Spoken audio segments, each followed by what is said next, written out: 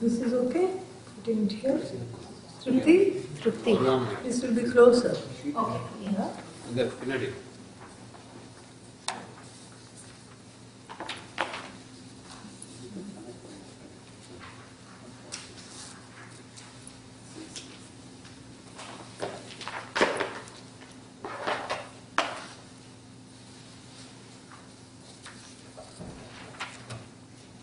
Namaskar.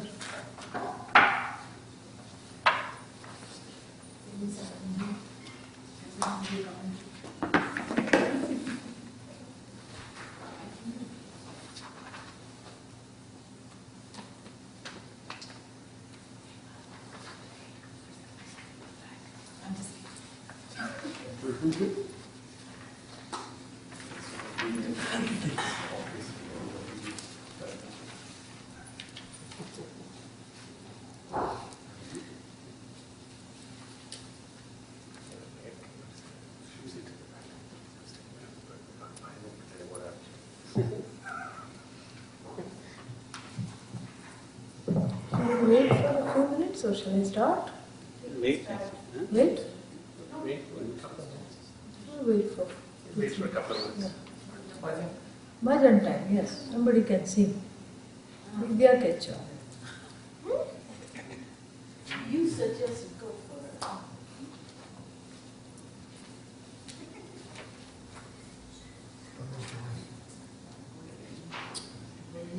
Hare Rama, Hare Rama, Rama Rama, Hare Hare, Bolo Hare Rama, Hare Rama, Rama Rama, Hare Hare, Bolo Hare Krishna, Hare Krishna, Krishna Krishna, Hare Hare, Bolo Hare Krishna, Hare Krishna, Krishna Krishna, Hare Hare, Bolo Hare Rama, Hare Rama,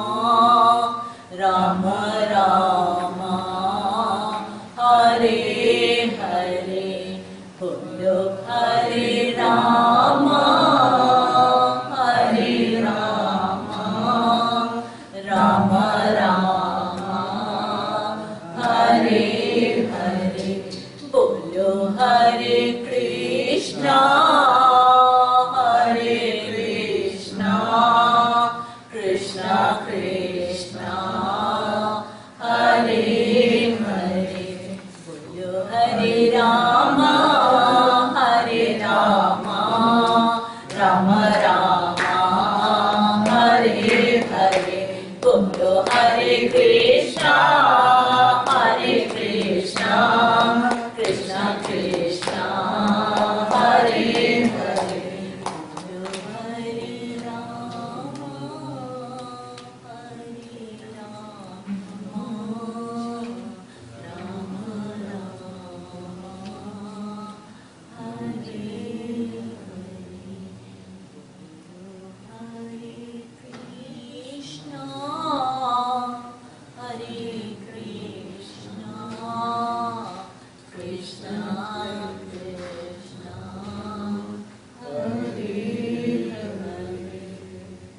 Very nice. And remind people to scooch forward a little bit.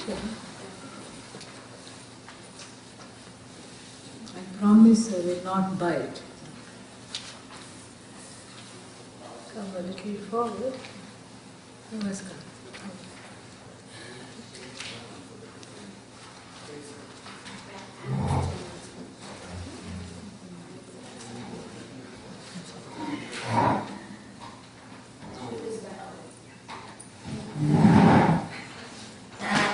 What time we think? 4 o'clock. We were arriving at 4 o'clock. Must have left at 2. No, 1, 3? 3. Oh, 4:30. oh, perfect. Oh, wonderful.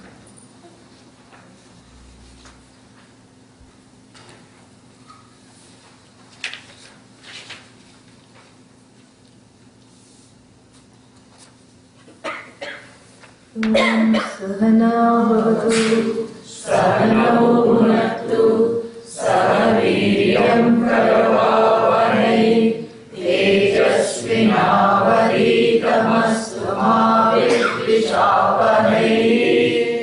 Om Shanti Shanti Shanti.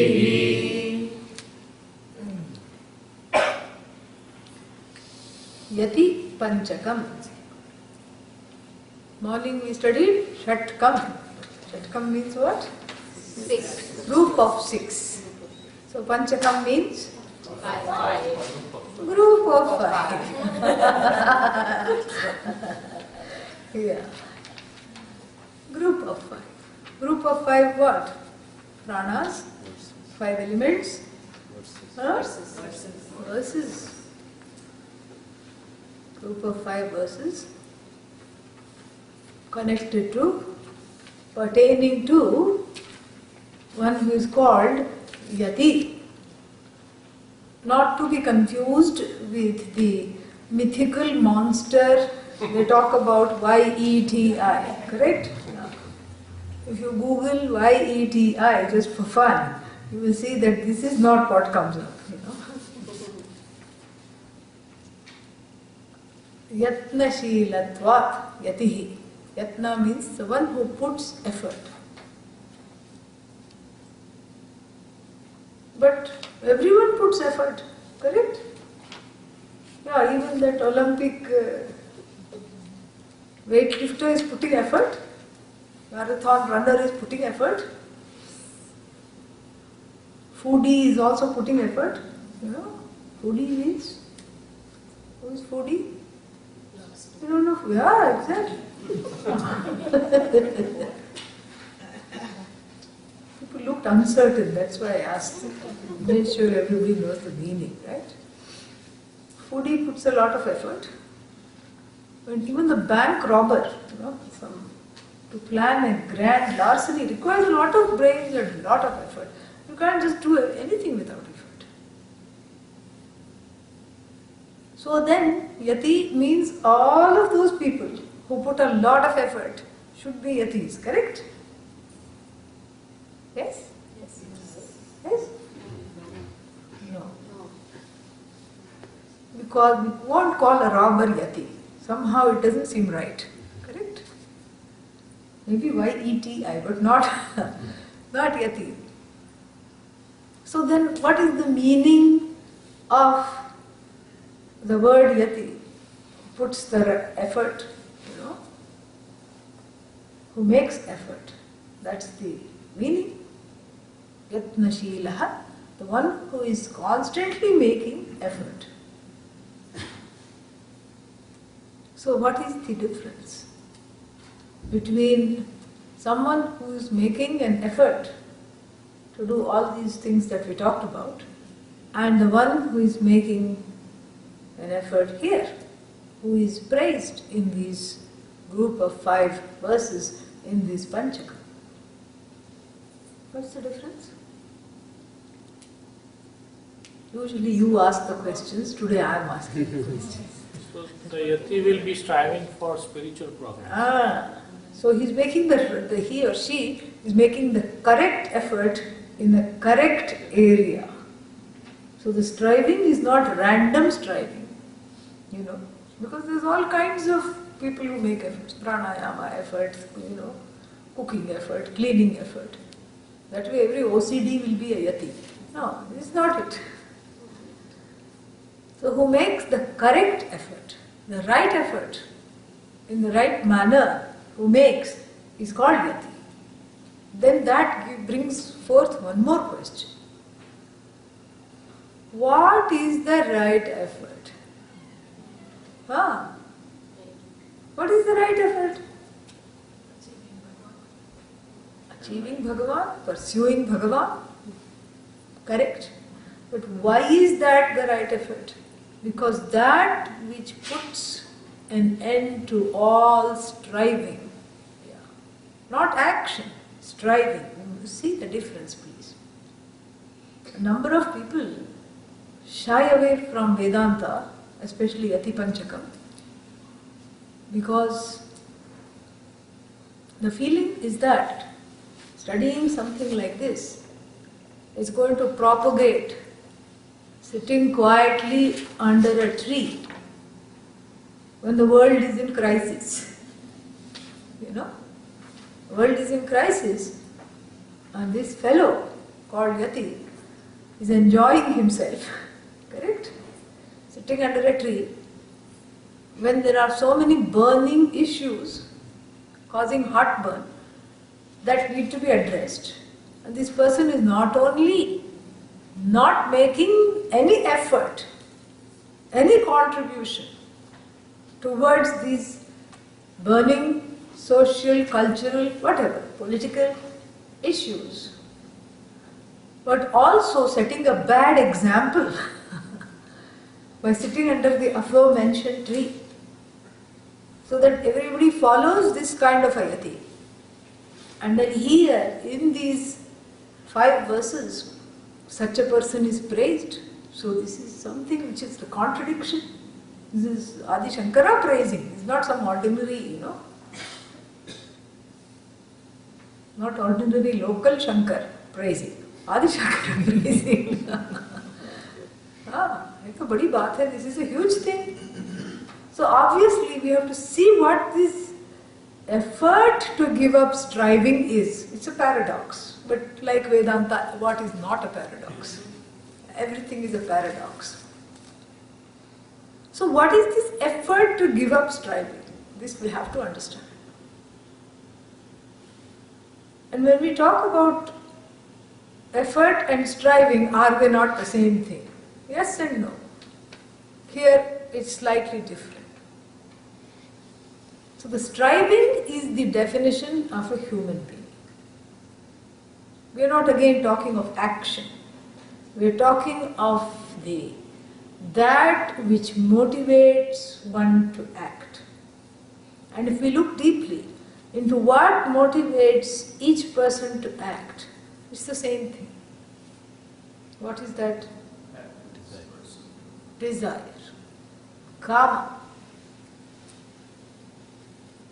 In the opening bhashya of the first portion of the Taittiriya Upanishad, the Shikshavalli, Adi Shankara says, Karma pravrittihi kamasyat pravartakatvat. Means, any action is propelled, fueled by desire. Any action that we talk about is propelled, is fueled by what? Desire. So without desire, there is no striving. We are not talking of action.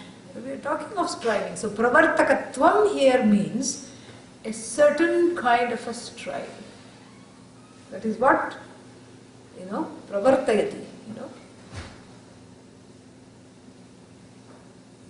The one who is motivated to act is striving. That is what is called pravartaka.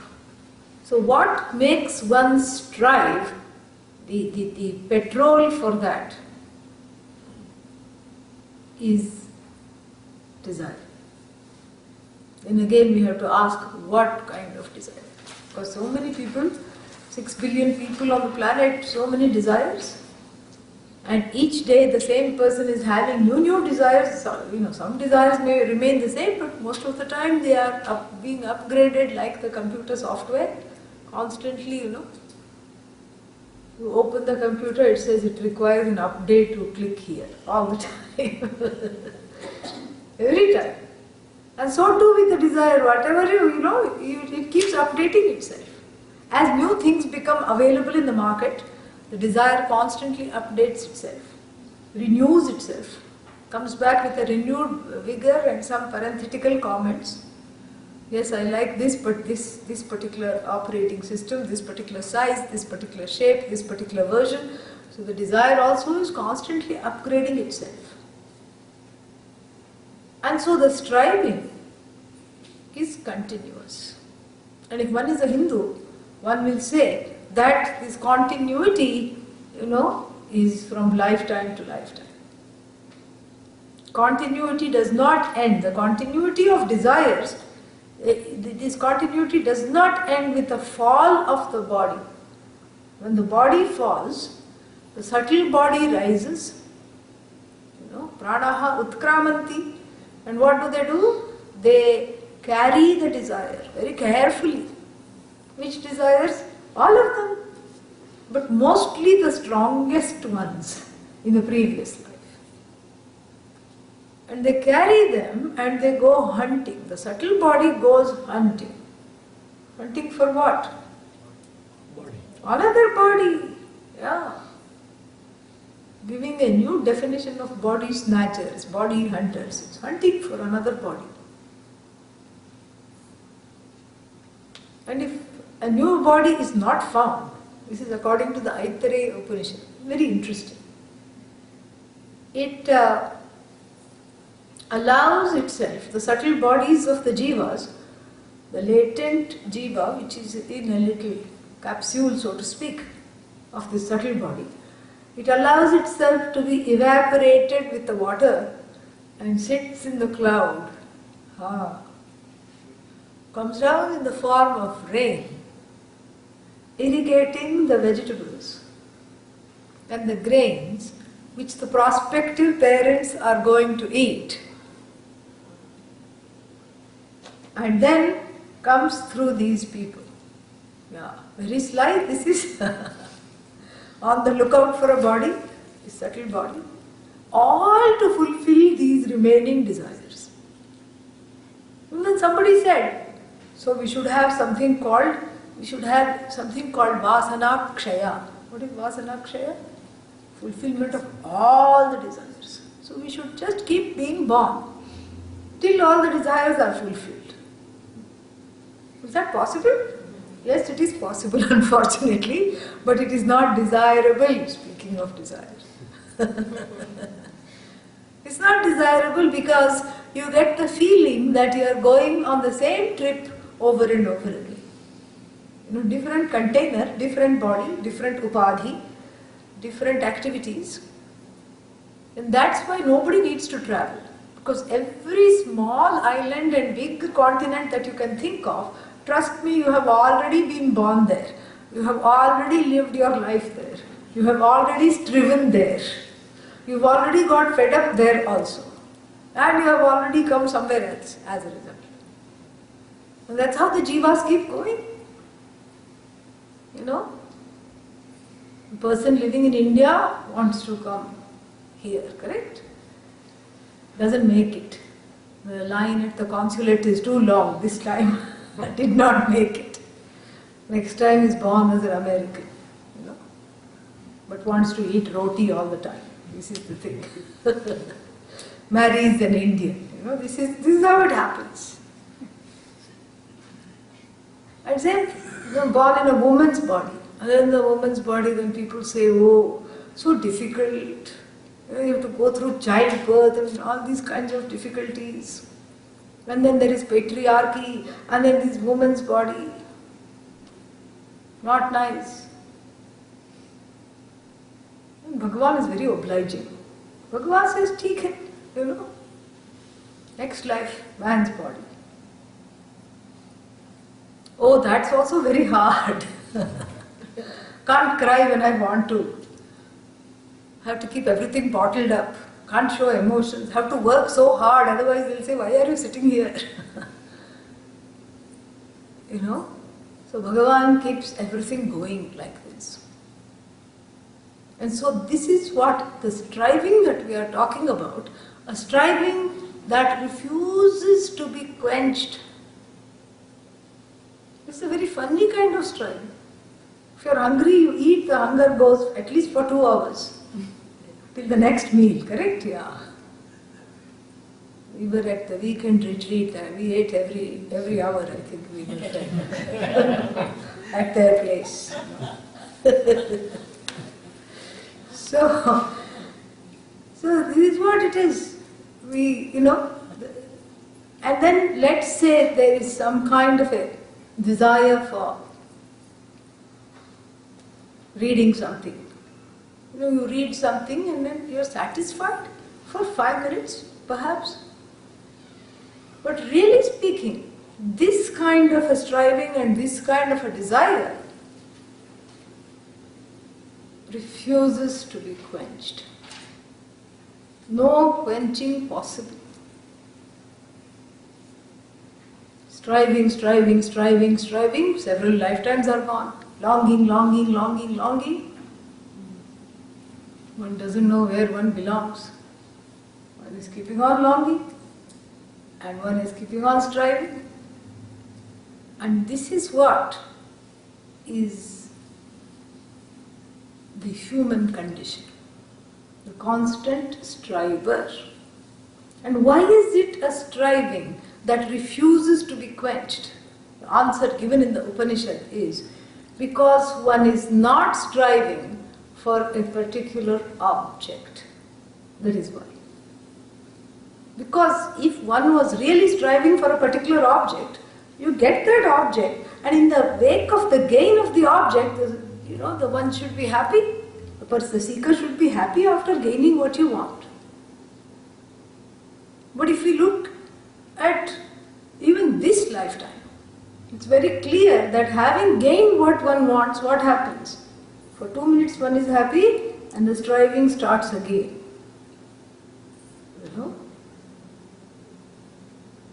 Whatever it is. Whether it is to do with one's self, one's body, one's, you can take a simple example, like losing weight. First you say at least 5 pounds, this is not a big deal. I should lose 5 pounds.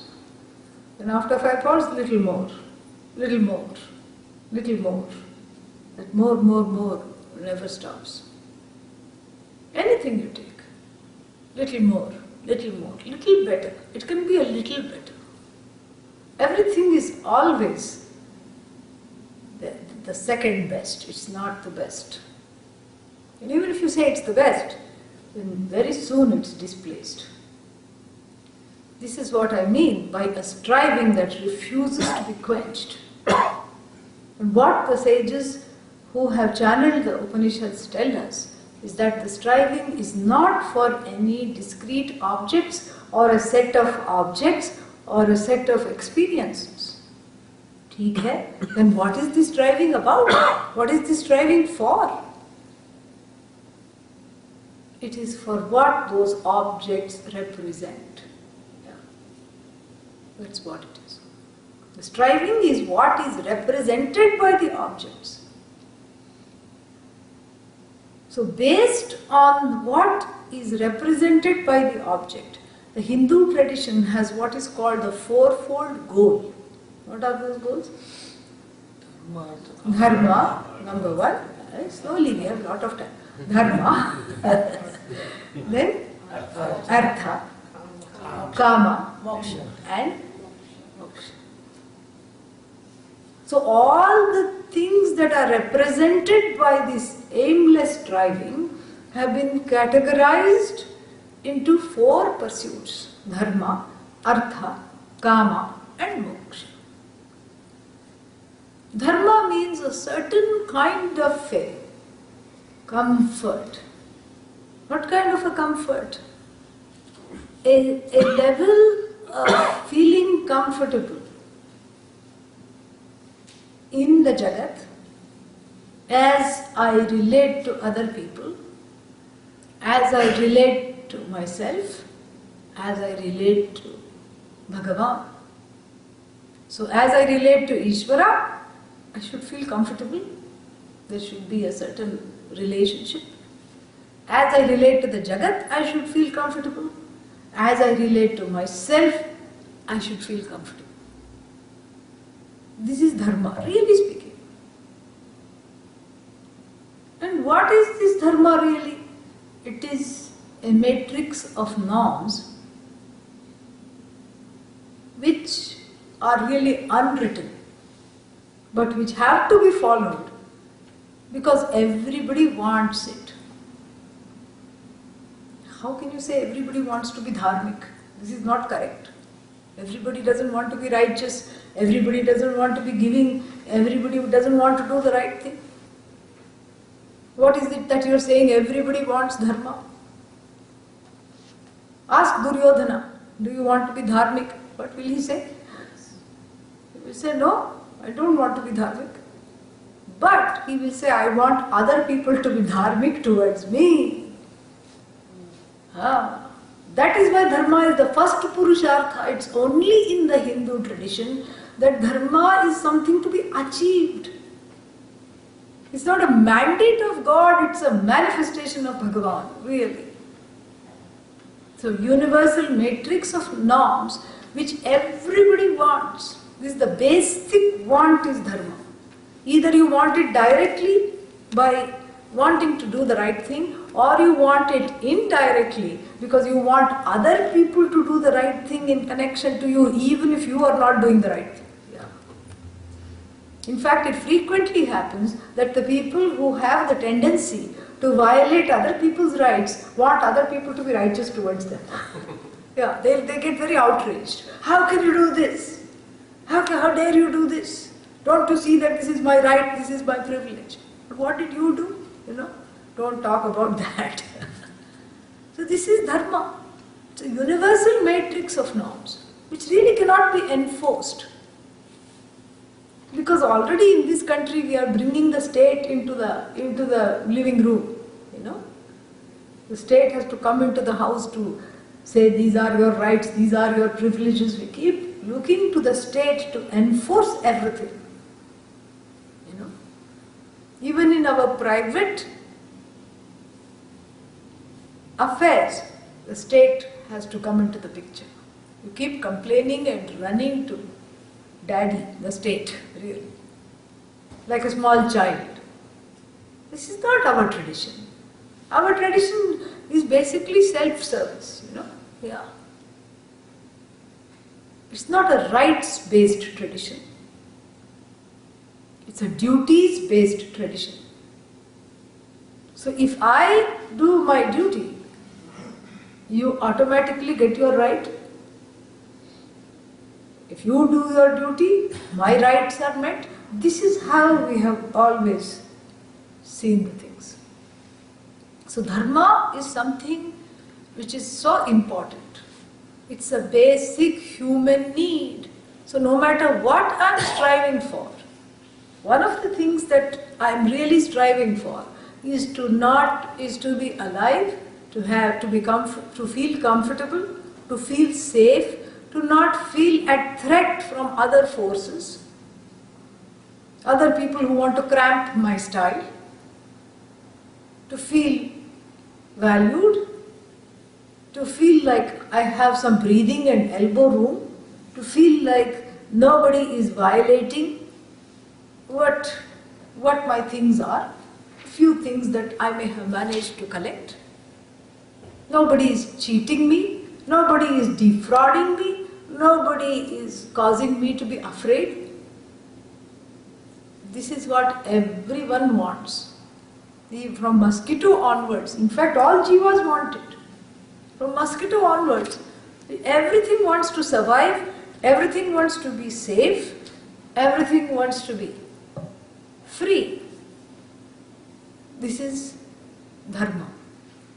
Because you can ask anyone, you can go anywhere to any corner of the world and ask. Go to Alaska, ask Sarah Palin, because she writes a lot of op-eds these days. So ask her, do you want to be hurt? She'll say no. Then you ask someone, in China, do you want to be hurt? We will say no. Do you want to be cheated? Ask somebody else in their own language. No. The answer is universally no. And that's what makes it the first thing to really strive for is dharma. And that is what one is really striving for. And then there is a certain satisfaction that one gets when one strives for dharma. because you feel like you are in a solid place.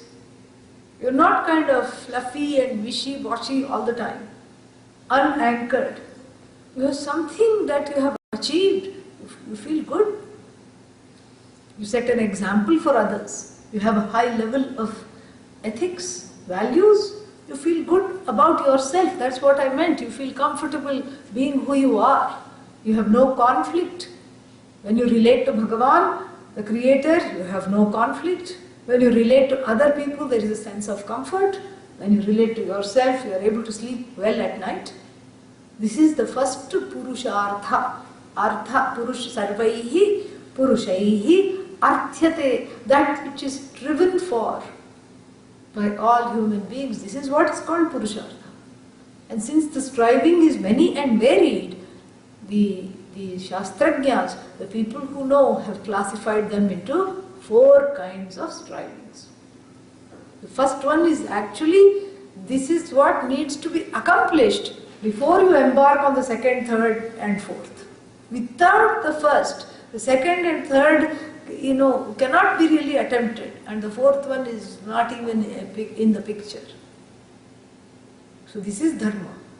So in relation to the universe, in relation to the laws of the universe, I become a person that goes with the cosmic flow. I become someone like Dasharatha. Dasharatha, the father of Lord Rama. He had given that lady, who? Kaikeyi, yeah. Nobody said Kaushalya, nobody said. Because everybody, we know this. Yeah. He had given Kaikeyi 2 boons. Why? Because she had helped him to win some wars over the Asuras. That shows us something about what all women were capable of in those days. Yeah, we're going to have a women's conference. Maybe Snehaji can talk about it a little later. She can announce it on Saturday. And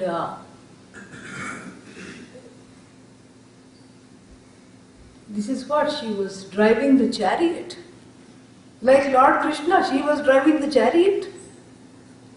And Dasharatha was waging the war.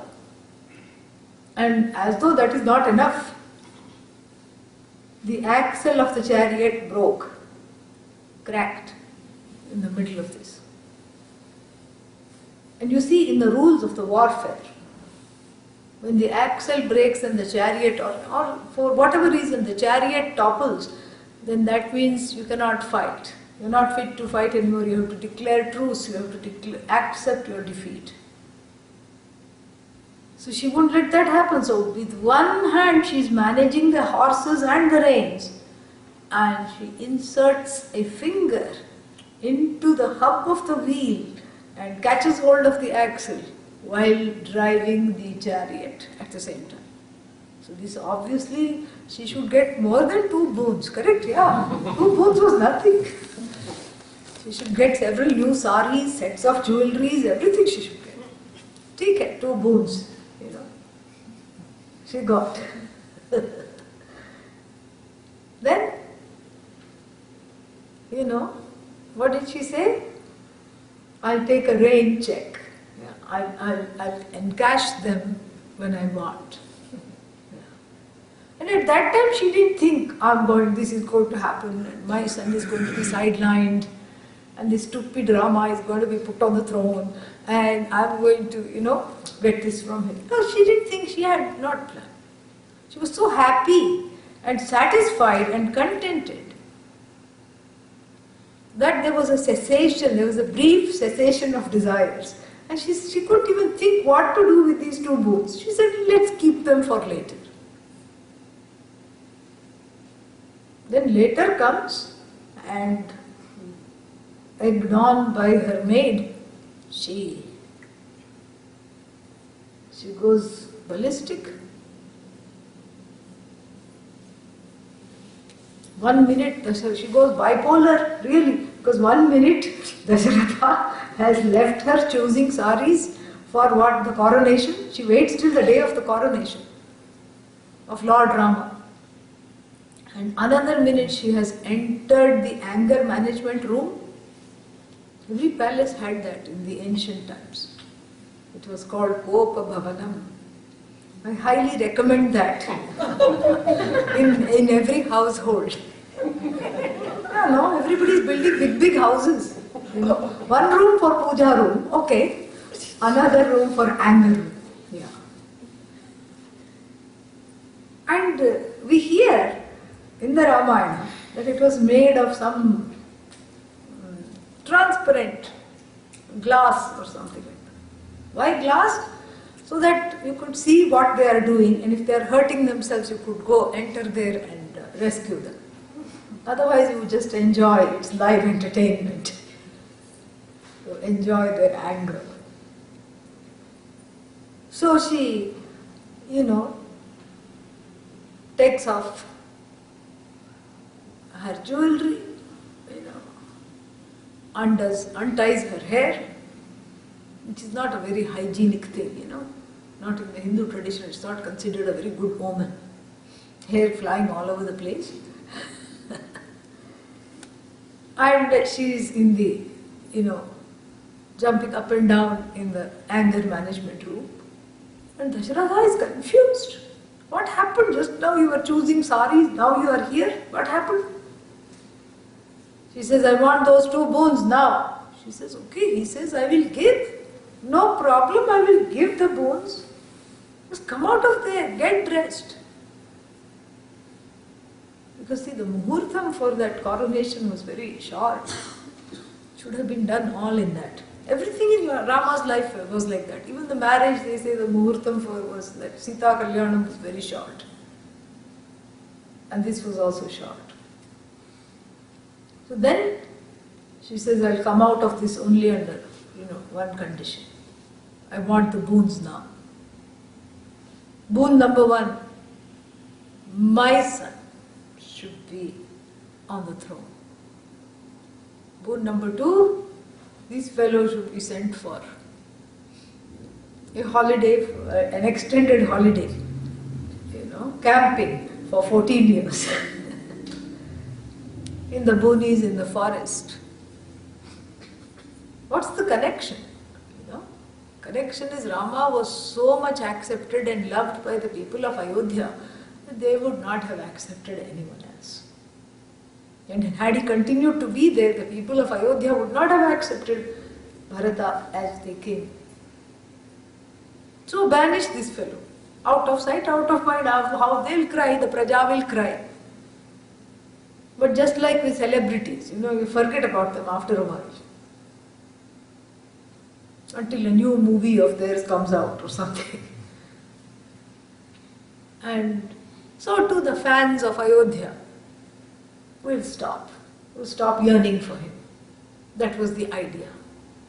And Dasharatha said, what are you doing to me? I cannot live without Rama. He is very dear to me. I don't have any problem with Bharata being on the throne. Rama himself will abdicate. No problem. But don't send him far away from me. I will not survive this blow. He begs her. He falls at her feet. He cries. She doesn't listen. And as he prophesied, he doesn't survive too long after that. He gives up his life. But really speaking, when you look at the story, the boons were given in private. There was no witness. Nobody to say, these boons were given on the 5th day of September, nothing like that, under this tithi, under this nakshatra, and signed, sealed, and yet to be delivered, and she has the right to encash them. There was no witness. And Dasharatha is the reigning king. The coronation has been done, that would just make Rama the prince regent. Dasharatha is still the ruling king. And in a monarchy, he is the legislature, he is the executive branch, and he is also what? The judiciary, he is the final court of justice. All he needed to do was to say, shut up woman, what boons? I don't remember any boons. Get dressed, come out. Ah. Enough of your drama, come out. She would have had no recourse. We would have had no Ramayana. Really? Yeah, it would have been a story of everyone living happily ever after. No Ramayana. No Hanumanji. No Masala. No Vanaras. No Pushpaka. And Ravana would have been unheard of. He would have probably unleashed was already unleashing a small reign of terror in Lanka. He would have continued perhaps. But this made history. Why? Because he was so dharmic. He had accomplished Dharma so much that he was incapable of saying, what boons? I don't remember, no boons. He was incapable. This is what a person who has accomplished Dharma looks like. We see these examples in history. And this is what we mean by Dharma needs to be. It's something to cultivate. It doesn't come easy. Because there are all these, I told you, there is that striving, and that striving has to be filtered through the sieve of Dharma. And all the desires that don't meet with the criteria of is it righteous, is it helpful to myself and others, is it in keeping with the universal laws of is it going to step on other people's toes? If it doesn't do all that, then those desires should be given up. This is what the whole idea of accomplishing Dharma is all about. Those desires must not be pursued. That is why Artha is second. Artha is not first. Artha means security and other desires. Artha and Kama are number 2 and 3. Dharma has to be first accomplished. By who? By all. That is why it is universal. And this Dharma, as we have seen many times, I'm just going to be very brief about it, has 3 components or aspects. One is what we just talked about. Universally, I don't want to be hurt. Nobody wants to be cheated. Nobody wants to be lied to. Nobody wants the property to be taken away from them. This is how it is. And then there is a particular Dharma which is Vishesha for that place, that time, that era. To put it in modern language, what is trending now? That is what it is. What is correct now? And we have to make up new Vishesha Dharma as we go along. Before this whole internet, there was no reason to even think about how to relate to people you barely know, that you just met on the net or something like that. Because there was the chance of meeting that was not there. So now, in addition to etiquette, we have netiquette. There is such a thing called netiquette. What is the etiquette on the net? And then there are all these rules are there. Recently we've had to craft them. First rule, I just know a few, okay? Do not write in capitals. Why? It is considered shouting. Do not write in capitals. If you write in capitals, it's considering that you are yelling at the person. You may not be yelling, but that is the netiquette, net language. And then there are all these rules about how long to wait. If you send an email, correct? Jawab kab aayega? When will you get the when should you get the response? You have to wait for 24 hours. This is the netiquette. In 2 minutes you shouldn't call and say, did you receive my email? How come you are keeping quiet? Kyo chup ho? What are you doing? That's not good netiquette. You can do that to your spouse and it's constantly done. But to people that you've just, office people and all, you should not do. Or people that you're trying to have a relationship. You should wait for at least 24 hours before you send a reminder. And the reminder should be sent casually, with compassion and understanding.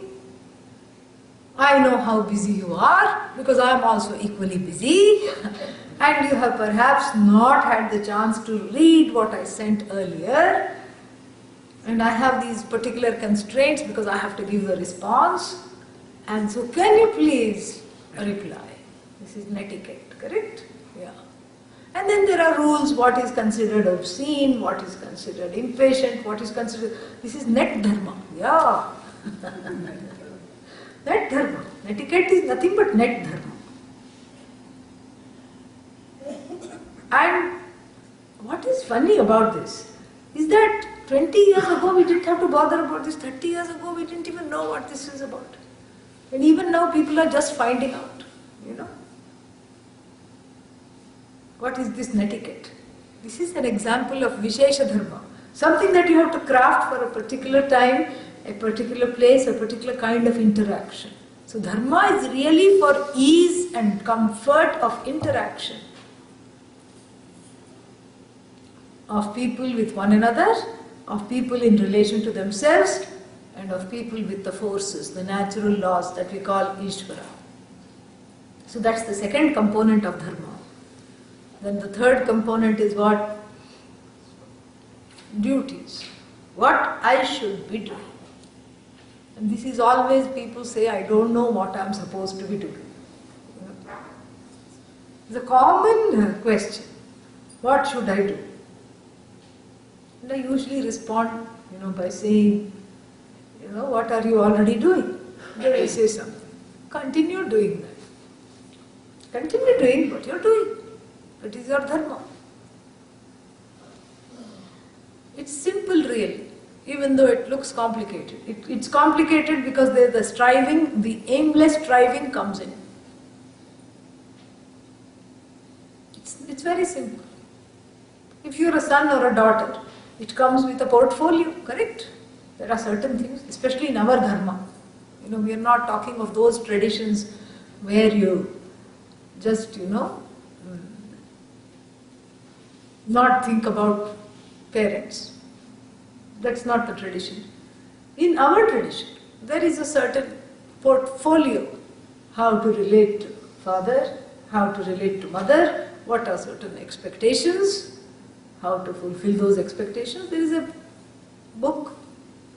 There is a book of, not instructions, but book of, like a job description book, when it relates to the role of son or daughter. Then that son and daughter grows up, becomes mother and father. Then there is a certain job description of how to parent. Not even how to parent. That one has to be a parent. Sometimes it's not apparent, but what is that one has to do? To take care of the children. If you are a parent. If you are an employer, there are certain rules of engagement. If you are an employee, there are certain rules of engagement. All this constitutes for dharma alone. This is your dharma. Whatever you are doing. At the job, there is a job description, of course. This is what is called swadharma. This is the first purushartha. This is what has to be accomplished first and foremost, to inquire into this aimless striving, A, and B, to give it a sense of direction. Both those things are very important. Because otherwise, artha and kama, purushartha number 2 and 3, will have no meaning. So purushartha number 2, which is that? Artha. Artha here means security. It doesn't mean money. Although the two are often confused. More money I have, the more secure I think, not I am, I think I am going to be. Doesn't necessarily follow. So security, artha. And who doesn't want security? Everyone wants security. It's a basic need. And by security we are not talking roti, kapda, makan. Actually we will talk about that because Yati Panchakam deals with that. But we are not talking of the basic needs. Security is something else. You may have everything you need, but you may feel insecure. So it's more of a relative, specific feeling of insecurity. Oh my God, what will happen? The person who has nothing to lose. This was a very nice photograph that somebody sent me on email. In the railway station, this was during Kumbh Mela taken in India, where Allahabad railway station, there was one sadhu sleeping. I think it was so crowded, so many millions of people there. And maybe he was waiting for a train or something like that. Anyhow, he was fast asleep. On a bench, there was a station, there are these basic benches. So on one of the station benches, he was asleep. That was completely unobjectionable. What are you going to, there was nothing to write home about. But what was striking about the photograph was that his bhiksha bowl, he had chained to his hand, one hand. And the other hand, that kamandalu, the water pot, which has become very expensive. Sometime I'll tell you the story of why it has become expensive. There's a very nice story associated with it, but not today. So, you can ask it in the question time. So, this bhiksha bowl, in one hand it is chained to his wrist, and to his leg the kamandalu is chained. And he is sleeping very peacefully. This is artha. It describes artha. Even supposed person who has given up everything has only two possessions the poor fellow has, which is kamandalu, water pot, and a food bowl, both of which he doesn't want to lose. I don't blame him, Artha, insecurity. Okay, so starting from that person who was sleeping on the bench, that Babaji who was sleeping on the bench, you take even the world's richest person. I don't know who that is now. Is it still that Mexican man, Slim? Carlos Slim, correct. Is he still? Yeah. He is a misnomer because he is not slim and his pocketbook is also not slim. Both are not slim. Okay? His name is Slim, that's all.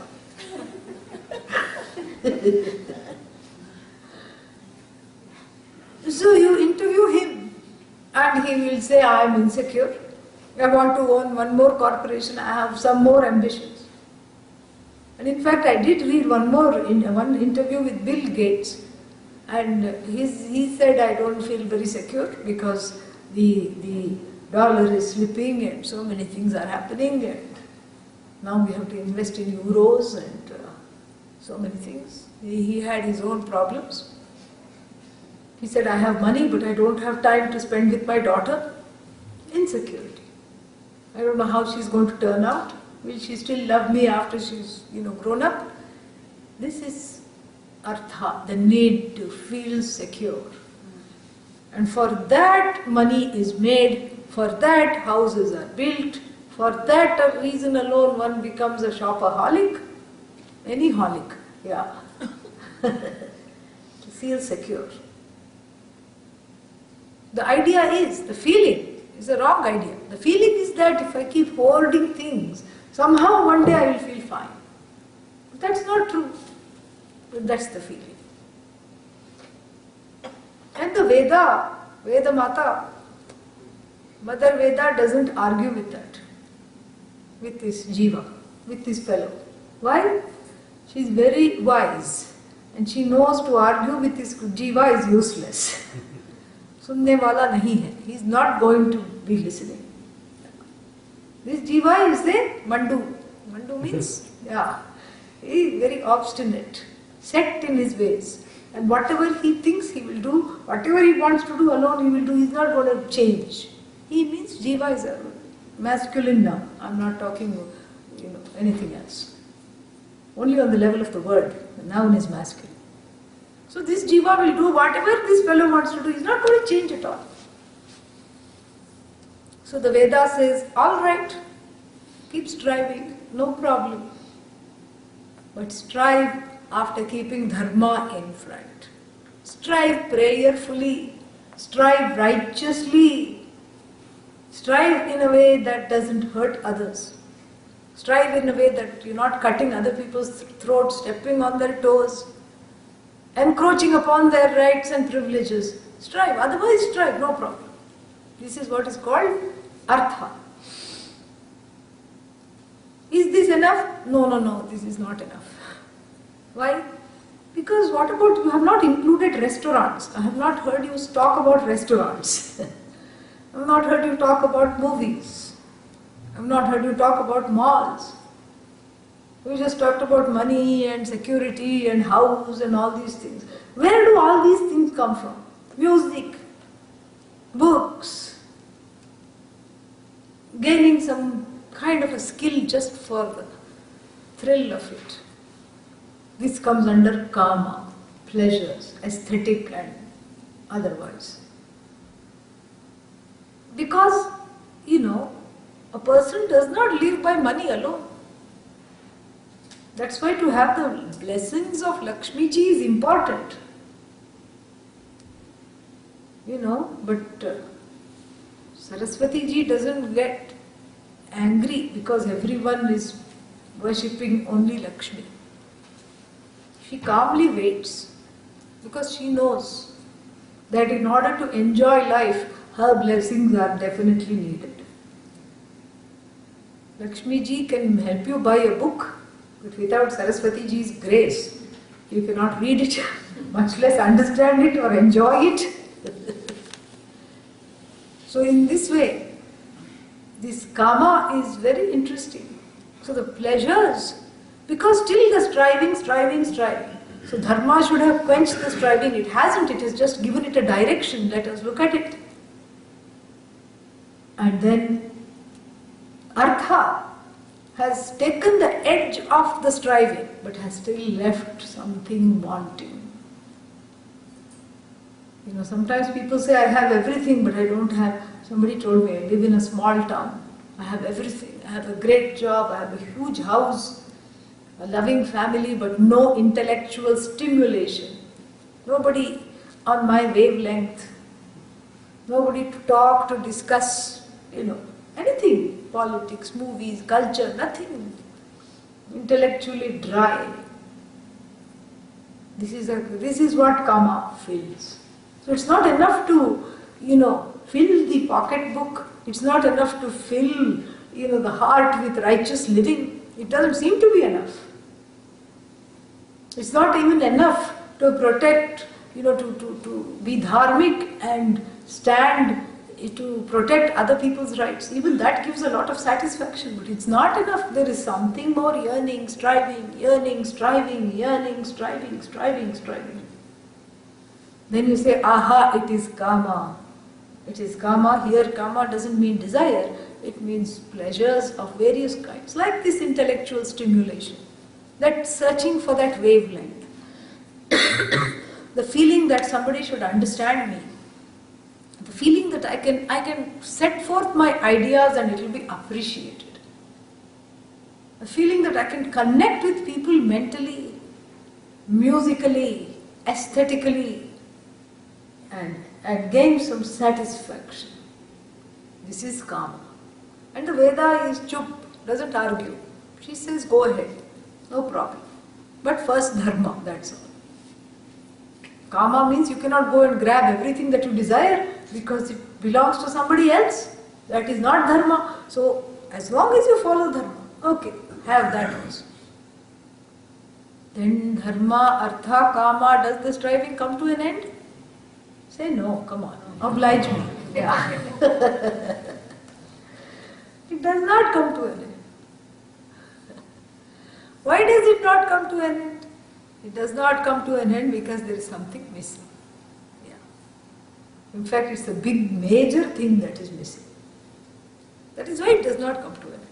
So even after having dharma, being very dharmic, and then gaining all the things that should make one secure, one feels secure, and even after having a community of intellectual giants, and having aesthetic pleasures such as movies, music, nice movies, not this dishum kind of thing, yeah. Indie films, yeah, independent films, films with a message, perhaps a social message. And, under karma can also come the desire to, learn more and more things. Vidyananda comes under karma. Vishayananda comes under karma. Yogananda comes under karma. I'm not talking of Swami Yogananda, okay? The Ananda gained by doing yoga. Yeah. So there is an Ananda through Bhoga, there is an Ananda through yoga also. While coming here in the little shops there is one shop called Hot Yoga. Yes. Ah, did you come? Did you see that? Yeah. Apparently they heat up the room and then do yoga. I don't know if that is pleasurable or not. It doesn't sound nice. To in Atlanta summer, Why go there? Do it outside. That's all. Why go inside? Do it bahar karo. Apne ghar ke bahar karo. Bas. Yeah, don't have to pay anything.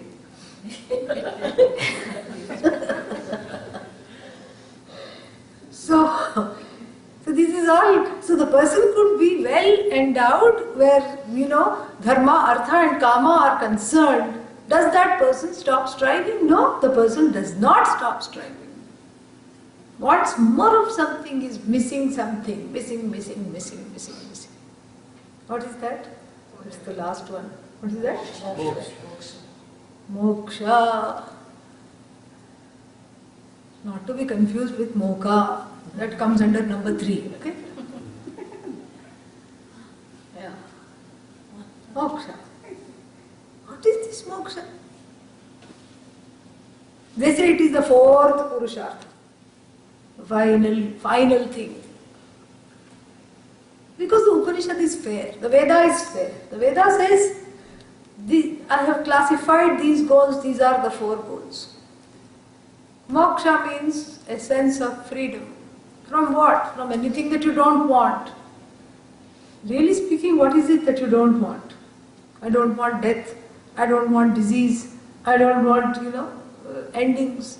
I don't want limitation. I want to feel free. I want to feel fulfilled. I want contentment. This is moksha. Yeah, right. I haven't been contented by following Dharma. I'm not content by having house and all the possessions and money.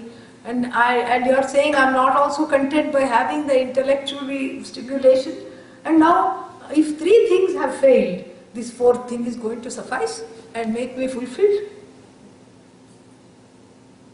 Well, you are correct if you are having that doubt. Because if it was one more thing in addition to the first 3, it will certainly not make you feel contented and fulfilled. That's why I say that nobody can argue with Veda. Yeah. But what if it is the only thing to be achieved? This is what the Upanishad quietly says. Gaining moksha, the other 3 are automatically gained. And gaining 1, 2, 3, the 4th one is not gained. Oh, now I have a little wrench in my plans. Now, abhi kya karenge? What to do now? Gaining the first 3, how come the 4th is not gained? But gaining the 4th, the first 3 are gained. Because all that one wants is to stop striving. Really, think about it. That freedom is feeling contented so that I don't have to go aimlessly keeping on doing something to gain a sense of self, a sense of self-approval, a sense of self-acceptance, a sense of security connected to I. So really Dharma, Artha and Kama are like the Halloween masks. Sometimes the child, Halloween is coming now next month. So the child comes out in a dress, dresses up as the sun, and then goes away. And then comes out dressed up as the moon, goes away. Comes back dressed up as a star, in a costume. It goes away. But if you remove the sun mask, it's that same child. If you remove the moon mask, it's the same child. If you remove the mask of these stars, it's the very same child. This is what moksha is. Moksha is that child, represents that child. Moksha, the pursuit, represents that child, which has many faces, many masquerades. Yeah. And if I take it as face value, I mistake it for the sun, I mistake it for the moon, I mistake it for the stars. All I have to do is to look at behind the mask. So why is Dharma so dear to me? Because I want to stop striving. No, I want a world peace. People say this. I want world peace. Why do you want world peace? Let the world go to pieces. Why do you care? No, I want to have Shanti. Shanti means what? Contentment. Peace. I want the peace. Then even the most altruistic pursuit, like I want to do seva. Okay, do seva. Why do you want to do seva? Because I want a sense of self-satisfaction. I want to leave the world a better place than how I encountered it. Correct? That is my seva. That is what I want. So really, who is the seva benefiting? First and foremost? Huh? Yourself. Because really speaking, the person who does seva, next minute will need seva. After coming home from doing seva, they will say, please press my hands and legs. Thoda haath pair dabao, they will tell, if they have children. Person doing seva needs seva. Who are we to do seva, really speaking? If we are honest, we will see that all seva, is for my own sake. Yeah. If I don't do that, seva becomes slava and I just feel burnt out. That's what happens. So these three pursuits is all just for my own sake. It's not for anybody else.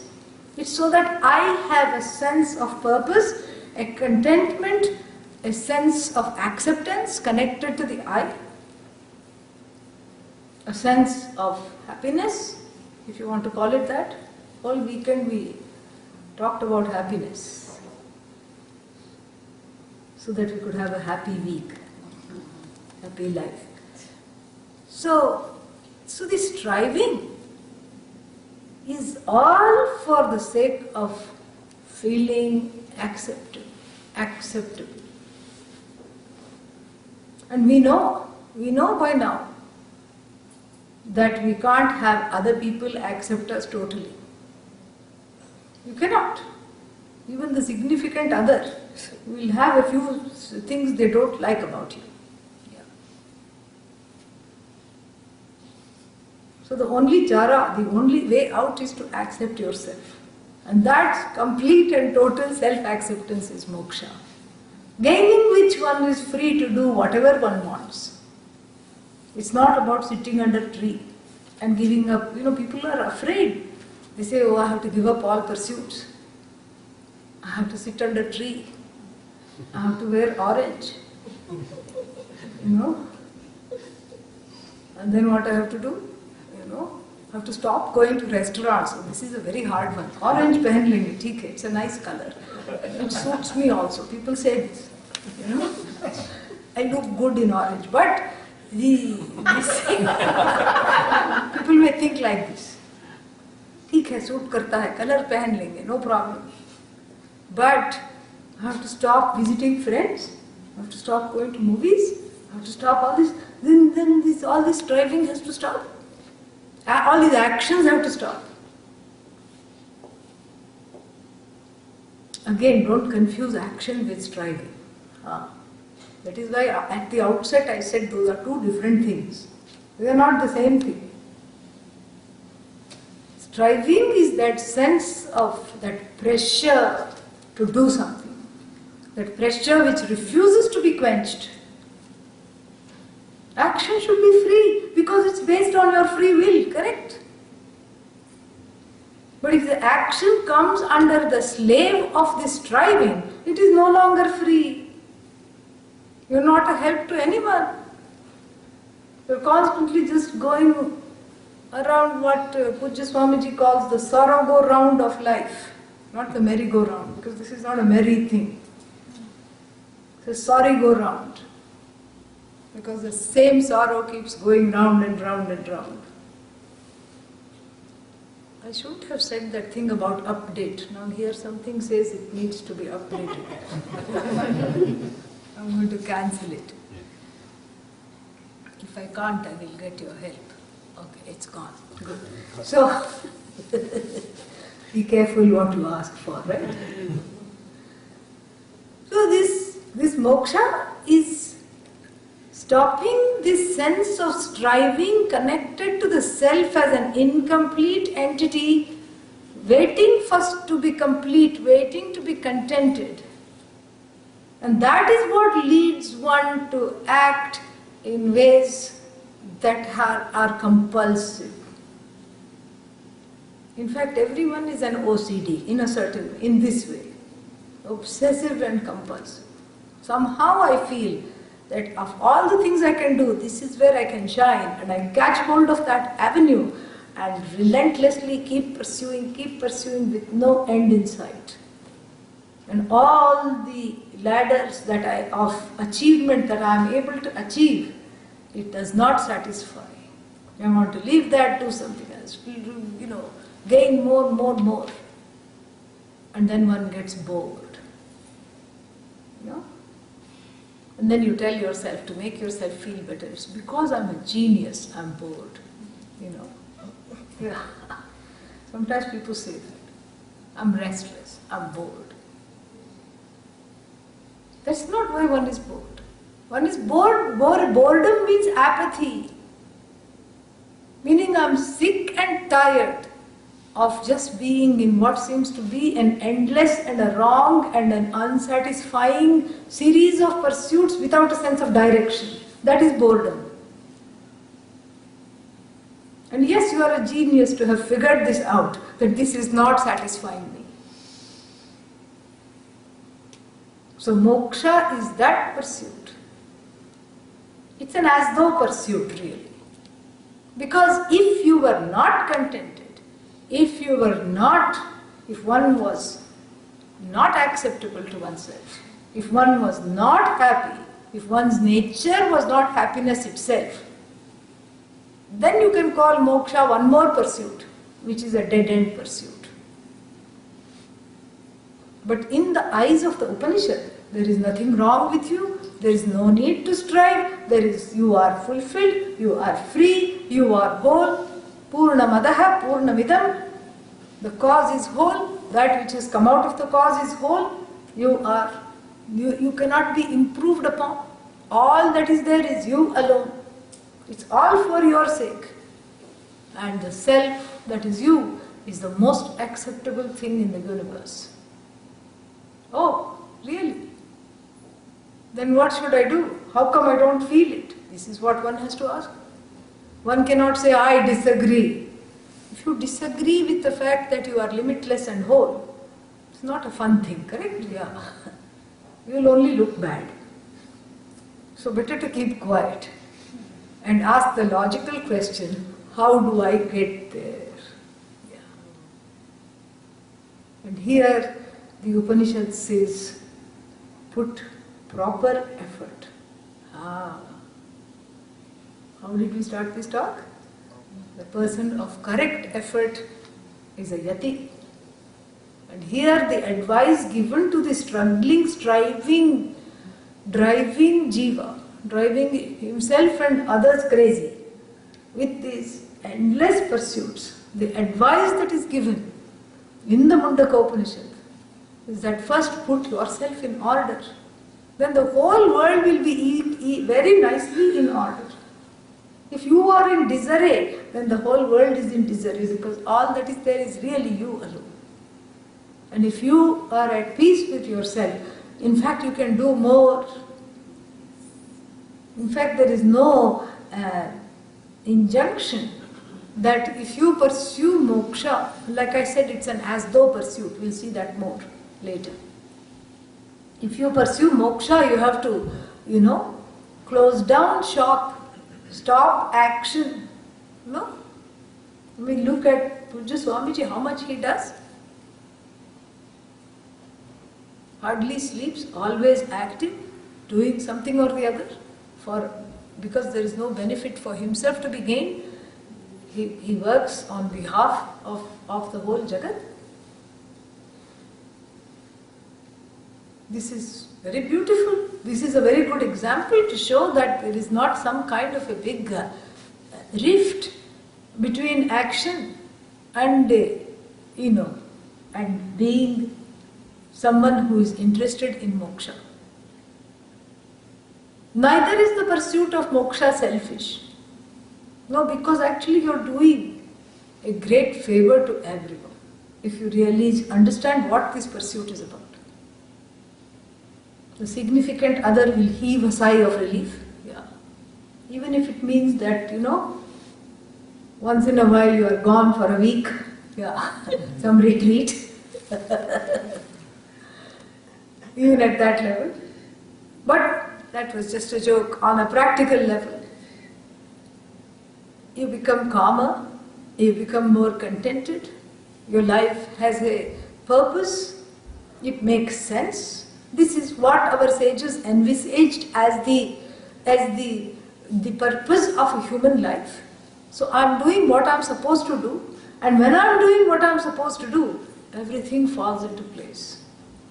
And it is not a selfish pursuit, because the main thing to do, even as you are pursuing moksha, is do everything as an act for the sake of Bhagavan. This is a karma yoga. So actually you are becoming more compassionate, ideally speaking, less selfish, more aware, more alert to see what needs to be done around you. And you can act without pressure in a way that impacts others more than if you had some kind of a urgent pressure. That pressure is what makes action selfish. The direction given by the pursuit of moksha drops that selfishness really. And so what happens? Very interesting. So the person who makes the right effort, who has made the right effort to make that U-turn that we kept talking about in the retreat, to come back to oneself, to come back to set my own house in order, to see what is askance, that is the person called by the Shastra as Yati. All others are strivers, stragglers, flotsam and jetsam in the ocean of samsara. But the one who has called the spoof of samsara and has deemed this ocean but an ocean, this is the Yati. This is the fruit of the proper striving. What is this proper striving? What is this proper, not even striving, effort? The effort to drop striving. How do I drop striving? Because I have to learn and know that I am the most acceptable thing in this universe. Remember, in the retreat we talked about the graduation from mumukshu to jignasu. That is what it is. And so the one who has, from searching for a vague sense of freedom, graduated to understanding that this freedom is connected with broadening my understanding of myself. Taking a look in the Upanishad mirror. See, when you go to buy a mirror, this is a very interesting thing.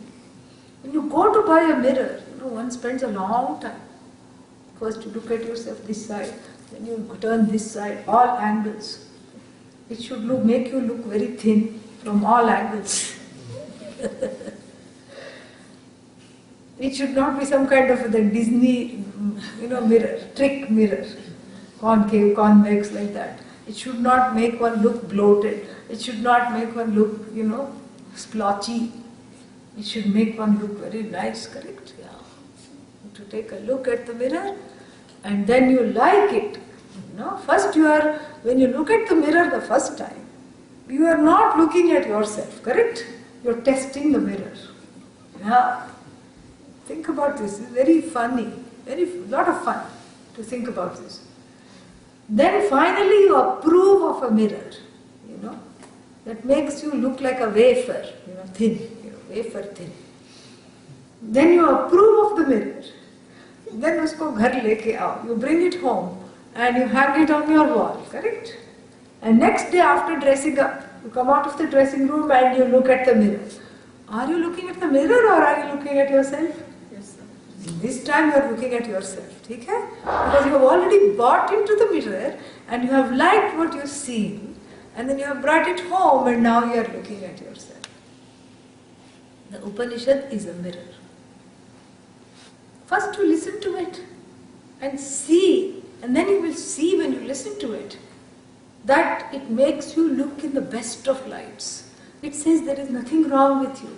Nitya Shuddha Buddha Mukta Atma. You are free, you are wonderful, you are great. It puts you in the best of light. Ah. It says you don't need any makeup, you don't need any spotlight, you don't need any, fancy clothes. As you are, living in this dilapidated body, the mind which most of the time says, never mind, you are totally wonderful, you are the cat scream, you are the happening thing, you are trending now.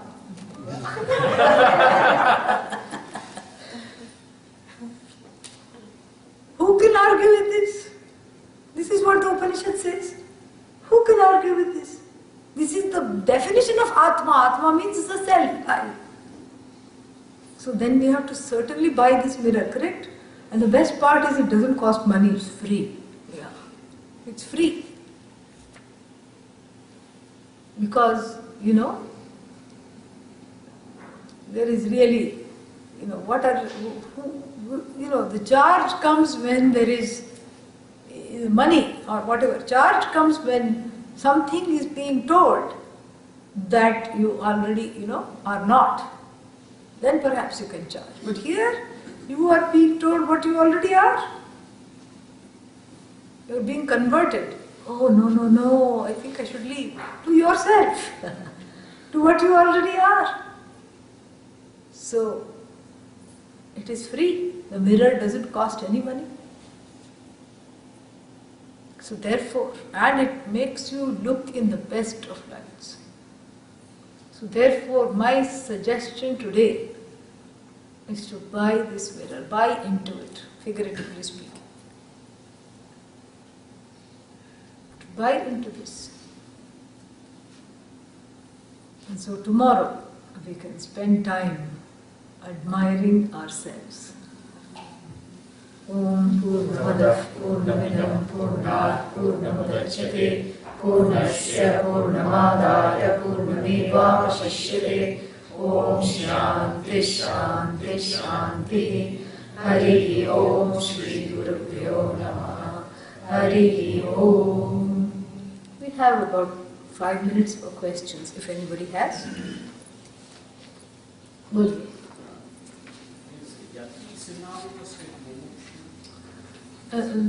Well, that's a starting point, we can say that. But here, Yati means the one who has already made the proper effort. So not just a mumukshu, a jignasu, in fact a jnani is a Yati, who has seen the other side of it. So these 5 verses are the descriptions of the glory of the jnani, the one who has moksha. Good question, I'm glad you asked that. Any other questions?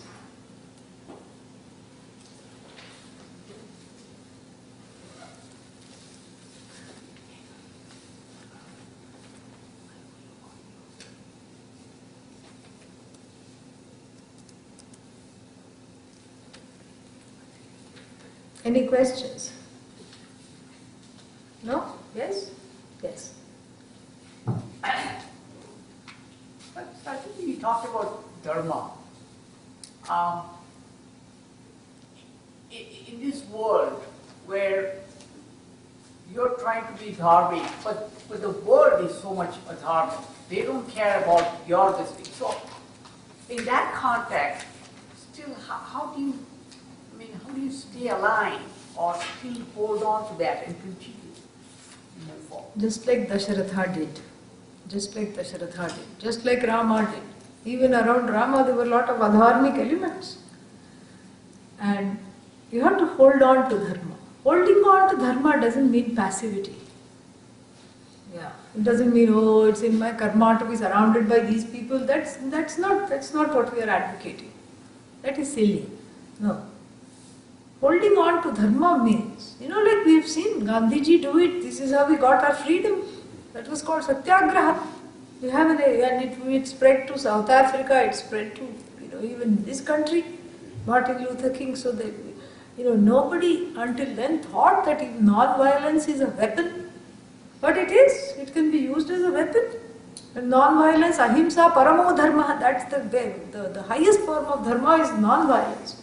And they used it as a weapon of, freedom, gaining freedom. So we have to learn from such examples. And then there are rishis who have done so many things, sadhus and, social workers. So like this, there is a lot one can do with Dharma. But if we get disappointed that other people are not following Dharma, then we come under the spell of that striving that I talked about. So we have to command a relative contentment to be able to see, to be able to live in a world that is not always ideal. That is the whole idea. Yes, Boli. Today I was reading something about Ramayana, and that's why I'm just curious about. See, Dharma, we say Dharma, but it is not a static term that everybody understands the same thing with it.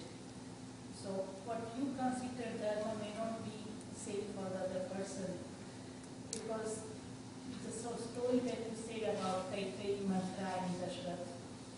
So what they were trying to explain, everybody was doing the Dharma. Kaikeyi's Dharma was look after her child interest. So she wanted to make sure that her son gets the throne. So that she was thinking as a mother, thinking of her Dharma.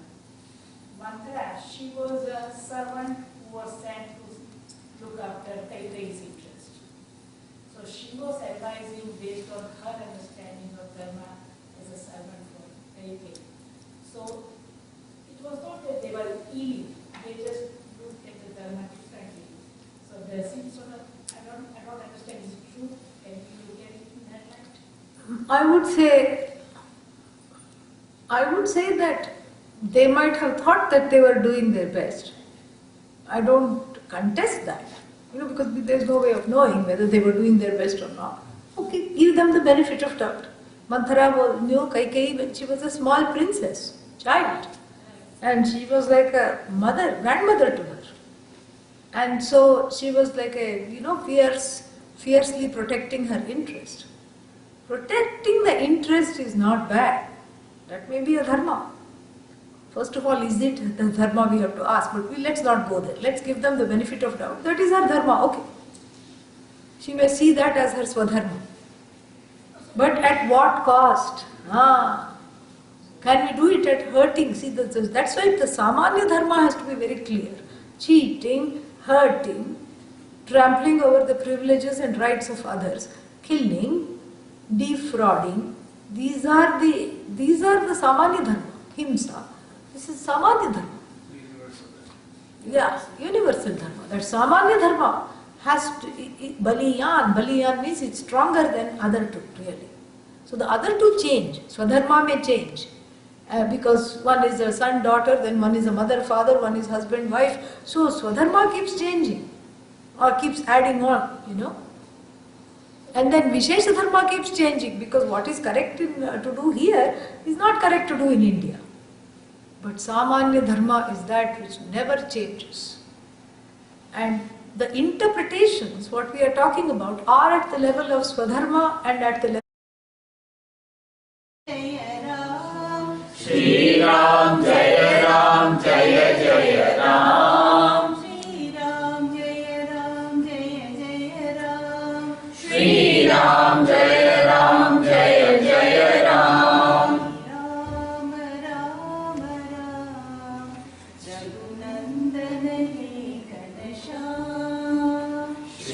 Ram Ram Ram Raghunandana He Ghanashyam. Very nice. Om Sahana Bhavatu Sahanau Bhunaktu Sahaviryam Karavavahe Tejasvinavaditamastu ma vidvishavahe. Om Shanti Shanti Shanti.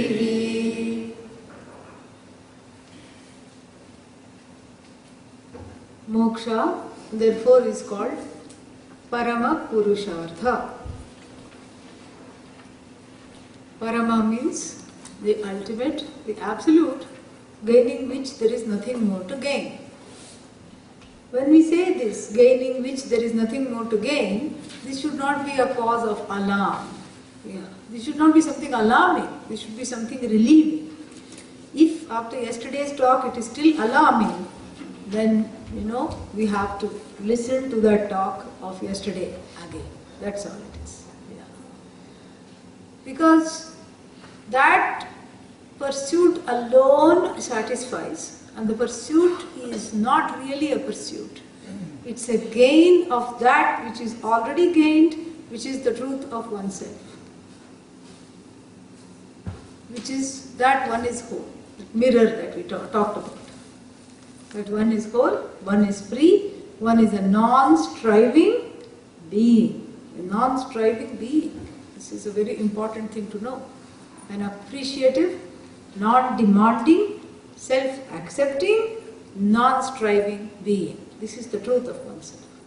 If one is not feeling this, then something is wrong. And that is why one is keeping on striving and looking for certain things. People keep looking, and if even when they go to the spiritual pursuit, they look for what is called God. And again, looking for God as an object, away from the subject, is not moksha. Moksha is understanding that all that is here is one non-divided whole, which is at once myself. This is called moksha. And it's an as though pursuit, because the gain of I as a non-striving being, what is the separation from the striving being and the non-striving being? What is the distance? No distance. The distance is really ignorance, not space or time. The distance between the striving and the non-striving being is ignorance. The striving being is an ignorant person, ignorant of oneself. The non-striving being is a fulfilled person who has self-knowledge. So you see how the pursuit has taken a certain turn. From wanting experiences, I come to the level of understanding, that I have to understand. My understanding is vitiated by some problems, and that has to be rectified. This is the difference. And this is very well summed up in the Mundakopanishad, which says, and we had done this particular verse one time, long time ago in Atlanta. Time to do it again, I think. Pariksha lokan karmachitan nirvedam ayat. Ayat gained. Who gained? Brahmana gained. Who is this Brahmana? The one who suddenly became very interested in understanding the nature of Brahman as the truth of oneself. That is Brahmani charati iti Brahmana. Pariksha lokan. So what did this Brahmana gain? Nirveda. What is Nirveda? I thought we have to pursue Veda. Now we are pursuing Nirveda. Nirveda means no Veda. No. Nirveda here means a dispassion. A dispassion from what? From this meaningless striving. That is the dispassion. So Nirvedam ayat. How did he get this Brahmana, which is described in the Upanishad? How did he get this Nirveda? How did he get this? Nirveda is nothing but Vairagya. How did he get this Vairagya? Through Viveka. And where the Viveka is talked about by the word Pariksha, having discriminated, having examined. What did he examine? See, this is also a Sanskrit lesson. Yeah. What did he examine? Not the self. Lokan parikshya. Loka doesn't mean self. Yeah. Loko means self. But Loka doesn't mean self. What is Loka? Various fields of experiences, heaven included. All the places that one wants to go to. Idhar jayega, fir udhar jayega, I want to go here, I want to get that, I want to have this, I want to experience this. These are all lokas. That which the loko aspires to keep going to is loka. Wow, what a nice definition, correct? Yeah. The loco individual wants to keep going to which is called loka. And so now here the person is not keeping on going to lokas. See, because this is a big, even after death one wants to make reservation in some loka because of that insecurity. They want to make reservation in Brahma loka, Pitru loka. Everyone wants that. Even Nachiketa asked for that as his second boon, how to go to Brahma loka. So, but then when you understand that, what is Brahma loka, you have to understand. Oh, it's the utmost. Satyam, this is what is called utmost it is. And you sit on cloud 9, literally. And you sit in front of Brahmaji, the creator. And all these descriptions are given. You have a nice time. And there's, every religion has a concept of heaven, correct? Yeah. Every religion has a concept. Veda happens to be the first book that talked about heaven. Various kinds of heaven. And various kinds of the other place also. Yeah. Like we saw, 7 up, 7 down, 7 varieties of heaven Veda talks about. 6 varieties other than the earth. And so there's always this desire, udhar jayega, I'll go there and somehow gain some chira shanti. Chira shanti means what? Always I will have shanti. You won't always have shanti. Because even going there you will be anxious. Is it time to go back now? Is it time to go back now? When am I going back? When am I going back? And other reason why you will not have shanti is if you take this mind which you have right here and go to heaven with this mind, you will always be complaining. You won't have shanti at all. Heaven is a bada place. You go first few minutes, you are happy. Then you need GPS. I suppose, to find out where Bhagavan is. I suppose it's not called GPS. HPS, Heaven Positioning System. So how to find? Heaven is a bada place. Where is Bhagavan you have to find? You have to keep looking for Bhagavan. Then you go here, go there, enjoy all the things, etc. And then what? And then you say, this is palace of Bhagavan, somebody shows. Then you go there.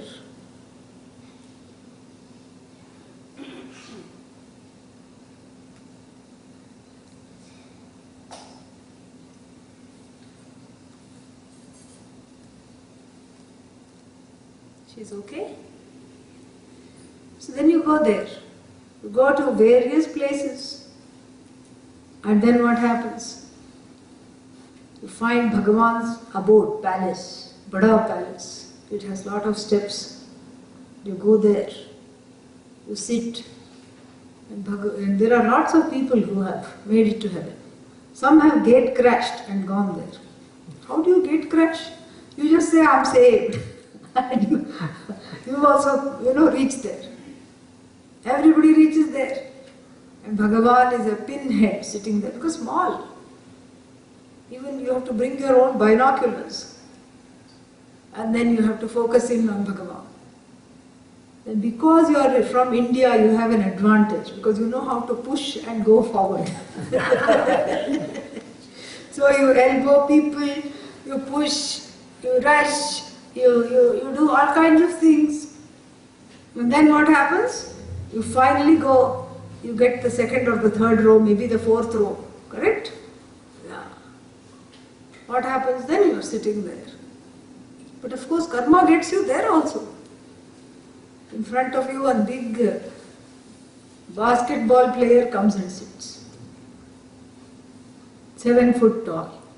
You have hardly sat down to look at Bhagavan, and this tall fellow has come and sat. And you are playing dodgeball with your head. This side you are trying to see, that side you are trying to see, this side you are trying to see, you cannot. And sitting right there, and then of course being curious, since you cannot have darshan of Bhagavan even though sitting so close, you are curious to see who has arrived, correct? So you look to the left, look to the right. And to your shock and surprise, they are neighborhood gundas. Gundas means dacoits. They are sitting right next to you. So sitting right there in heaven, you can get depressed. What chira shanti you can get? Fighting for darshan. This is what happens whenever the darshan is away from you.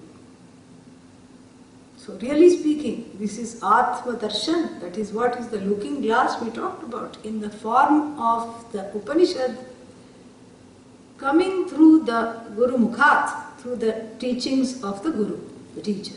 So Pariksha Lokan Karma Chitan Nirvedam Ayat. So examining all the lokas that are a product of karma, the person gets dispassion. And the person comes to a very seemingly obvious but very subtle conclusion. And what is that conclusion? Nasti akritaha kritena. Kritena akritam na. Kritena means through action. You cannot produce the uncreated, the limitless cannot be produced, is not a product of action. And the limitless being myself, I cannot bring in certain contentment without understanding this. Contentment is not a product. If it is a product, it will have what is called drishta nashta swabhava. As soon as you see it, it is gone. Born, gone, born, gone, born, gone. This is the problem. So therefore what? Therefore it is not a product. Tasmat. Therefore, what does this person do? Go under the covers and never come out. Hibernate. No. Saha gurumeva abhigachet. May such a person who has examined all fields of experience to understand that they don't give what I really want. What I am wanting is contentment centered on this I. I need to be acceptable to myself. And therefore, I have to see that this is not a matter of producing this contentment. This contentment is already there. It is the nature of the self. It has to be therefore discovered, understood, assimilated. This is what the understanding is. So this nasti akritah kritena tasmat saha gurumeva abhigachet. Evakarat, the emphasis. Eva means only through going to the teacher and studying the Upanishad. When? Once in a while? No. Systematically, then you overcome the self-ignorance and the discontentment. This is what is said in the Mundaka Upanishad. Gurumeva abhigachet samitpanihi. Samitpanihi means you take some firewood if the Guru is a grihastha. So that the Guru, you are helping the Guru to do yajna. Not if the Guru is a sannyasi, because the sannyasi doesn't do firewood, doesn't have fire-related activities. But the idea is you take a gift. Gift means a token, a piece of fruit, a flower, whatever it is. To show, the upalakshana is that you show the readiness for service. That is the whole idea. It's not that the Guru is sitting and waiting for some flower or the fruit or the chocolates. No. It is the feeling is that I am ready to be of service for the sake of the knowledge. That is a thing. And also in the culture, There are 4 people you don't see, empty-handed. Riktapanir na pashyet. Never see empty-handed the following people. Rajanam Daivatam Gurum. Rajanam means, nowadays we don't have Rajas, we have heads of state, people like who are in the position of mayor, governor, president. You may not have voted for the president, but if the president comes and you are going to see, you have to carry something. This is the idea. That is the precedent that was set a long time ago. Then, Daivatam, if you go to a place of worship, you don't go empty-handed. Even if you have no time to buy flowers, you put some money in the hundi. And then Guru, also a giver of self-knowledge, you don't go empty-handed. Then to that we add a small baby when you see for the first time, you don't see it empty-handed because it is Bhagavan. So like this, the tradition also has that, and here it is written properly, that Samit Panihi Abhigachet Guru Meva. Only through this understanding, only through going to the Guru, you will understand this. And having understood this, then only you are free. And this moksha, therefore, is really the only purushartha, not one of the 4. Because gaining moksha, all the other things are gained. Sarvan, Kaman, Samashnute, all your desires are fulfilled. You stop striving to and longing for something or the other. You stop having a chip on the shoulder. You stop being irritable. You stop feeling lonely. You stop feeling discontented. This is a wonderful thing. So when all the other pursuits, so this is then will be a question, Should I give up everything to just look into this mirror? The mirror of the Upanishad coming via the teachings of the teacher. Or can I look into the mirror once a week? And then also have my parties, potlucks, and other activities that I have. And for this, there are 2 paths given. What is the first path? The drastic, let's do away with the drastic approach. The drastic approach. You drop everything. Unlike in the Christianity, we don't have all this, somebody takes care of you and sends you money every month. No. We don't have all this, some church and Vatican sending money. We don't have all this. We don't have dioceses, we don't have congregations, nothing. It's you and the sky. That is what a sannyasi is. Yeah. Dunya vistar hai bada. That's all. You and the big sky. That's all it is. You don't have stipend coming in. Neither do you have to go and convert people, nor you have to preach anything. You don't have to teach, you don't have to preach. If somebody asks, you can, and if you are able to teach, you teach. That's a different thing. You don't have to do anything. Except pursue the knowledge of yourself. This is what is called the drastic approach. Correct? Yeah. So if you are not ready for that, this is the Moksha Express, correct? Yeah. Then we have the Moksha goods freight train, which goes slowly and stops everywhere. Where it's supposed to stop, it stops. Where it's not supposed to stop, it will definitely stop. And you don't even see it moving. You just see it parked all the time. Yeah. It's shunting from one thing to another. And this is what is called Karma Yoga, the slow coach approach. Yeah, the slow coach approach. Slow approach. The approach is not quick because this is very difficult to assimilate that this is the only Purushartha, Now I have been talking it yesterday 1.5 hours, today already half an hour. Still it is difficult to assimilate and appreciate. Because there are feelings of obligation. And then where does Swadharma fit into all this? How can I give up everything? What about my Swadharma? There are certain roles to fulfill. All right, fulfill them. Be a Karma Yogi. What is Karma Yogi? Karma Yogi is the one who is also committed to knowledge alone. It's not that by Karma Yogi is the one by karma you are free. No one is free by karma. Karma, you can only get what is called antahkarana shuddhi, a certain inner cleansing of the pressures of the fears and desires, so that you can, whatever is taught once a week, goes in. That's the only thing. The fears, desires create a certain pressure, and that pressure makes one cross dharma. That pressure also becomes a block to this knowledge. So therefore, karma yoga means dedicating your whole life to Bhagavan. Don't think karma yoga is easy. It's not easy if you do it properly. Dedicating your whole life to Bhagavan, all your actions are dedicated to Bhagavan. And then what? Then, the receipt of the fruits of action is from whom? Bhagavan only. Anything I say, you say Bhagavan. Okay?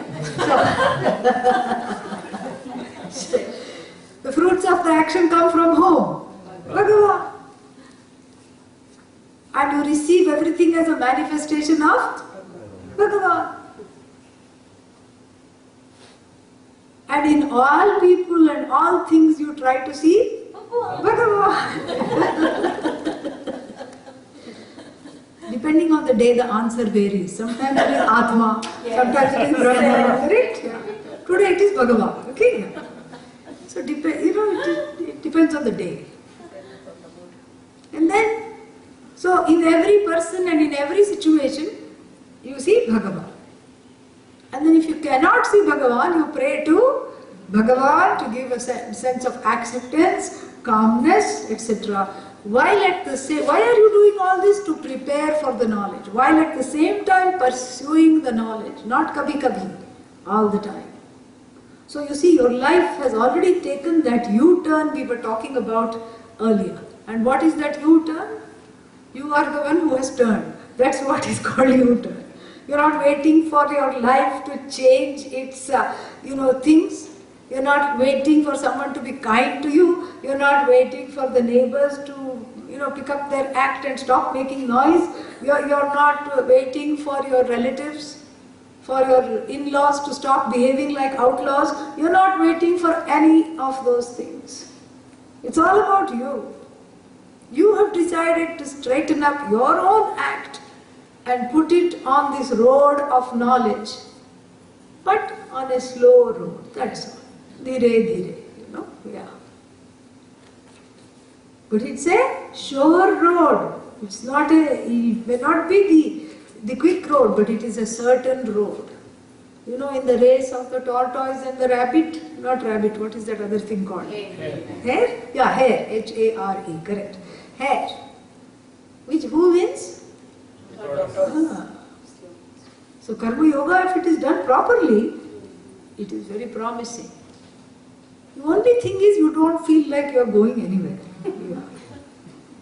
That is why satsang is needed. That is why you have to, you need a mutual appreciation society. Every time you meet in the Gita group, you have to tell each other, my, how you have grown. Yeah. Even if it is not true, you have to tell each other that. It helps. Even if you see the person and you feel like groaning, you just say, my, how you have grown. You've really grown. And they will tell you that. And then what will happen? You feel like you're going somewhere. Because it is slow, you don't see your own progress. Then there is the drastic path which we've talked about, where you drop everything, including the clothes. Really, everything is taken.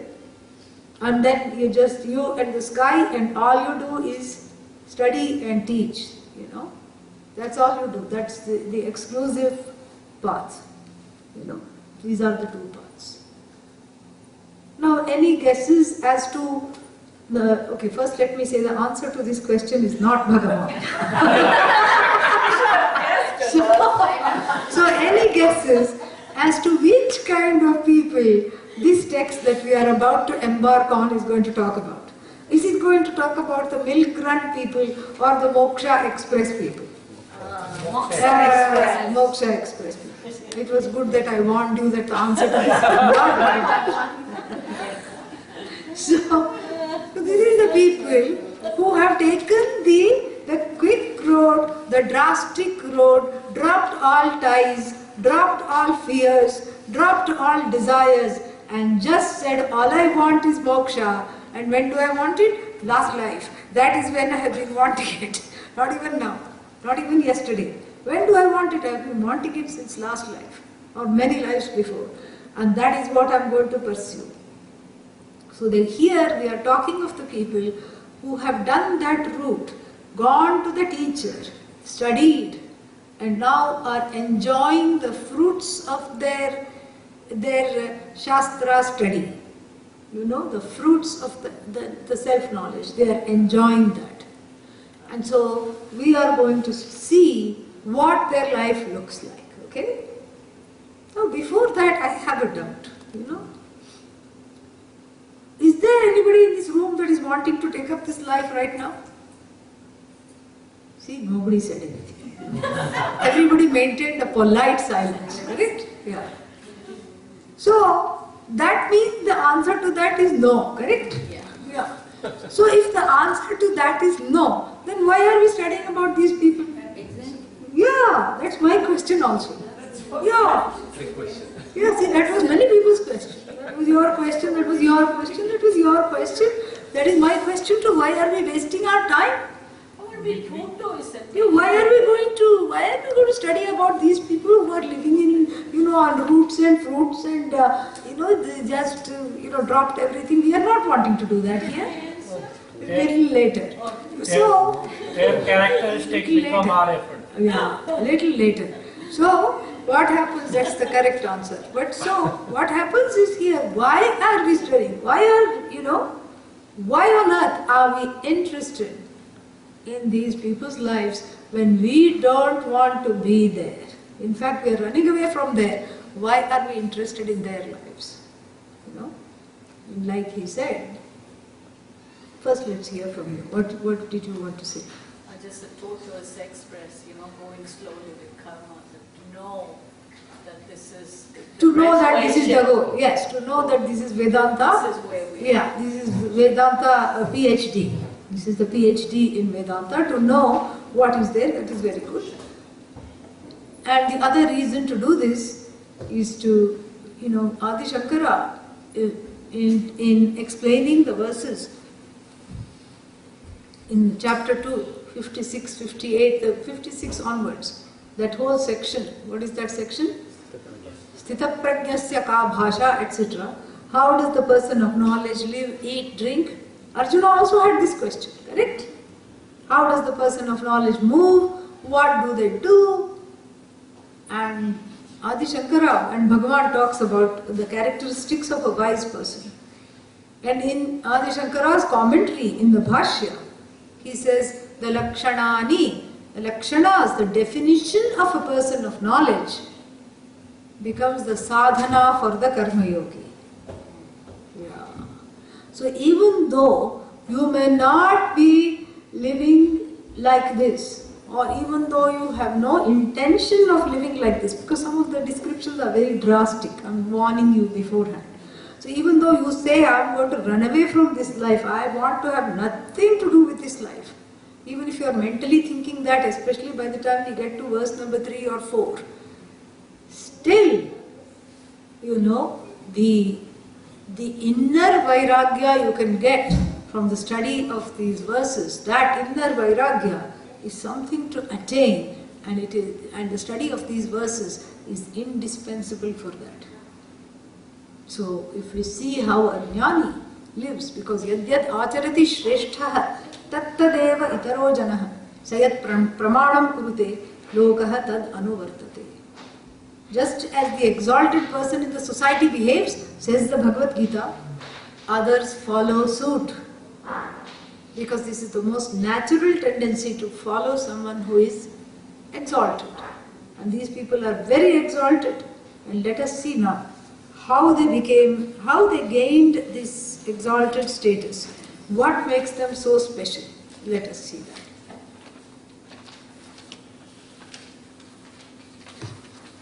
Vedanta vakyeshu sadaramantah Vedanta vakyeshu sadaramantah भिक्षान्न मात्रेण चतुष्टिमन्तः विशोकवन्तः करुणैकवन्तः कौपीनवन्तः खलु भाग्यवन्तः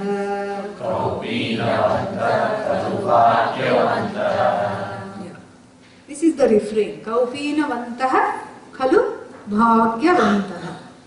Kaupina means loincloth. The loinclothed ones are the most fortunate. Blessed are they who have a loincloth. This is the chorus, the refrain. For this reason it is also called Kaupina Panchakam. But I prefer the title Yati Panchakam. Kaupina Panchakam translates ode to the loincloth. It's not very savory. We are not praising the loincloth. It's not saying that Kaupina is Bhagyavan, correct? Yeah. Kaupina Vantaha, it is praising the wearers of the loincloth. So this is not hard. You can Google loincloth and you can get some loincloth, and everybody who has loincloth. Kaupinaha asya asti iti kaupinavan, kaupina vantau, kaupina vantaha, plural. So anybody who has loincloth is most fortunate, most blessed according to Adi Shankara or whoever wrote this, attributed to Adi Shankara. No. What is the idea here? The ones who have only the loincloth to call their own. Not 5 wardrobes of clothes and then one loincloth. No, that's not what we are talking about. We have to be clear. Yeah. The ones who own nothing is the idea. The basic things too, just the basic covering. And the covering is also not for them. It is for the world, so that the people around are not uncomfortable.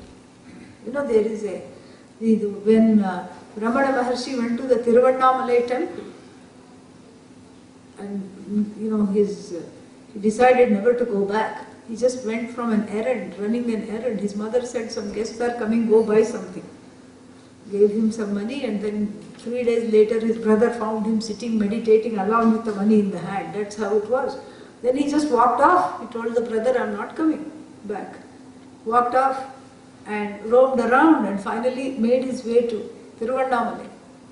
And there in the back of every temple there is some kind of a tank,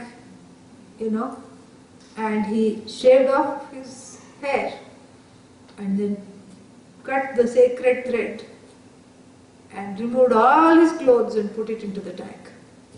And he was emerging out without anything. This is the story. It's recorded. The temple priest who saw this whole thing knew he was undergoing for himself the rituals of what is called sannyasa. And he quickly went and some, old cloth worn by the deity, which was there. He gave it to him and he said, Sir, I appreciate what you are doing, but at least wear a loincloth for my sake, for our sake. And Ramana Maharshi obliged and wore the loincloth. And that is how we see him in the photos, just a little loincloth. And in fact, Gandhiji, who gained the loincloth has a very exalted history in India. Mahatma Gandhi is called Mahatma. And the Britishers did not know what to do, and many people would not meet him. The Queen said, I'm not going to meet this loinclothed man. I'm not going to meet him. But still, he was a force to be reckoned with. So it's not the loincloths that is making these people famous. Please understand. Yeah. The loincloth is a upalakshana for extreme vairagya. Vairagya means what? Dispassion. Not wanting anything, not needing anything. And the covering also is more of an obligation to the norms of the society rather than one's own need. This is something has to be understood. So this is what it means. Kaupinavantaha, the ones who have nothing but a loincloth. Not that they have so many things. No. They own nothing, and if they own something which may be close to their bodies, all it is a piece of cloth to cover their bodies. So those who own nothing other than a piece of cloth, the basic minimum to cover their bodies, to present themselves, are indeed bhagyavantah. Fortunate, blessed are those.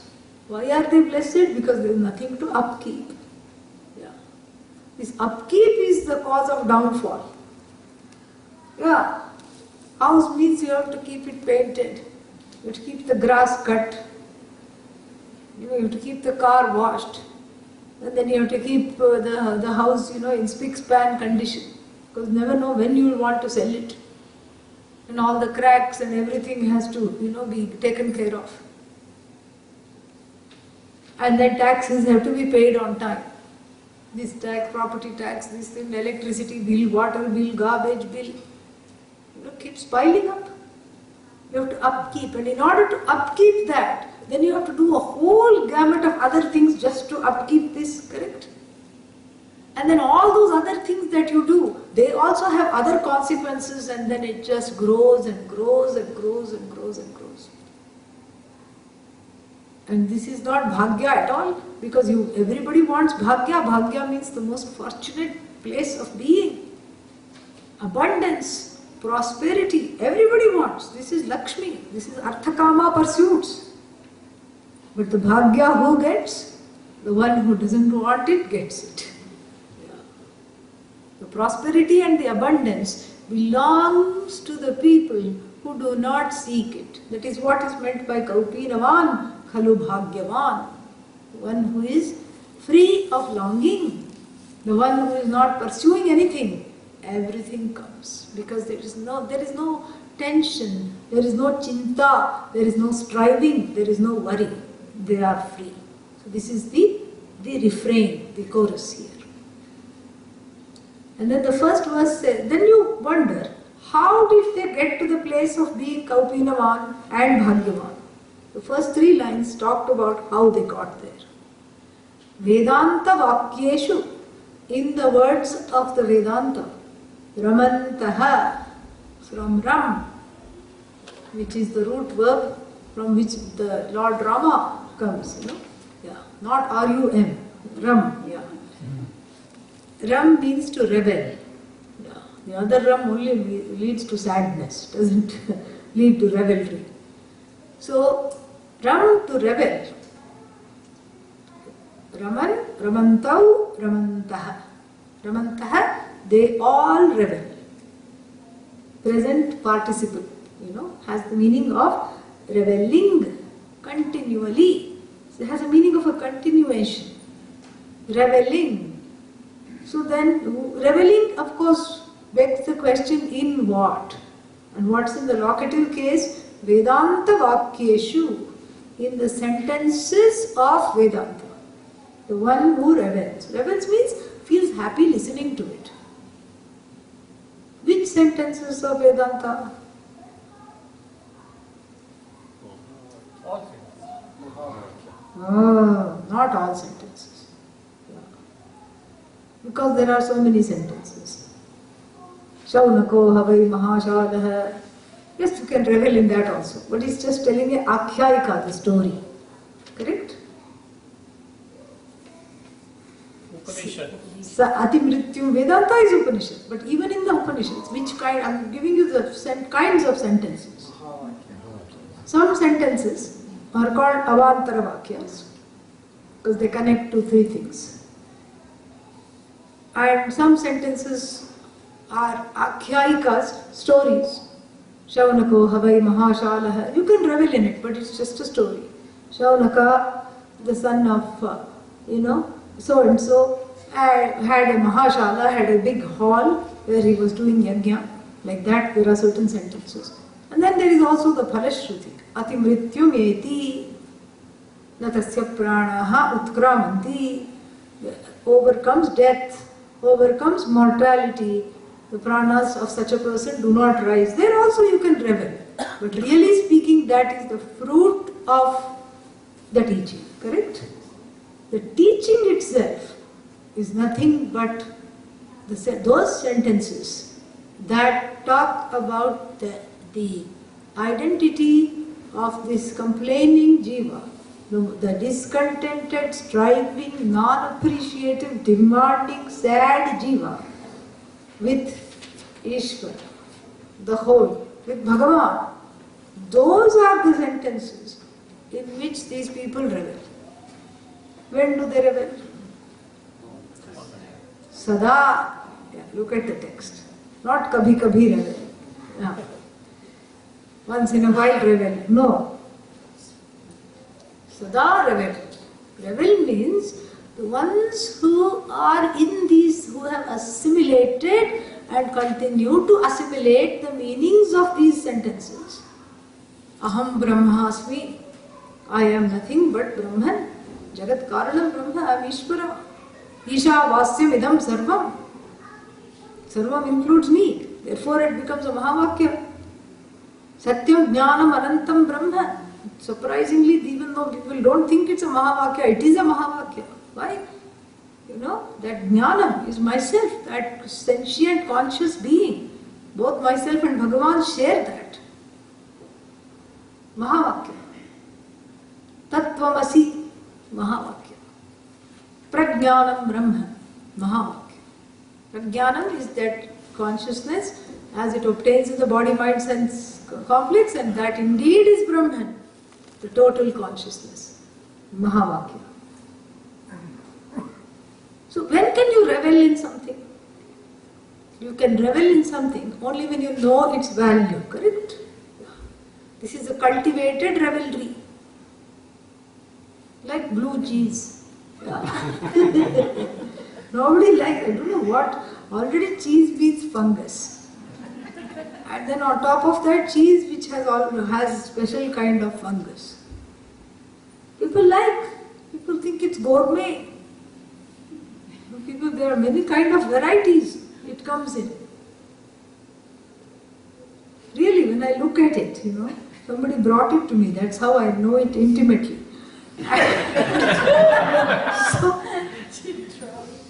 And my first inclination was to open the packet, like that, whatever the plastic, eat the plastic and throw away the cheese. That was my first inclination. Yeah. My second inclination was I thought it was gone bad and I was going to cut out all the blue parts and throw them away. But there were so many blue parts. This is blue cheese. I suppose if one had the kind of reaction that I had first, went on eating it, then what happens? In the beginning you don't like it. Then you say, okay, theek hai. Oh, actually it's nice. Oh, this is very nice. Oh, this is expensive blue cheese, means it has more fungus. So like this one can get to like almost anything, correct? Because it's a cultivated taste. Like asafoetida. Yeah, asafoetida is nothing compared to this. So, this is really something else. And perhaps to the Western people, asafoetida, they are not used to, maybe they have. Yeah. But so you can cultivate a desire for anything. You can cultivate, but in order to cultivate, you have to know it intimately, correct? Yeah, you have to know what it looks like, you have to know what it tastes like. The first taste you don't believe. It's out of this world. Second taste, it puts you out of this world. But if it doesn't do that, then the third taste, fourth taste, fifth taste, then you develop a liking for it. Then you can say that blue cheeseshu sada ramantaha. In blue cheese, those that always revel, Yeah. And what will they say when they revel? Kya cheese hai? They will say, ये भी क्या चीज है? They will say that. They will be very happy. They will revel. It's easy to revel in that which is an object of love. And the self, yourself, which is the object of utmost love, even if one is going after blue cheese, what you really want is yourself. Yeah. That's all. So therefore, the people, you can only revel in something that you know. An unknown thing cannot be a cause of revelry. Correct? Yeah. And when you revel, that which makes you revel is something that makes you happy. You cannot revel in something that is sad. Somebody is smiling. Why are you smiling? Oh, I'm just thinking of the Holocaust. Nobody smiles like that. Correct? So you can revel only in something that makes you happy. So here, what is it that is making them so happy? The purport of the sentences of the Vedanta. Yeah. Even in the blue cheese example, blue cheese is not making you happy. Its smell, its taste, and all those things are making you happy. So here too, the purport, the commitment that the Vedanta teaching through the Mahavakyas, what they have to give, that is what is making you happy. That is what is making these people happy. So much so that they need not even go shopping. They are happy with just having a piece of cloth on their bodies. They are not interested in anything else. It has the capacity to fill so much that you forget time, forget space, and you're reveling in these sentences all the time. And that also means, more importantly, they know the meaning of the sentences of the Vedanta. Because if you say Aham Brahmasmi, Aham Brahmasmi, Aham Brahmasmi, what will happen if you don't know the meaning? Revelry won't come. Snoring sounds will come after a little while. Because if you keep repeating without knowing the meaning, sleep will come. Revelry will not come. And so here, the people who are erudite, versed, have studied. How did they get there? They went to gurus. They went to teachers who knew, like Adi Shankara himself did, like so many people did, like Pujya Swamiji did. They went to teachers and they apprenticed with those teachers. They were just students. And it's a big thing to discover that studenthood within oneself. That's not just for the drastic people. Everybody can, discover the studenthood. It's a very special thing to be able to do that. And then discovering that studenthood, they stayed there and they studied, then they studied some more, they cleared their doubts, and then finally the meaning dawned upon them. No, the meaning became them. Yeah, because there is no difference between what they study and who they are. And this is what makes Vedanta a completely different, cup of tea than any other branch of knowledge. If you study microbiology for 20 years, 10 years, then what happens? You become a professor, let's say.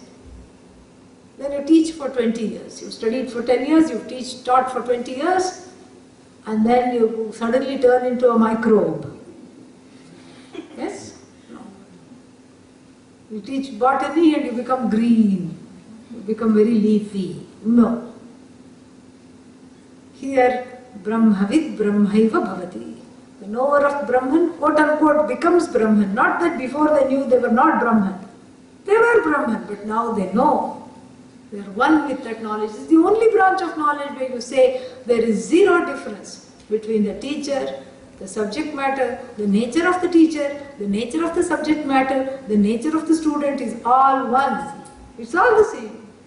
Ishvaro Gururatmeti Murti Bheda Vibhagine Yomavat Vyapta Dehaya Dakshina Murtage Namaha.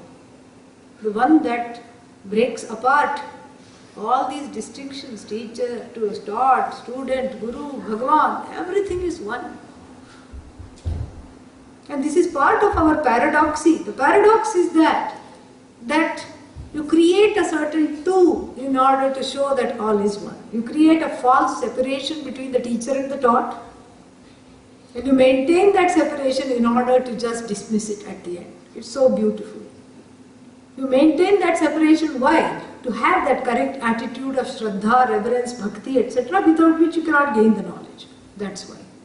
So here are these people who have gained this knowledge, to inspire us. This is so beautiful. Vedanta Vakyeshu Sadaramantah.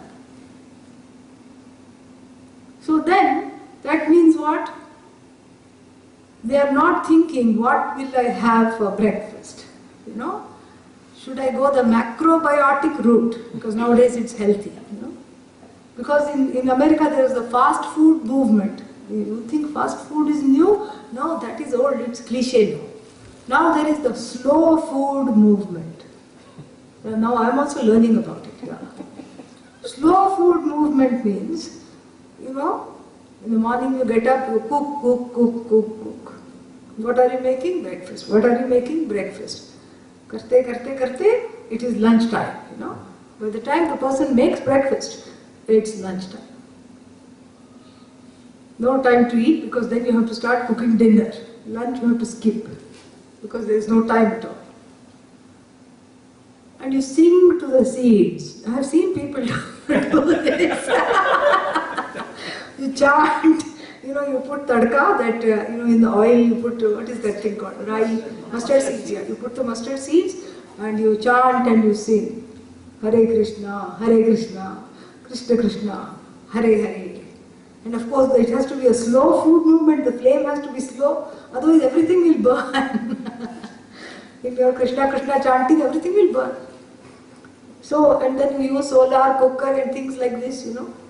All these things, everything organic, everything sprouted, you know, and all this whole thing, this is a slow food movement. Out west you come, you will see this, yeah. We won't have these kinds of meals at our retreats, okay? Yeah. Otherwise nobody will come. So, so this slow food movement, you have to plan years in advance, you have to plan what to do. Because you can't just make breakfast tomorrow, whatever is there, you just throw something together as the American expression is. No one cooks. It's the opposite of what is called throwing something together because everything is elaborately made. And so if everything is made with sprouts, sprouted flour, sprouted this, sprouted that, sprouting ideas of how to use more sprouts, you know, this is what it is.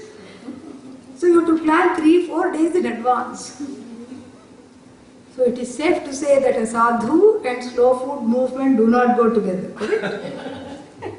Sadhu is the person of the moment. Yeah. Vikshanna matrena paritushti mantaha.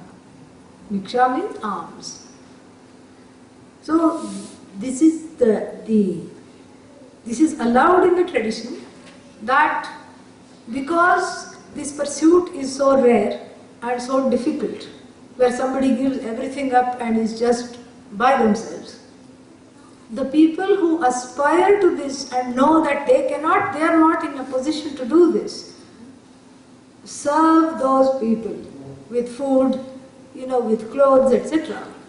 Serve those that have dared to take this step. This is the tradition. I am not in a place to do this. So let me rub off some of that, your lifestyle, let it rub off on me at least inwardly. How? By, you know, by letting me do a small part here. Bhiksha is not begging, even though it's badly translated like that. Bhiksha is not begging.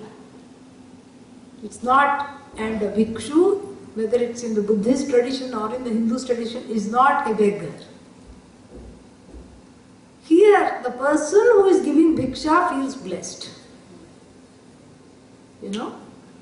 Because the person, this is a paradox, you know. Somebody who says, give me food, and it has to be the right consistency, and make this item, make that item, make 15 other items. This is not right. Salt is less. You know? Spices are not okay. If somebody does that, you feel like throwing something at them, correct? But here that is not the case. The person really speaking is not too interested in eating at any given time. Yeah. Eats to oblige you, really. You know? And there is a greater joy in serving a person who doesn't complain. who enjoys whatever is given and who is not a foodie, in that sense. What really is a foodie? Someone who eats all the time? No. What is it? What is a foodie? Foodie means what? Who likes A gourmet food. Yeah. So that's exactly what I meant to say. Yeah, that's what I meant to say. So the person who's not a foodie, the person who's not saying every new restaurant I have to try, whichever is opening in town, everywhere I have to go, everything I have to do. And this has to be, if I say this has to be exactly like this, otherwise I will not eat it. This has to be exactly like that, otherwise I will not drink it. Such a person to serve, it's very difficult. Yeah. And nobody will go out of their way to give bhiksha. Why? Because at home there are people like that already. What the spouse likes, the children don't like, the first child doesn't like, what the first child likes, the second child doesn't like. What the children like, the in-laws don't like, the grandparents don't like. And what everybody likes, I don't like, the person says. So how to shop, how to cook, and people are sick of cooking. People don't want to do this, but except here, even the person who doesn't like to cook wants to quickly get into the kitchen because it is bhiksha, because the person feels blessed to serve someone who, this is a paradox, who doesn't care about eating. This is what the idea is. The whole thing is like that. The whole thing is like that. The nature is like that. This is how it is.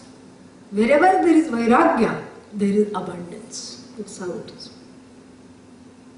Wherever there is this tendency to give up, everything comes in great abundance, And so here, bhikshanna matrena paritushtimantaha.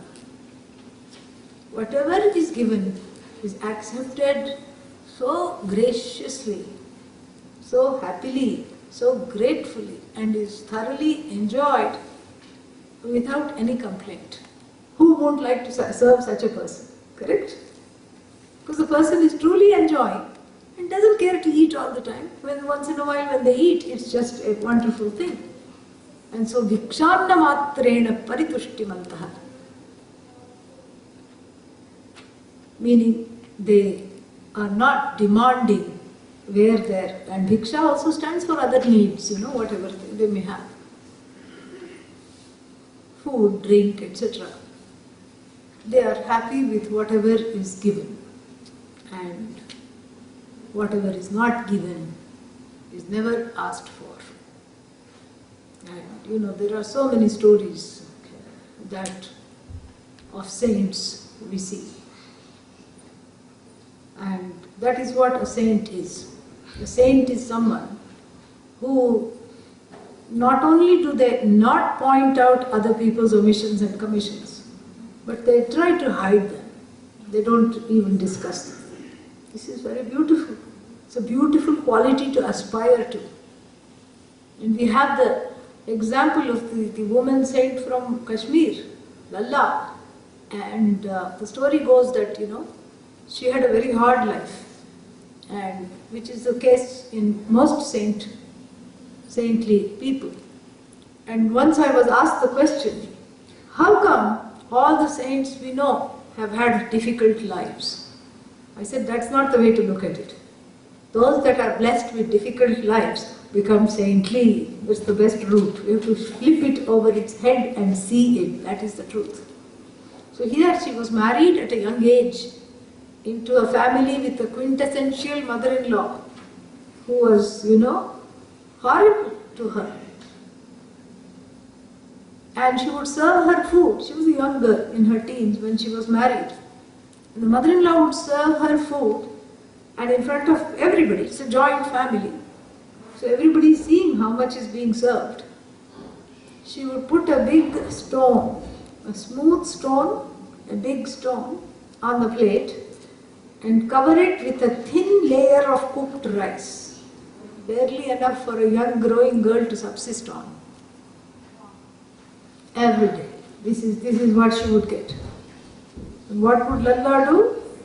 She would eat, she would go into the back where she would wash the dishes, and along with the dishes, she would reverentially wash the stone and keep it right next to her dish so that the mother-in-law would have no problem finding it the next day. This is how it continued for many days until her husband noticed and until other people noticed it and it came to an end. But this is what the whole thing is. Vikshanna matra. Viksha also means amount, whatever is there, You don't say, I want 4 helpings, I want 10 helpings, give me a little more of that. You just, whatever is there, you are okay. And that includes, it's literally taking Viksha means that you swallow up other people's omissions and commissions. That's very beautiful, no? You think of it like that? You swallow up other people's omissions and commissions. Whatever they couldn't do, whatever they haven't done, you just take it in and say, it's okay, it's all right, it's fine, it's so beautiful. And even though nobody in this room may want to become sadhus, you can practice. This is something you can practice. Yeah. This is something you can practice. When you cook or when you have the good fortune to eat at somebody else's house, whatever, this is what you practice. Don't say, give me that, give me, why you didn't bring this, why you haven't made this, how come this is not always like this. Feel happy that one day you didn't have to cook. Vikshanna matrena paritushtimantaha. Because really speaking, nobody, lives to eat, unless one is a foodie, You eat in order to live. That is what you eat so that the body can continue. That is the sadhu here. Then what's the next line? Yeah. So if they are eating Viksha all the time, they should be just bored, correct? Yeah. Boring food all the time. Dal, roti, first day. Second day, roti, dal. So if you go to take Diksha in one of the kshetras in Rishikesh, you stand in a line with other sadhus and then, they give you dal, roti, and next day, roti, dal. Sabji only very rarely. Usually it is dal and roti. Sabji very, very rarely. Curds very, very, very, very rarely. So that's how it is. And so eating a diet, an unvarying diet, rice and dal, roti, dal, whatever it is. One should become cranky and ornery, correct? No. Vishokavantaha. Vishokavantaha means Vigataha, Shokaha, Ismat. From whom all shoka, what is shoka? Sorrow has departed, has disappeared. No shoka. They are cheerful. Even if one day food doesn't come, they are actually very happy. Yeah. So they are very cheerful, and whatever comes they eat, and whatever doesn't come they don't aspire for. And so Vishokavantaha, here coming at the very last line, shows that what happens if you revel in the sentences of Vedanta constantly. You become Vishokavantaha. And then if you are contented with whatever you receive, then also you become Vishokavantaha. So where does the contentment lie? The contentment lies with you, not with the external circumstances of what is cooking in the, what is cooking, what is happening, what is not happening, who is doing this, who is not doing that. The contentment does not lie in other people's actions or attitudes. The contentment lies with you. You are the treasure house of contentment. That's why in sleep no one complains. No one complains in sleep. After getting up you complain, my back is hurting. I slept wrong, so I have a crick in the neck. People say that after getting up. No one complains when they sleep. Other people complain when they sleep. Because as Swamiji says, they are having Sound sleep. Yeah. What is sound sleep? Sleep in which sound emerges. This is how to resolve the compound.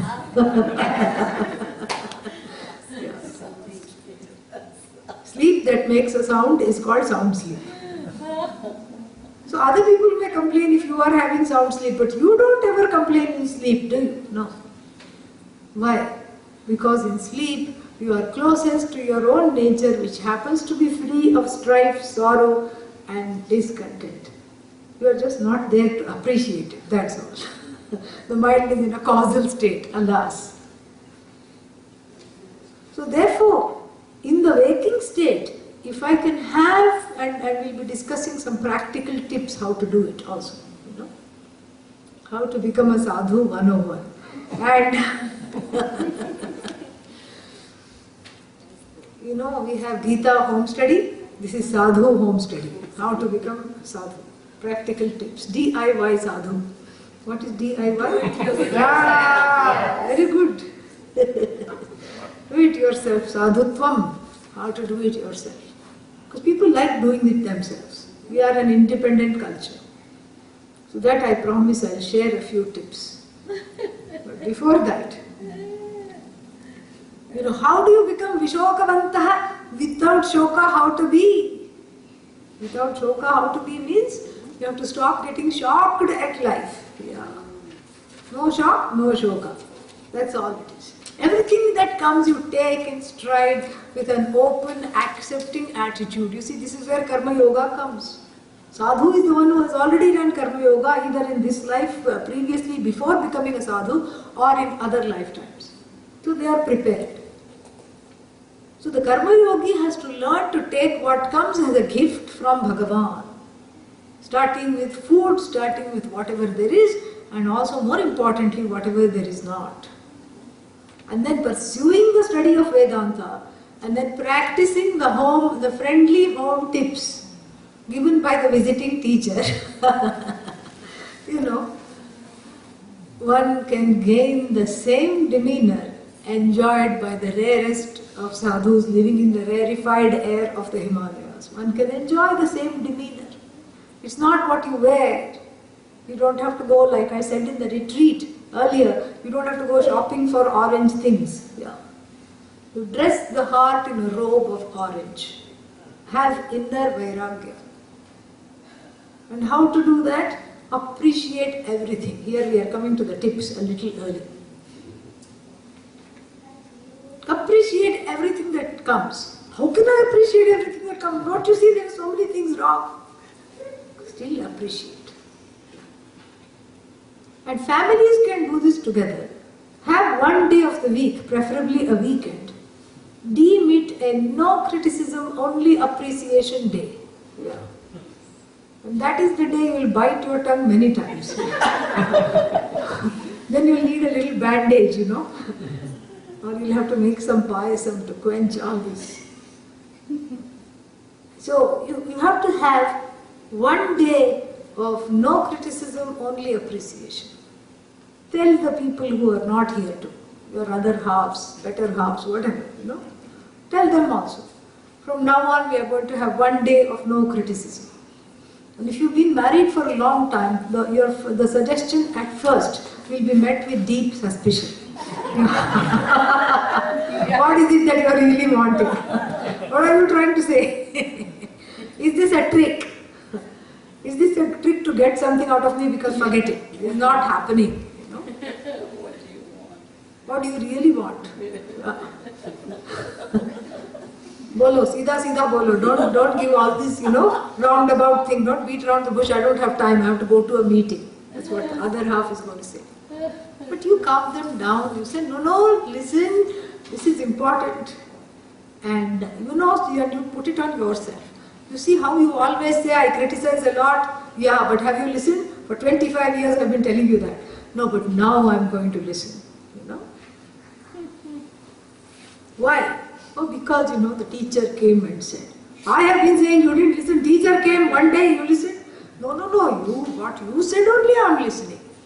Teacher just reiterated what you have been saying. Say like that.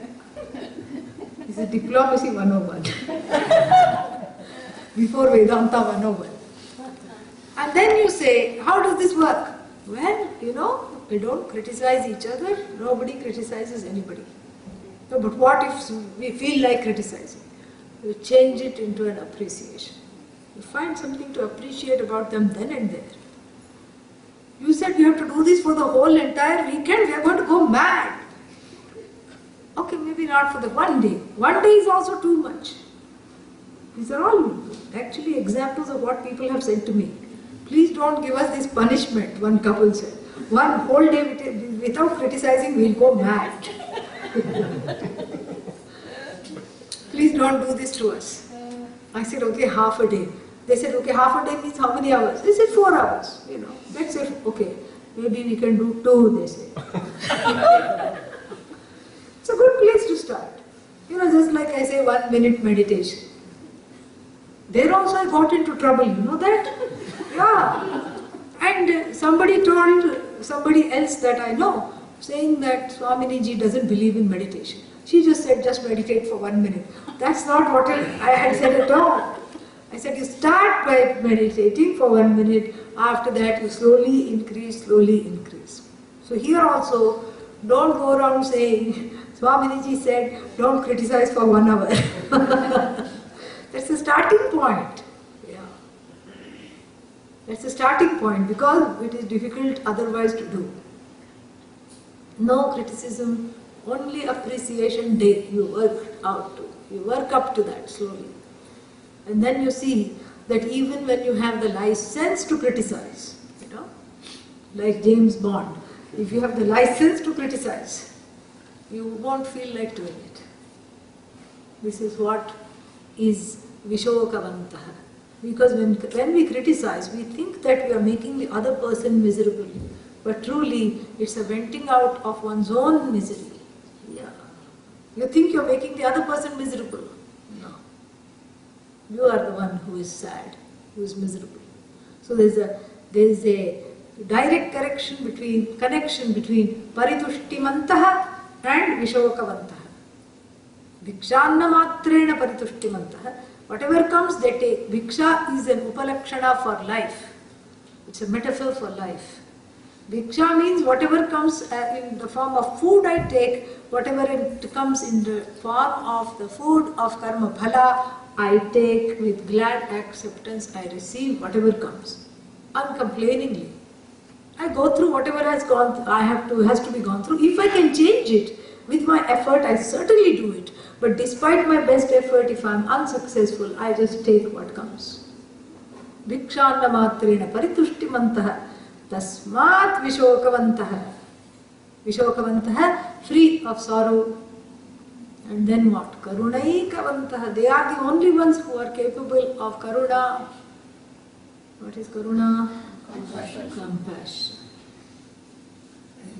Karuna is compassion. Daya, karuna.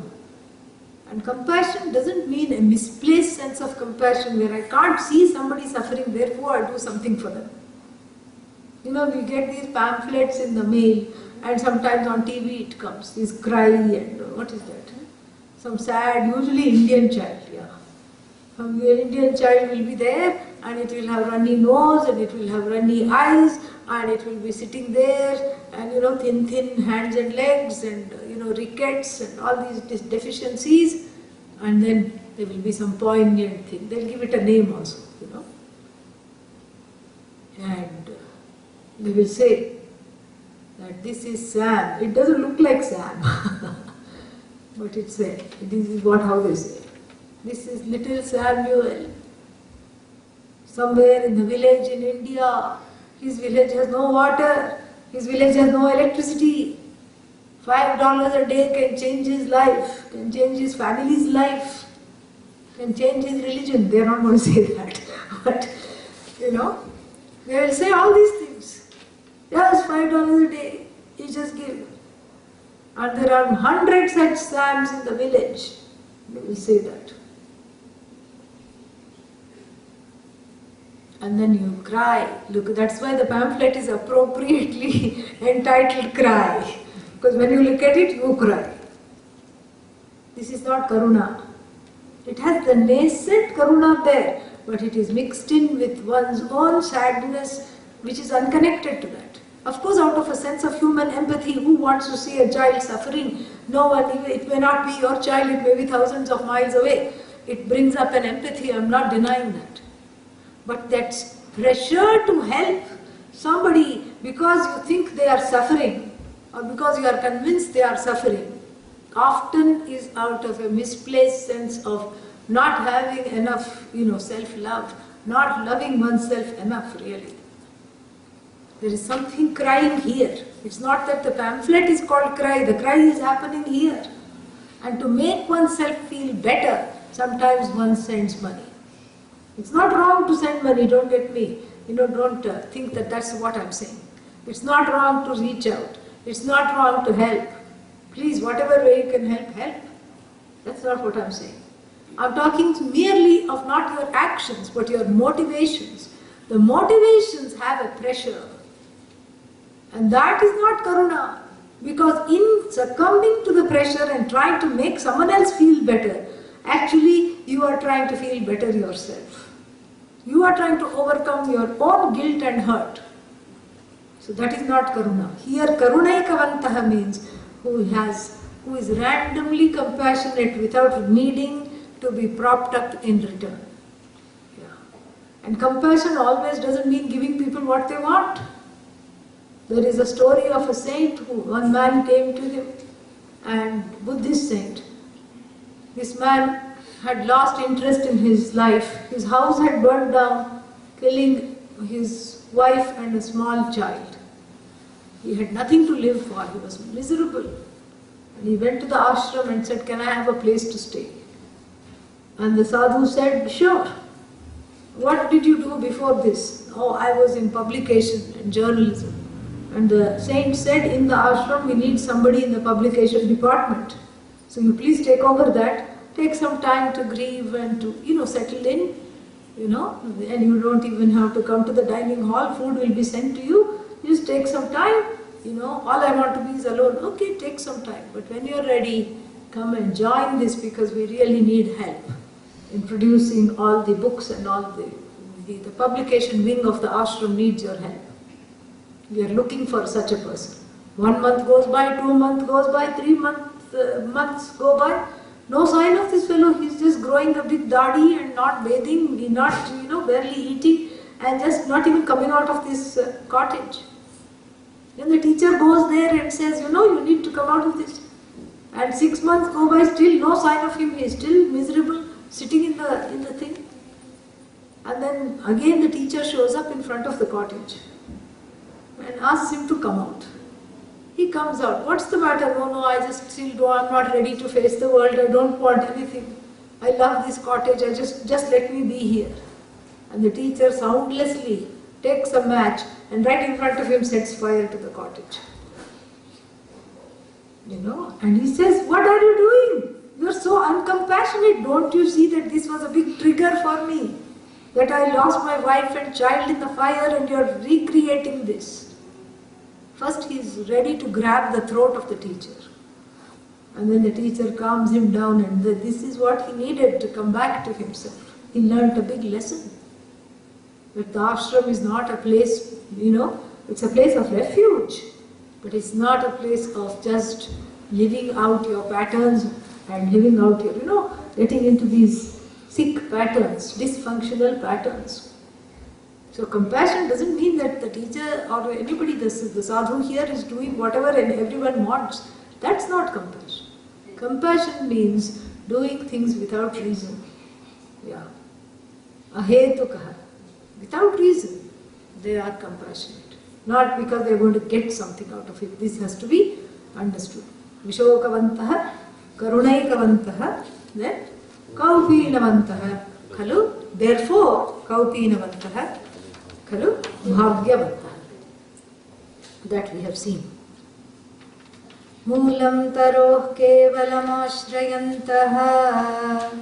Moolam taroh kevalamashrayantaha. Panitvayam bhoktumamantrayantaha. Panitvayam bhoktumamantrayantaha.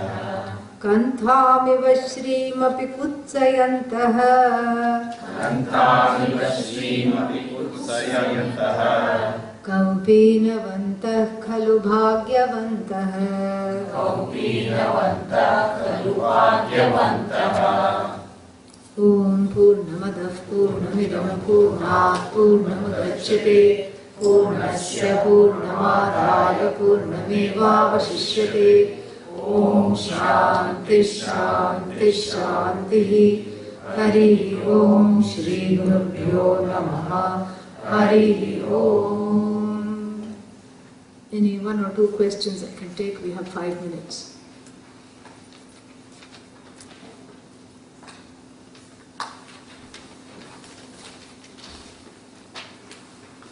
You were online yesterday. This morning also you were there? I didn't see. I saw you yesterday. Good that you could come.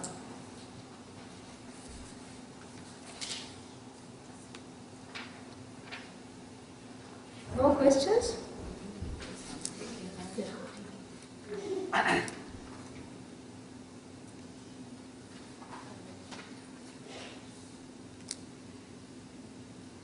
This is where I'm stuck. And the area where I'm stuck is that you take gross subject like botany, you mention about zoology and you give the example. And you said a person cannot become a plant, person doesn't become an animal. Right. But then something as abstract as this, and then you become that. But you don't become that, you are already that. Number one. Number two, it's not abstract, it's you. Yeah. It is that from which nothing can be subtracted. So it is not abstract. It is whole, it is you. It feels abstract because what you are trying to do and what most people try to do is bend their mind around it and try to categorize it and give it a shape, a size, a name, and just like one would to a pet. Like the blind men who are feeling the elephant. One of them said it's a fly whisk. One of them said no, it's a huge fan. The other one said no, it's like a big pipe. And the fourth one said it's a pillar. You see, we were all right, but we were all wrong. But because the thing is, you cannot see it as an object. It's you. But what about the experience aspect is also not there. So You are experiencing yourself all the time. Yeah, you are experiencing yourself all the time. When are you not experiencing? Aren't you experiencing yourself right now? I'm experiencing nothing. You are experiencing everything. I'm glad you said that. The one who says, I'm experiencing nothing, that observer whose nature is free. Yeah. Because you want to know it as an object, it will forever elude you. Let go of that. Let go of the categories. Yeah. Just let it come. Don't strive to learn him. Yeah. Don't strive to learn. Just come and sit and go with the flow. Yeah. Because the striving is only for other disciplines of knowledge. This is you. This is already you. And when you are happy, you don't need any desire to be fulfilled. Even if the greatest enemy comes and stands in front of you, you can afford to feel very charitable on that day. And say, "Theek hai, chhod diya," no problem. That is what is you. That is you all the time. But how come I don't behave that way? It needs some study. That's all it is. It's not a special experience. If I were to tell you that Brahman is a special experience, it would not only be a lie, but it would also be a limited experience, because anything that is special is finite. It's you. That which even upholds the tears is Ananda, is the one who is Vishoka, free of Shoka. So you are free of Shoka. You cannot see that and experience that as an object. You are the very subject. It's the nature of the subjects that is being revealed. The subject that is never subject to being objectified. It will be clear. By the end of this, it will get clear. Spashtam bhavet agre. Anything else? So one need not, in the sadhu kriya, why go to the retreat? Yeah. One need not go to forest or any place. No, just have some potted plants in the house. You can just So you can be doing what you're doing. Yeah, and- yeah. You do what you're doing, have inner sadhutva. Yeah. Outer, inside you wear orange every day. And then, it's just less, what is a sadhu? Less reactive, more accepting. Is not defensive, this is very important. Does not try to win an argument. This in Atlanta I was talking, remember at the Global Mall we had that talk? Snehaji was there. Yeah, a few years back. And there were all these Bhutanese people that came. Yeah. So I was telling, the first place is to stop criticizing. I talked about that. Then I said, couples can grow together if you decide to, each of you decides to lose the argument, When there was a newly married couple, these Bhutanese refugees, and both of them raised their hand. I said, yes. They said, yeah, but can you please tell us who should lose first? I can never forget that. So like this, we are focused on so many things which are aimless, needless. We try to win the argument but lose the battle. We try to win the battle and lose the war. War against ajnana. That's what it is. That's the only war. There is no war. War against raga dveshas. It's all an inside job for us.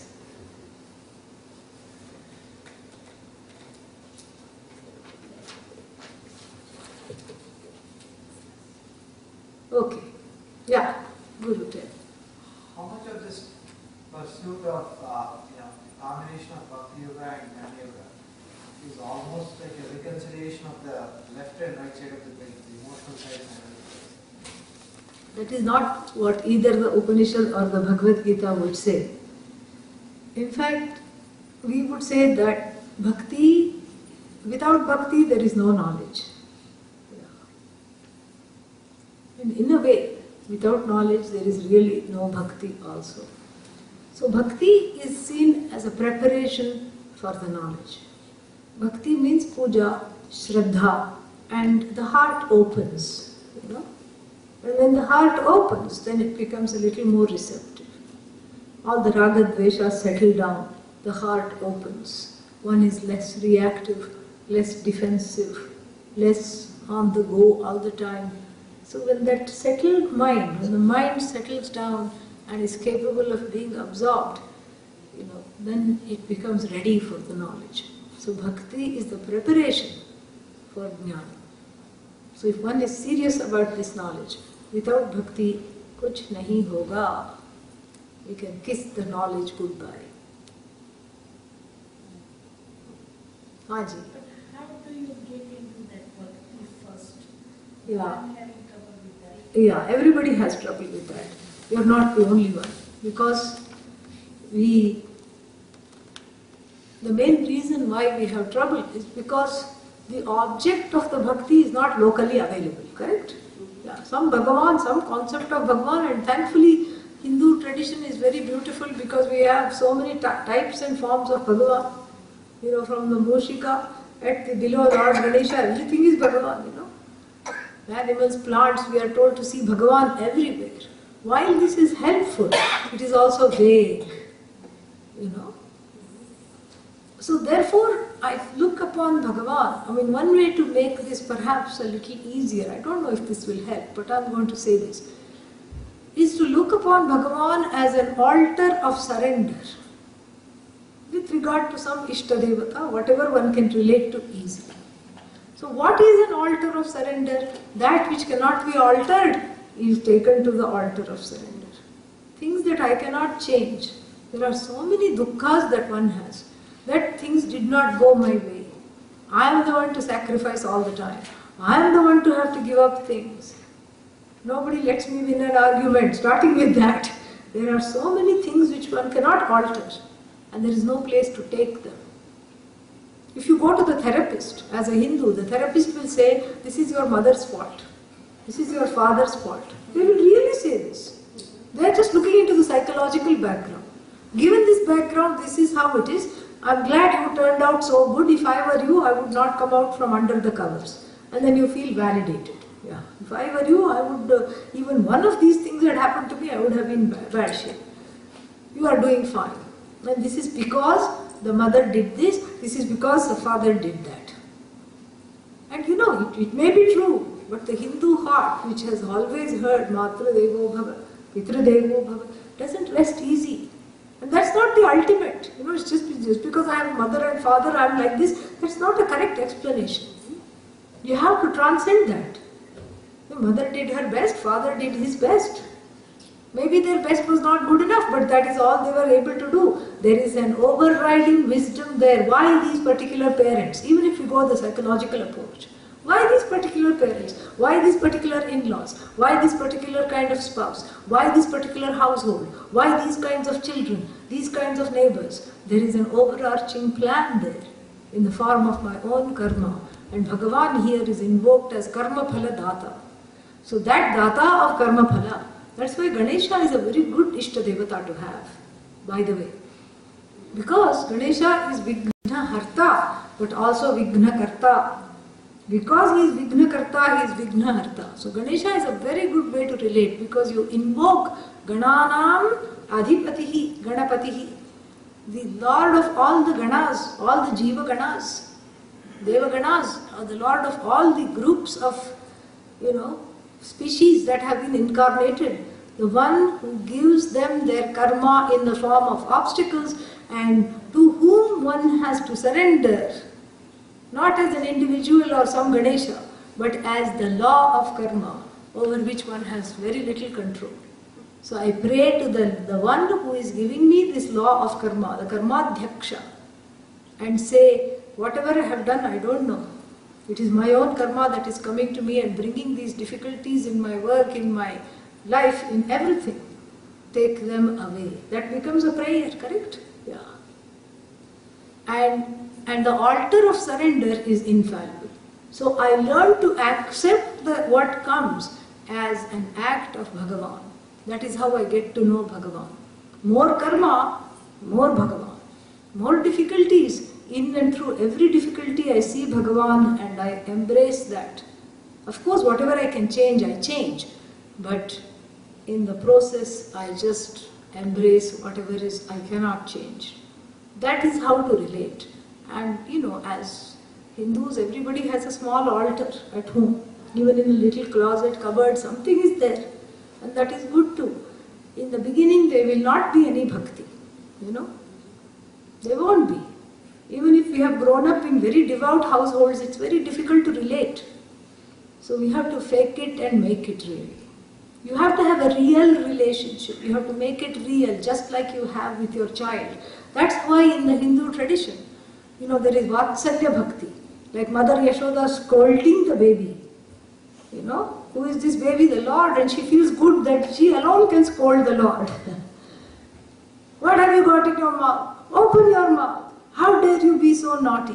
Why are you troubling those gopis? She can do that. And she feels good doing that. That's a form of bhakti. And Meera says, Meera ke Prabhu Giridhar Nagar. Meera says, you are my consort.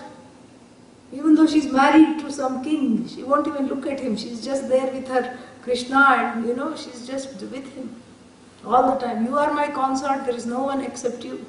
Like that you can say, Tvameva Mata cha Pita Tvameva. You can say, you are my mother, you are my father, you are my bandhu, you are my sakha, you are my friend. You relate, you make it real by having a particular relationship that you are comfortable with. Out of these you can choose. Bhagavan is invoked as Guru, you are my Guru, you can say that. Whatever you feel comfortable.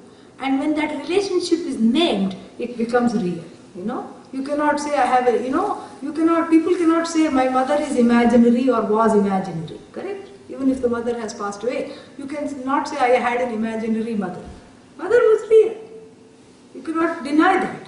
So too, if you put the daily relationships, if you choose one and relate to Bhagavan like that, it becomes real. I went to Jaipur, not at the time that we went together, but before that I had gone once with Swamiji, and he was giving 10 days of talks there. And one lady kept coming to me and she said, would you like to meet my Lalla means child. I said, sure. She said, I'll bring him. He's sleeping. Tomorrow I'll bring him. And then next day also she didn't bring, so I thought, okay, that was the last day. So I said, okay, maybe she forgot or something. But then after the talk, everything, prasad was given, then she came to me and she says, you don't want to meet my baby? I said, yes, I do. Have you brought? Yes. But we have to go slowly. He's sleeping in the other room. I said, I went to the other room. Nothing is there, one small box. That's all. Whole room is empty. And I said, maybe he's gone out to play or something. I had already, by this time, in 9 days, she was describing him. I really had an imaginary, how he would look, I had already imagined. Then very reverentially, slowly, she says, you open him up. I open the box, there is a thumb-sized Krishna there, baby Krishna sleeping there, and she has knitted him this crocheted dress, tiny Krishna. And she has knitted him these velvet cushions which she has stitched for him, and all these things, and he's got a flute, a fan, a jewelry, and she sings and wakes him up, and she says, look who has come to see you. And later her husband told me that they had had a small child that suddenly died without any explanation, 4 or 5 years old, and she went mad with grief. Also compounded was the fact that she could not have any more children. The doctor had already told that when this child had been born. It was a difficult birth. It's a real life. This is what happened. And, I said, then somebody, somehow she consoled herself. And she developed this relationship with this baby Krishna. It's not that she doesn't know that her child is gone. It's not that she's thinking this is her child, but this is what she is. This is how she prays. This is her prayer. She wakes him up reverentially. Every day she makes naivedyam, every day she makes prasad. I was so moved by the story. I said, we have to tell Pujya Swamiji right now. So I just took her. She was feeling very shy. I said, no, we have to, go to Pujya Swamiji right now, and you have to share this story. So I took her to Swamiji and I told half the story because she was too shy to speak. Then she slowly completed some of my sentences and then she took over and told the story. And Swamiji's response, he said, your life is made. If this is your bhakti, he said, nothing will be difficult for you. That is what Swamiji said. And that is such a moving thing, When I first learned her whole story and how she had turned her life around, that was a very moving thing. I had tears in my eyes because it was just so beautiful to see that bhakti, to see that unadulterated, unspoiled, innocent bhakti directed towards Bhagavan in the form of child. Bhagavan is everything, you can do anything there. So you have to make this relationship real. You have to talk to Bhagavan. You have to say, what are you doing to me? It becomes real then, when you say that. Because you're acknowledging the presence of that. It has to become so real as you are to you. It has to become like that. And then only the oneness is very easy to discover. So you have to make it real. And that is what I suppose they mean by realize. This is what it takes. It's actually a beautiful process when one is able to do it. It's a very beautiful process. Because you see, in the world, if somebody keeps chanting all the time, let's say somebody is in love with a girl called Meenakshi, correct? And so the person keeps saying Meenakshi, Meenakshi, Meenakshi, Meenakshi all the time, they'll say he's mad, correct? But he's thinking of goddess Meenakshi and saying Meenakshi, Meenakshi, Amba. Then you say the person is a devotee. This is the difference. This is the difference.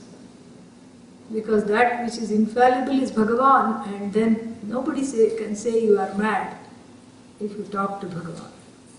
You have to talk, you have to act it out. That is why we have puja, like treating Bhagavan as a guest in your own home. But sometimes the pujas one gets jaded because one has taken it for granted from childhood. So you craft your own puja. You have your own rituals, you have your own way. Even if you don't have time for rituals, talk to Bhagavan. Let that be your prayer. I knew one child, it would get up in the morning, 2 years old, had barely learned to talk. And good morning God, it would say, first thing in the morning. Good morning, God, how are you doing today? And I don't know, it was a few years ago. I don't know if anything has changed, but if it hasn't changed, it's wonderful. It's really nice. So we have to make that which is all pervasive. We have to give it a name and a form and a relationship. That is bhakti, really. And we see the lives of all saints, they did that. Yeah.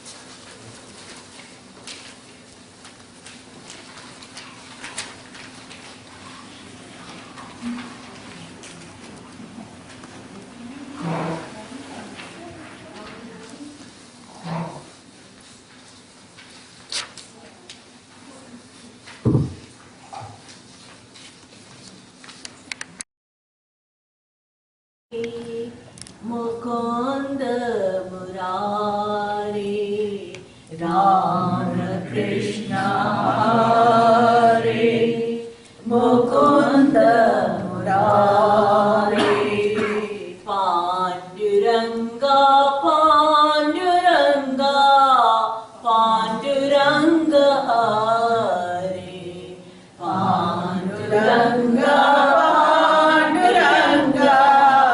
Panduranga Hare Rama Krishna Hare Mukunda Murari Rama Krishna Hare Mukunda Murari Panduranga Panduranga Panduranga Hare Panduranga Panduranga Panduranga Hare Rama Krishna Hare Mukunda Murari Rama Krishna Hare Mukunda Murari Panduranga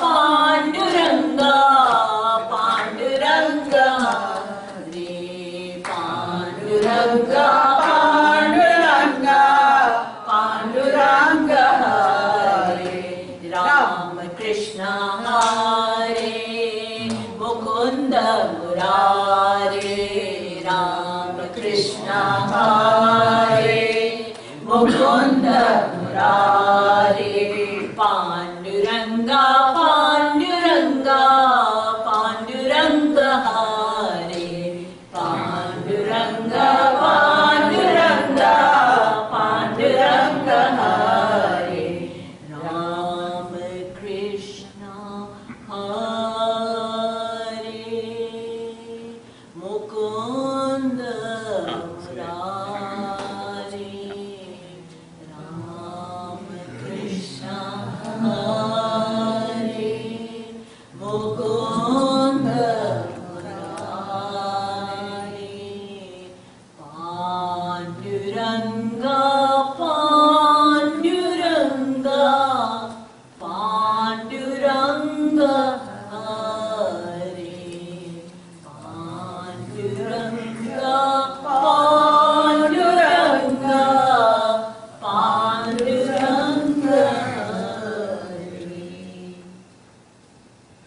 It's okay.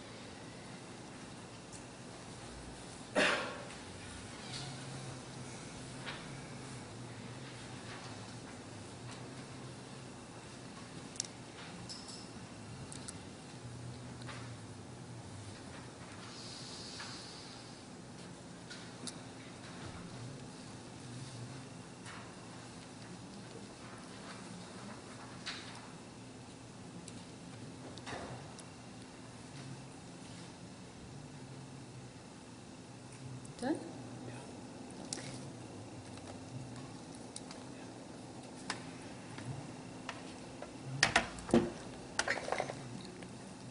Put this more on top here. Yeah. Om Sahana Bhavatu Sahanau Bhunaktu Sah Veeryam Karavavahai Tejasvinavaditamastu ma vidvishavahai. Om Shanti Shanti Shanti. Moolam. Let's start the first one as well.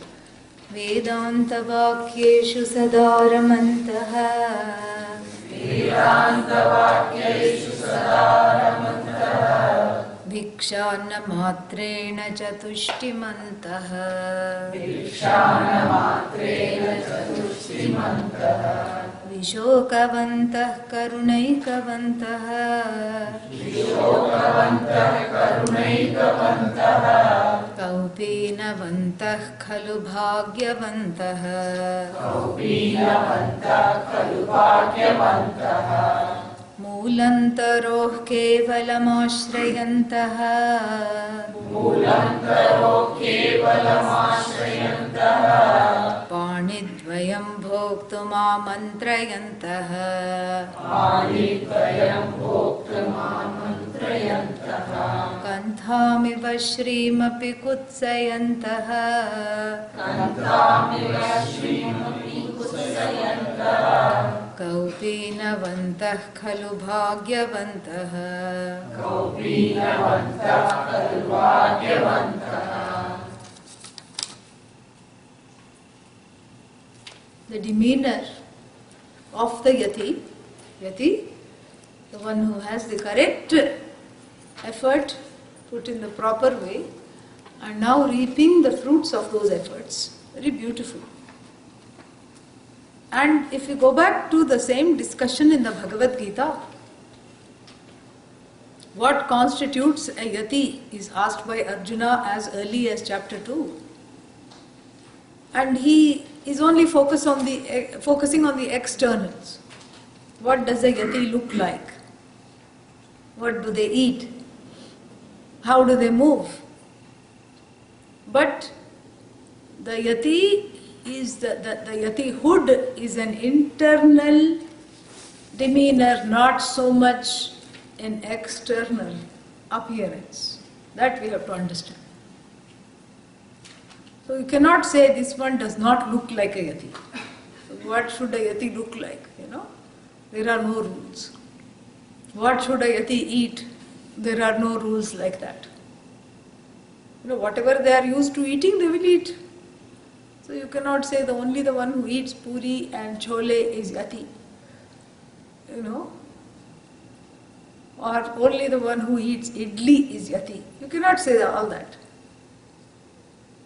You have to see this, that at the level of vyavahara, the transactional reality, what kind of transactions they enter into, etc., and what they eat, what they drink, whether they walk fast or walk slow, or whether they talk fast or talk really slowly. It doesn't matter.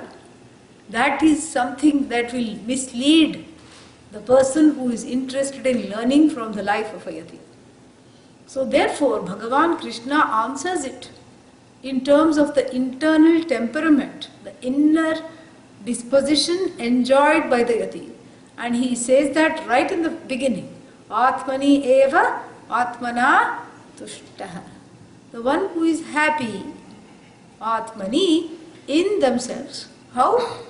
By themselves. Self-propelled Yati. They are their own source of entertainment. They do not depend on someone else to be entertained. Whereas the whole Jagat is like, every jiva is like that tower of Pisa. We know very well how to lean. Everything leans on something else, except Brahman. That's why no one is Brahmalinaha, Yeah, so everyone leans on something else. You say, I can live without all this except I have this that I am depending on. Then you can say, some people say, I can do without food but I need to have entertainment. Some other people say, I can do without entertainment but I need my loved ones around me, otherwise I get very agitated. I can do without all that. You know what, loved ones, I can leave them, but I have a friend circle that is, I forget the relatives, I need my friends around me. I need my music. And of course, nowadays everything begins with I, correct? That is to show that is where the identification lies. iPhone, iPad, all these things I need, and without them I cannot live. This is what it is. And then, one is on it all day long. All day long. And people cannot even sit in class. One time, teaching somewhere, I forget where. Ding, ding, ding, ding, ding. Somebody is sending messages, I suppose. What is a text messages? The whole time, ding, ding, ding, ding. And then quickly, whenever something dings, you cannot say, let it ding, Afterwards I'll see. You have to respond to it immediately. You have to look at it right now. That pressure and everything shows that there is a certain leaning that is happening. And most of the things that one leans on, especially in the contemporary civilization, most of the things that one leans on, it's all virtual. Yeah. The leaning is real. That upon which one leans is virtual. Meaning, it looks very ubiquitous, it looks very small, it looks harmless.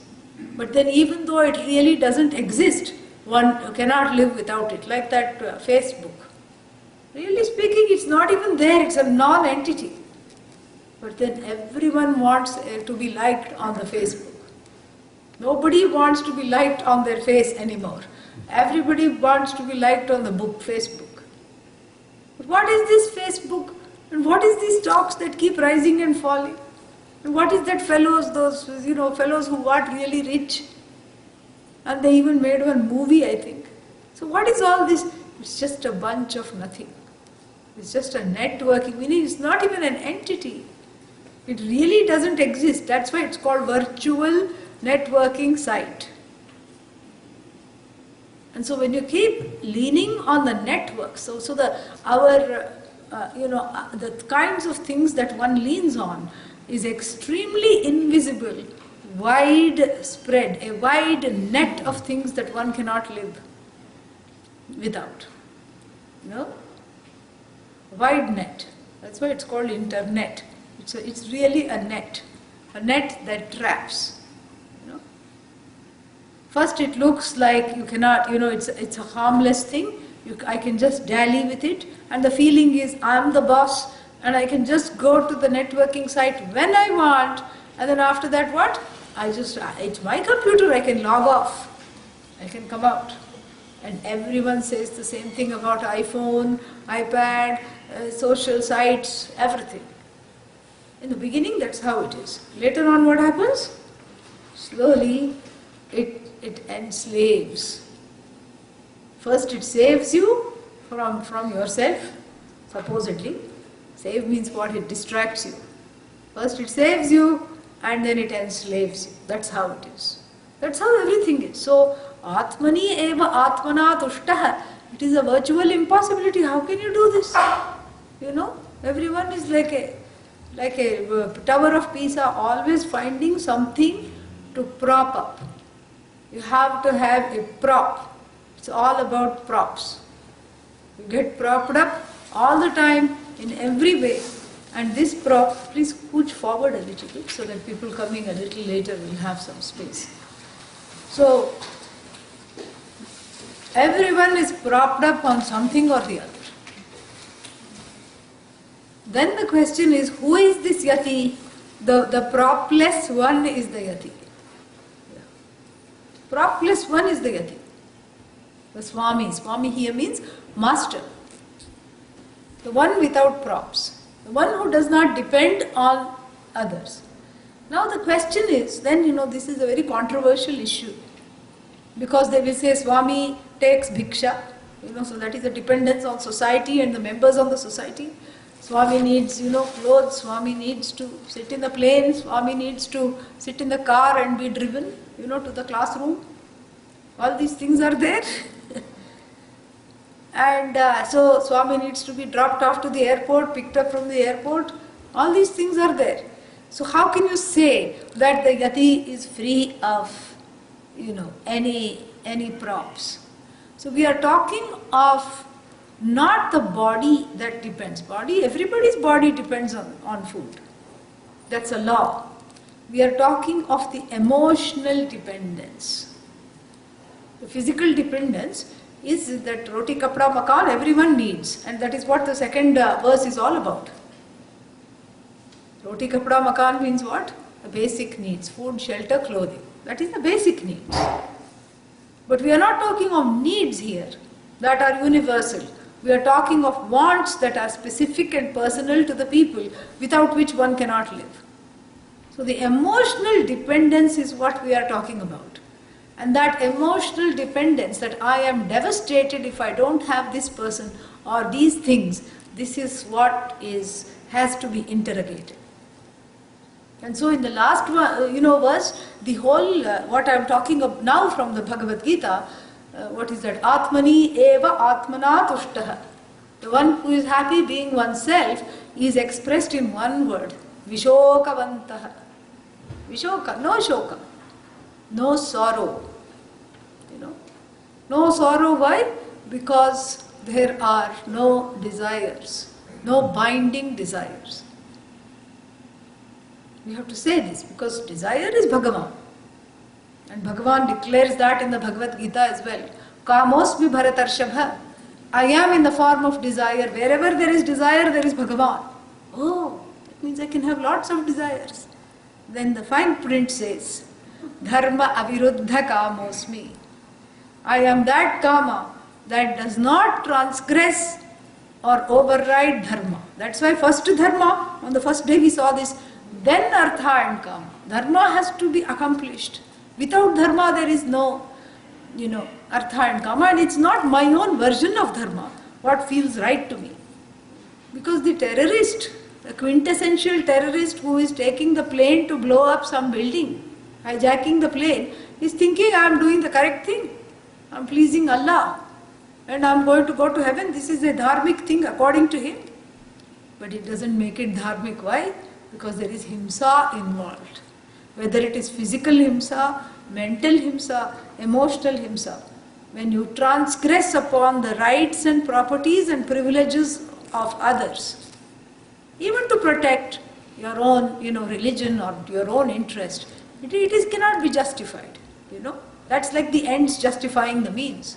So this dharma has to be accomplished no matter where one is on the spiritual ladder. And then what happens is that this kama and artha can come later. The kama that doesn't transgress dharma has the presence of Bhagavan. So it's not that, the Yati perhaps has a desire to teach. It is seen as shubhecha. Shubhecha means an ichha that helps a lot of people. So the desire of the Yati helps a number of other people. They don't stand to gain as much as the other people. They may derive some joy from teaching, no doubt. But it's a blessing for everybody else. Whether it is teaching or samaja seva, whatever they may initiate, those works bless everyone. And this is what is called, loka sangraha. This is a specific term used in the 3rd chapter of the Bhagavad Gita. Loka sangrahartham karma kuru. Do your duty, do the job to benefit the others even if you don't need anything else. This is what Arjuna is advised. And so too the Yati may be engaged in actions behind which there is no striving, there is no longing, there is no, cloying, no pressure, no unhealthy binding desires are not there. So therefore vishokavantaha must be taken as atmani eva tushtaha atmana, one who is happy being themselves. Otherwise one is not happy being oneself. That is the problem. You take the person anywhere and this is what happens. They'll complain. They'll complain in the world's most beautiful place also. You take them, they will say this is what happened. Somebody took me to climb one mountain, small one, one hill once, when I hike. And this side was the sea when I went up. And then that side was all woods, these big redwoods. This is in the west coast. And I was just so stunned, the view was wonderful. And I was just sitting there, just enjoying the water, the sun on the water, just the right temperature, the breeze, and the greenery, and the wild flowers, whatever were there were so pleasing. And then I heard a family kind of struggling to come up the way we had come. And from what I could hear, it's the mother had kind of orchestrated this trip. She had these two sons at an awkward teenage who don't want to do anything the parents tell them. That is where they are at. And so they were kind of dragged into this expedition. And the father was, in his own world. The husband, father, and all four of them kind of grunted and grumbling, all three of them. She was really saying, guys, isn't this wonderful? I heard her say. And they were just mumbling and grumbling, and all four of them came. And by the time the sun was setting, beautiful, such a lovely show. And, and she said, isn't this just marvelous? First she said, aren't you glad we came? No response, they were all quiet. I thought that was very, generous of them, because it's when you don't have anything nice to say, it's better to be quiet. That is what our Shastra teaches, Then what did they do? Then they, she said, isn't this marvelous? And the husband said, the children didn't say anything, the husband said, it could have been better. I was aghast. And the people that were there with me were aghast that one could really say that, that Bhagavan's work of this beautiful sunset, and doesn't matter which religion you are from, everyone says this is a creation of Bhagavan. God by any name, doesn't matter. And here was the person at one of the most beautiful places. At that time could not enjoy. Why? Because of the inner demeanor, that temperament is a wanting temperament. And this is why the best of food can be in front of one. One just gobbles without tasting. The best of experiences one can have. One doesn't learn from them. One doesn't even stop to appreciate them. The best of people one can be living with, and one only sees the faults. That is why yesterday we had a practical tip. What was it? You remember? What was that? Yeah. No, everybody has in their life one weekend day. No criticism, only appreciation day. Yeah. This is what one has to do. Because otherwise the tendency is just such a discontentment. The tendency is one of a growing discontentment that one has carried through many lifetimes. And if you ask the person, you catch hold of the person, tie them up and ask them, why are you discontented? They themselves will not know. They will say, it's all because of you. Yeah, that's what they'll say. But really speaking, this discontent is centered on certain uninterrogated assumptions about the I, which have been, taken care of by Vedanta study. And what are these uninterrogated assumptions? I am bad, I am no good, I am an idiot, nobody loves me. And even if one or two people are foolish enough to love me, I'll make sure that they will not love me a little later. This is what it is. One sets up situations for self-sabotage. And this has to be taken care of. So there's a lot of homework. That's why satsang is important, yoga is important, bhakti is of course, very important. And all these things, are the preparation to receive this knowledge. So here we are talking of the person who has gained that place of being happy just how they are. If you give them an iPad, they will play with it, no problem. And then if you take it away from them, they will say, "Theek hai, no problem. It's all right." So that dependence, that emotional dependence, that for my emotional well-being, I have to have some things without which I cannot be, that is not there. And that is what is called Yati. And so the first one talked about how did they get there, correct? The first verse, if you see, Vedanta Vakyeshu Sadaramantaha Tushtimantaha Bhikshannamatrena, and Karuna they have, because they are free of sorrow, they can afford to be compassionate towards others. Vishokavantaha Karunaikavantaha and Kaupinavantaha Khalu Bhagyavantaha. Then the second one is more of their external situation. What is it like?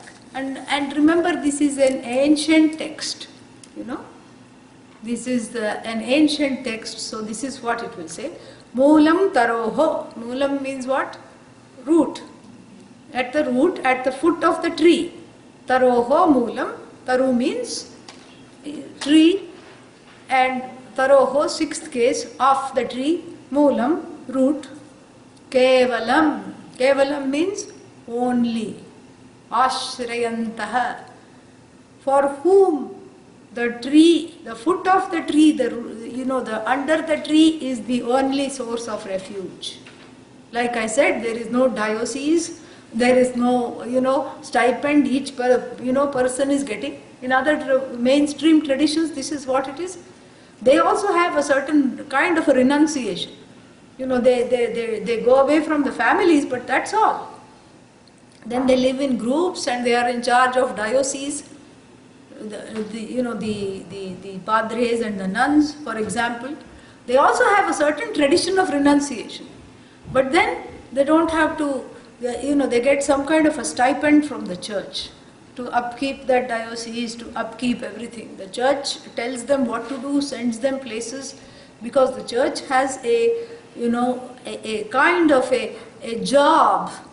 The church itself has a job, a portfolio for these people. Go here, do this, preach this, and this many people we have to bring into the fold, because that is what the whole thing is. And so they are, and then we have this whole thing, one of the vows that are taken is wedded to poverty,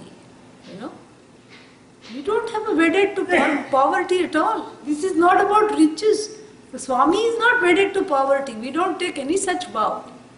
The Swami is wedded to Bhagavan. That is what the thing is. Anything that you see is Bhagavan.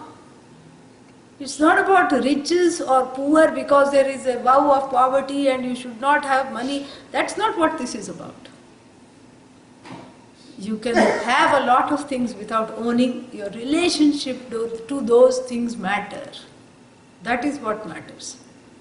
And so here, Moolam taroho kevalam ashrayantaha, it's not because they have taken some vow that they are not going to live in a house, in a structure. They are not going to live in a room. They have not taken a vow like that. But then why are they under the tree? Because they are happy wherever they are. They are okay. So the tree is the basic amount of shelter from the hot sun, from the rains. So therefore the tree is given. Tree, temple, anything.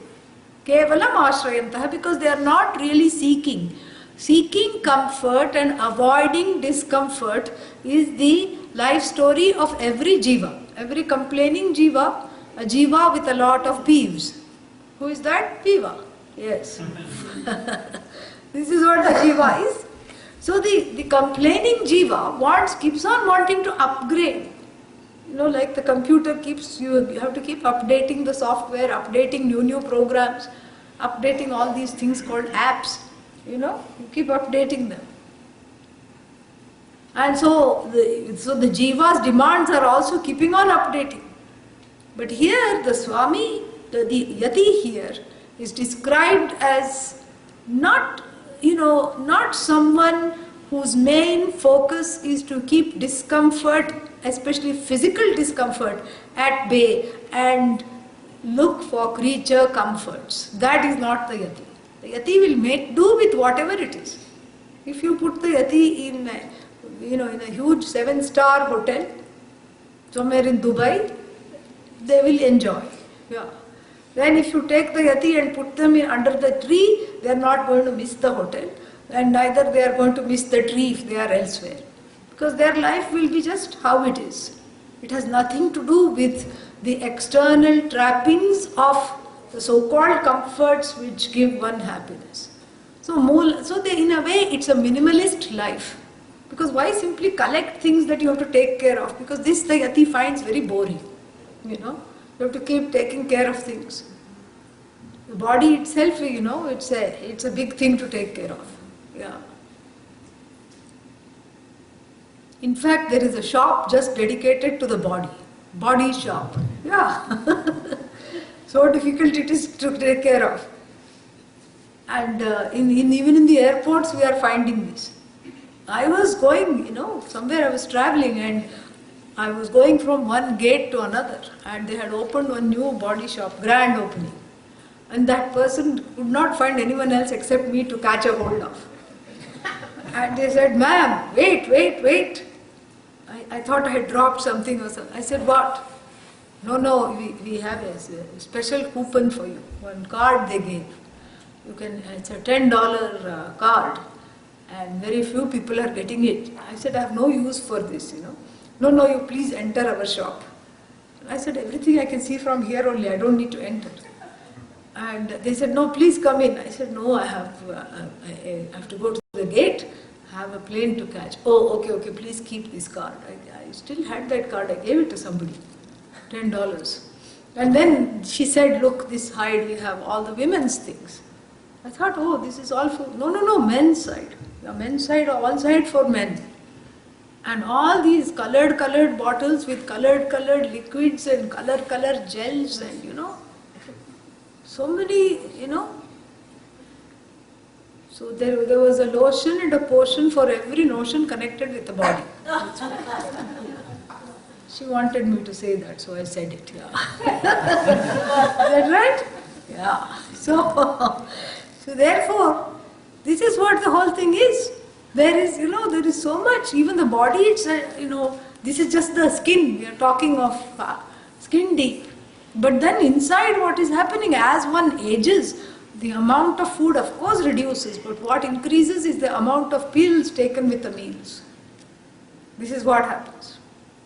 So for every ailment, some kind of pill, some kind of potion, some kind of something or the other. And there is so much focus on the body. And that is the whole idea, is that for the Yati, in that sense, they are minimalists. They are minimalists not because they are trying to be wedded to poverty, but because they know that I am not the sum total of this body, mind, sense complex. The focus is elsewhere. The focus is to enjoy what they know rather than try to make the finite infinite, which is a useless thing, Aging will happen, the body will fall sick, the body will drop away. Yes, to a certain extent you have to maintain it, because who else will maintain it, You have to maintain it. But then beyond that, the attempt to try to make the finite into infinite is what lands everybody into what is called samsara.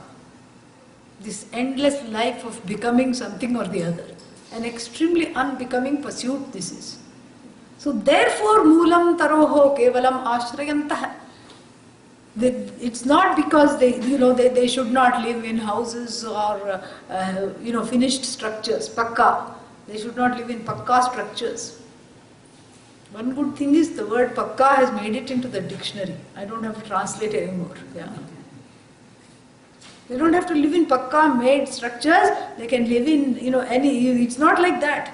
They can live anywhere, but since they are so contented, they do not care where they are. That is not the focus of that at all. And then, then they don't have to carry a lot of things either. Yeah. They don't need silverware. Yeah, it is recyclable, everything. They don't have plastic, styrofoam, nothing. They have the world's first plates, which are washable, wipeable, keepable, reusable, biodegradable 100%. Yeah. hands. Panidvayam, the two hands become the plate and the spoon, both.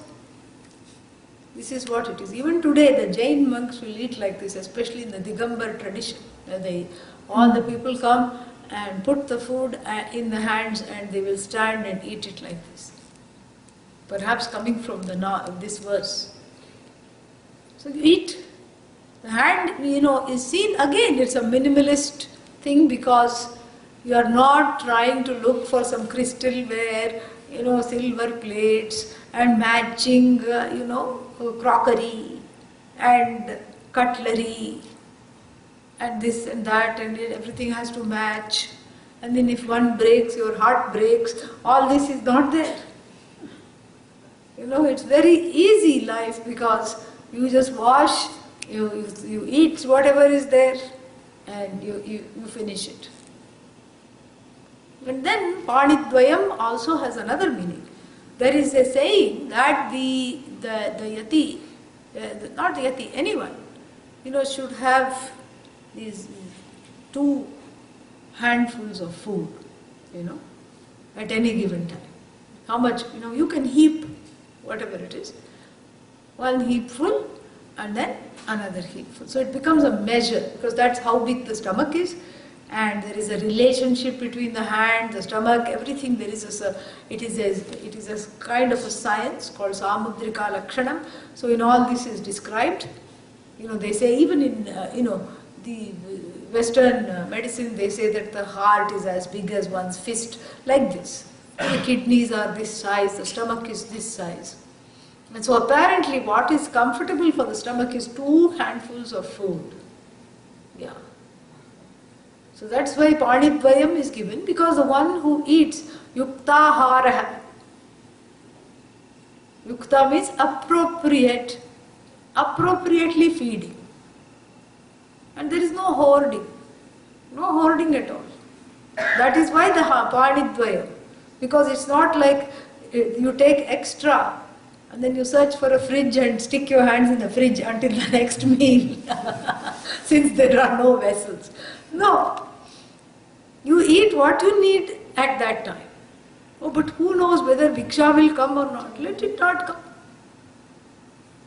Really speaking, this food thing is very interesting. If you are meant to eat, you will not be able to get away from it at all.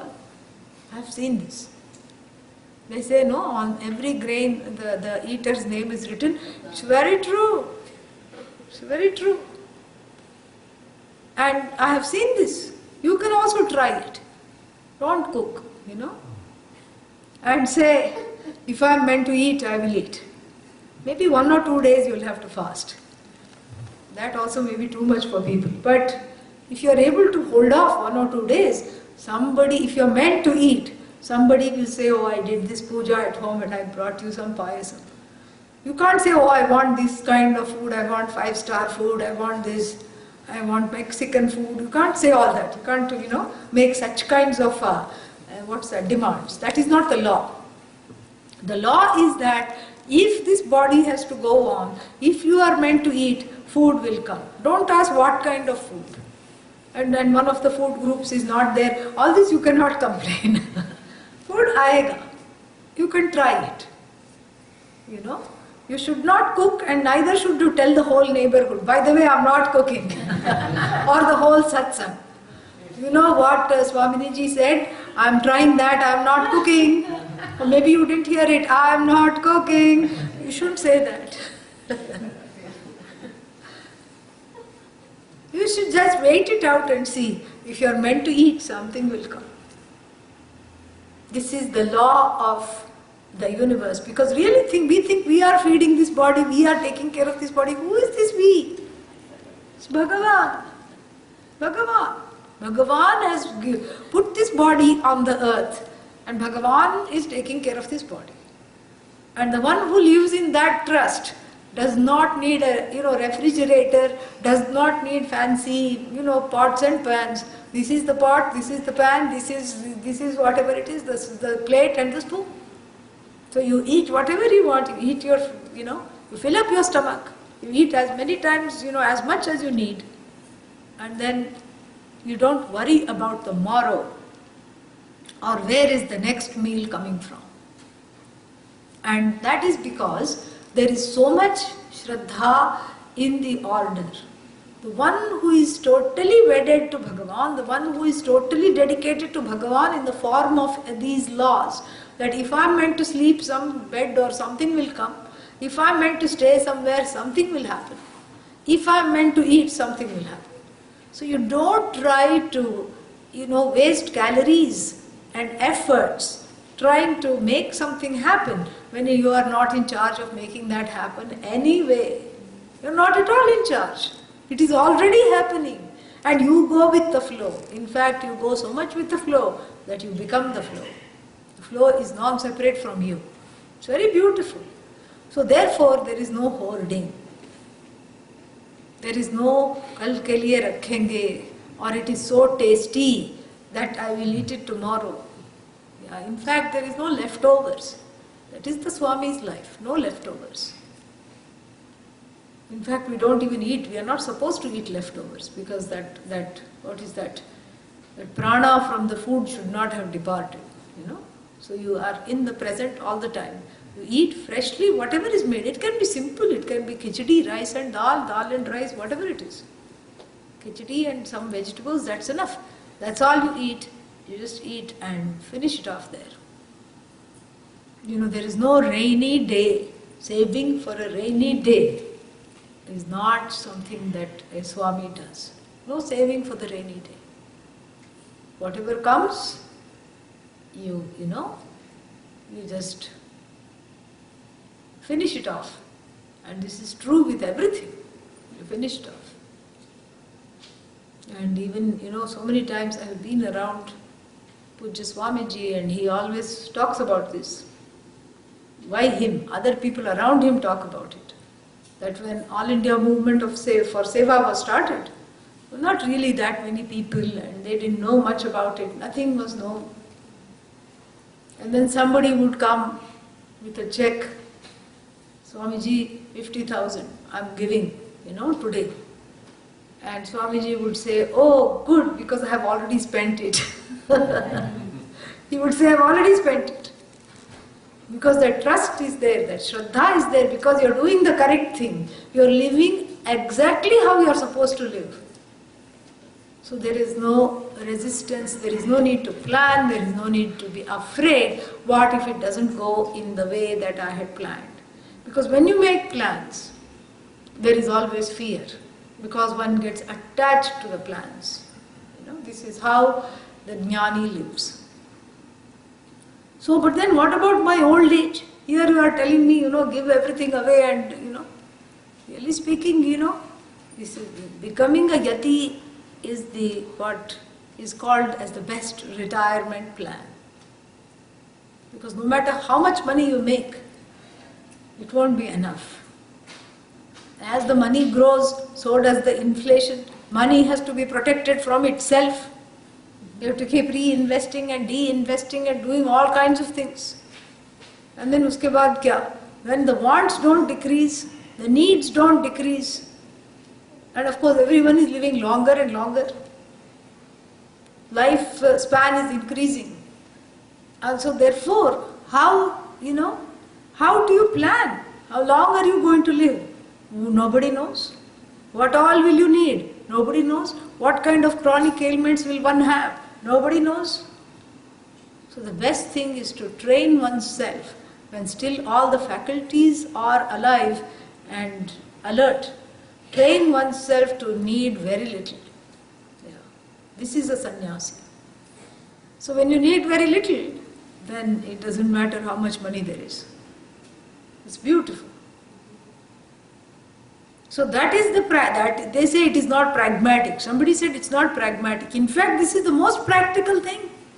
You train yourself to make do with whatever there is and cultivate a happiness with whatever there is. Yadrichha labha santushtah dvandvatitah vimatsarah. Yadrichha labha means whatever comes, one enjoys. And whatever doesn't come, one does not grieve. Agate swagatam. If something comes, you say, wonderful. You say aha, and if it's something to eat, you say swaha, and that's it. After that, it's, you just go move on. And the one who is able to do this is Yati. Panidvayam, amantrayantaha, bhoktum, ready to eat. Anytime ready to eat. Not saying, oh, I have to put on a new set of clothes to eat this. No. I need the right circumstances, I don't have the right silverware.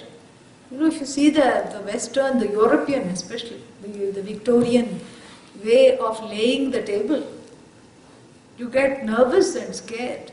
There is one big plate, uske andar smaller plate, then uske andar one bowl, and then side one another bowl, and then 3 or 4 knives on this side and 3 or 4 spoons and forks on the other side. And then you have to go to class to find out which one to take when. So you need education in that. You have to go to butler school to master this cutlery language. You don't know what it is. And then if you pick up the wrong one, it's a social faux pas. And nobody will invite you next time. All these tensions will be there. And then the right drink you have to ask. What all they will be pouring so many things, and then each thing goes with another thing and something. Just with the appetizer there is one drink. And then with the main course there is one drink. And if you still have your wits about you, with the dessert there is one more drink. Like this it's a big huge thing. And then went to who should give toast. Toast doesn't mean toast, okay? Yeah, toast means you say some things. Who is allowed to get up to do that? Who should not do that? All this etiquette. For what? So shallow. For what? Who are you trying to impress? It's all a bunch of approval-seeking behaviors. And even in India, in North India, which was much more influenced by the colonizers, North Indians would make fun of South Indians. Ye haath se khana khata hai, they would just make fun. They are eating dahi chawal. Dahi chawal is yogurt rice, which every North Indian person shudders at the thought of this. They don't understand what is there in this yogurt rice. They don't fathom, they don't understand, they don't care for it. They want to run as far away from it. It's sticky and it's according to them,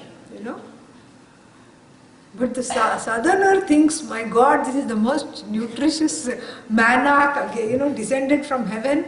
Whoever invented this dahi rice should get an, award, a present. And, and that's why, when I was in school, this is what would happen. They would look into each other's tiffin box. Yeah. Whenever my mother put dahi rice, and I had no choice in that. Whatever came, I had to eat.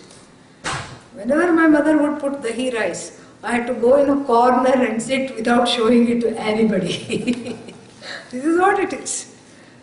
But, so this is because the North India has got that influence of that colonial influence. All this churi, kata, which we think are weapons of mass destruction, they use for eating. The Westerners used to, eat, and some of those knives are very sharp. I think when you are non-vegetarian, you need all these knives because you are cutting into flesh, So it may be cooked, but still you are cutting into the flesh. So perhaps that's why you need the sharp knives. But then all these things, utensils, so many utensils. And then there is all these correct things and wrong things, and there is one small spoon and a medium-sized spoon and tablespoon and soup spoon and all these things.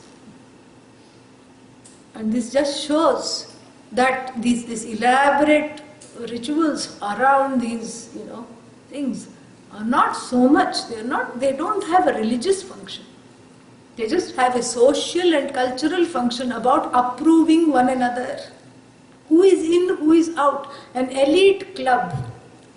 And that's why people join this, what is it called? Toastmasters. Go and learn all this. these Toastmasters, how to say witty things and, and all these things we don't understand. And all these parties where you're supposed to just say, stand with your juice. I've never understood that. Yeah. Somebody hands me something, I'll drink it. That's all. I'll just drink it if I want to drink it. And then we'll finish it. But that's apparently a wrong thing to do. You have to sip little bit and then you have to circulate here and there. This is what you're supposed to do. And this is the whole thing. This is not for any. This is really for approving people and having this club of insider and outsiders. This is what it is.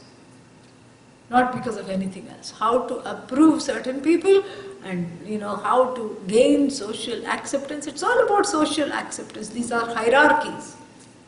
The more the status, the more the astras and shastras on either side of the plate. That's what it is. These are the hierarchies. And so therefore, here we simplify everything. The two hands is all that you need to eat. You have your mouth, you have your biodegradable spoon, you can make it a fork, you just go like this, you can make it a fork, or you can make it, a pair of tongs, you can make any kind of, spoon with the hands. And here you cup it and make it a cup to drink something, you make it a plate. And, and all this, without any accoutrements, the one who lives. This is called, the Yati's life. Then one more thing. The next line can be read in two ways. The first way is Kanthamiva Shrimapi Utsayantaha. Or we can say Stri, I think Shri is slightly better. Kantha means a rag, or made from some, like these quilted pieces, some useless rag.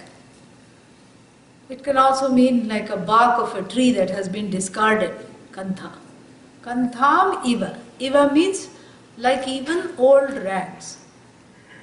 What do you do with old rags? At the most it may be used to mop the floor, and then what? You throw it on one side.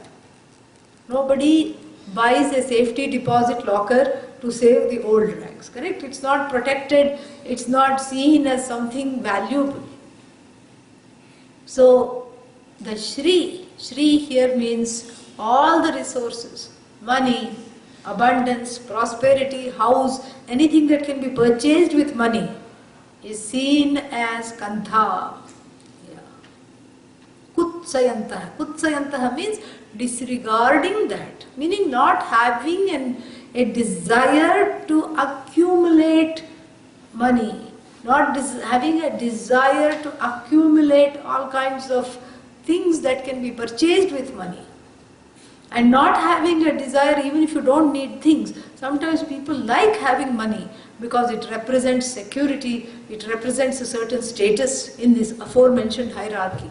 But here that is absent. The desire to advance financially is absent. The desire to keep on accumulating is absent. So disregarding means totally letting go of that as a goal in life. Disregarding. In fact, one of the vows taken during the sannyasa is giving up what is called vittaishana. 3 kinds of eshana. Eshana means desires are given up. Putraishana, desire for progeny, and this includes, certain people may have desire to have a large following, all these things. It includes that. And then lokaishana, desire to go to various lokas, and then vittaishana. Vittam means wealth, money. So all these desires are given up in the sense that one is not doing anything to actively pursue those desires. And here the vittaishana is talked about. A small clarification here, because this can be very confusing. People say things like, if you are a true Swami and you are sitting next to gold, then you should have allergic reaction. you should immediately go into something like an anaphylactic shock. You should administer some epinephrine immediately, because if you are a true Swami, you should be allergic to wealth and gold. You should have an allergic reaction. And there are certain stories. Of course, these are propagated not by the Swamis but by the disciples around the Swamis who want to, what should I say, make some kind of a big splash, headlines about the Swami's Vairagya. And one of the stories, I'm sure you've heard some version of it, goes as follows.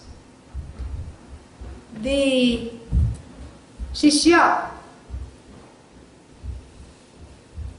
wanted to test the Acharya, test the teacher, to see if the teacher really has Vairagya or not. How to test? You know? The Maida's touch, that was the test. Whether the teacher will react to gold.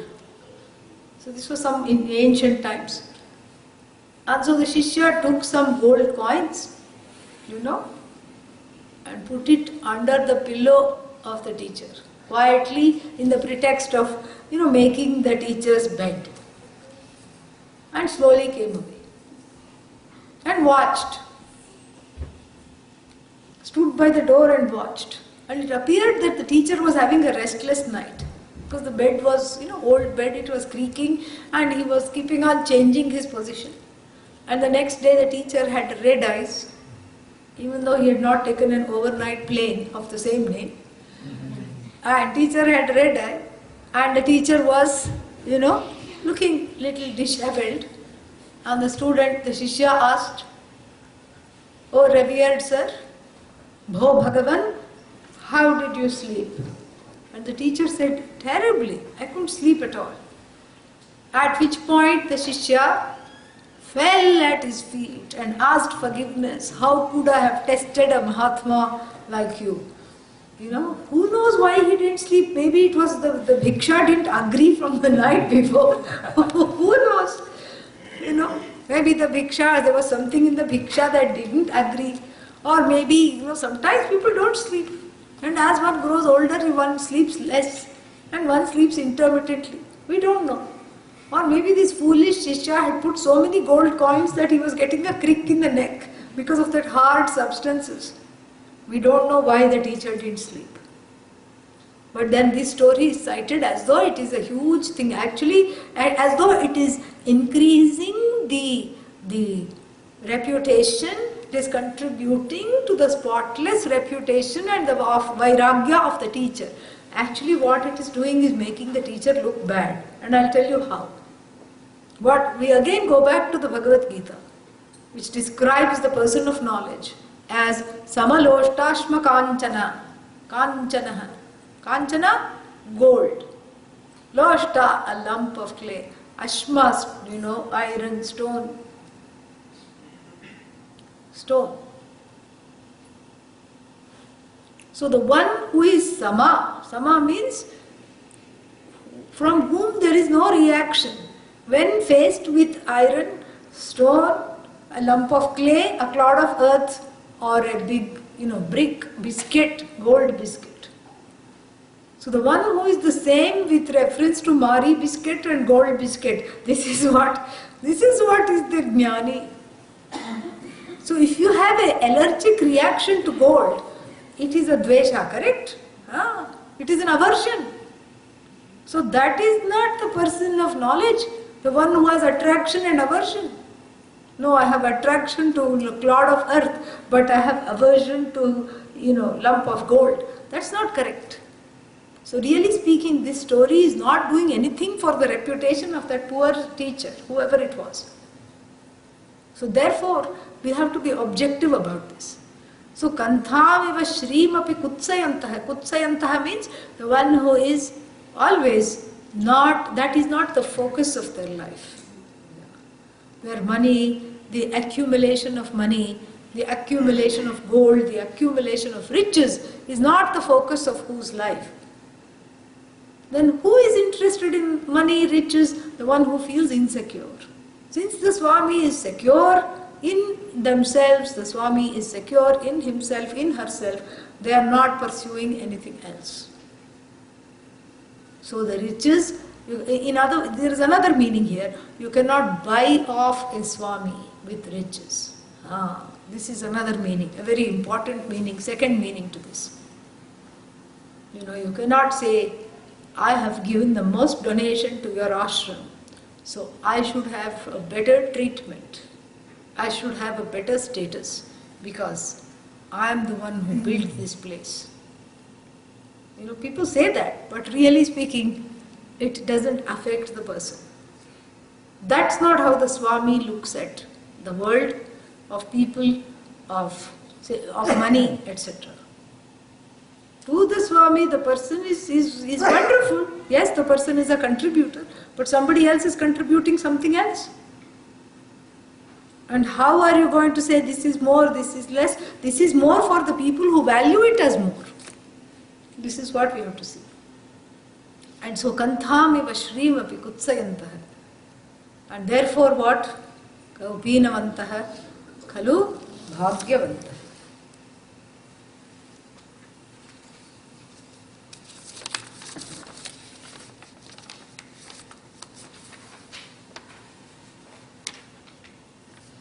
Swanand Bhave परितुष्टिमन्तः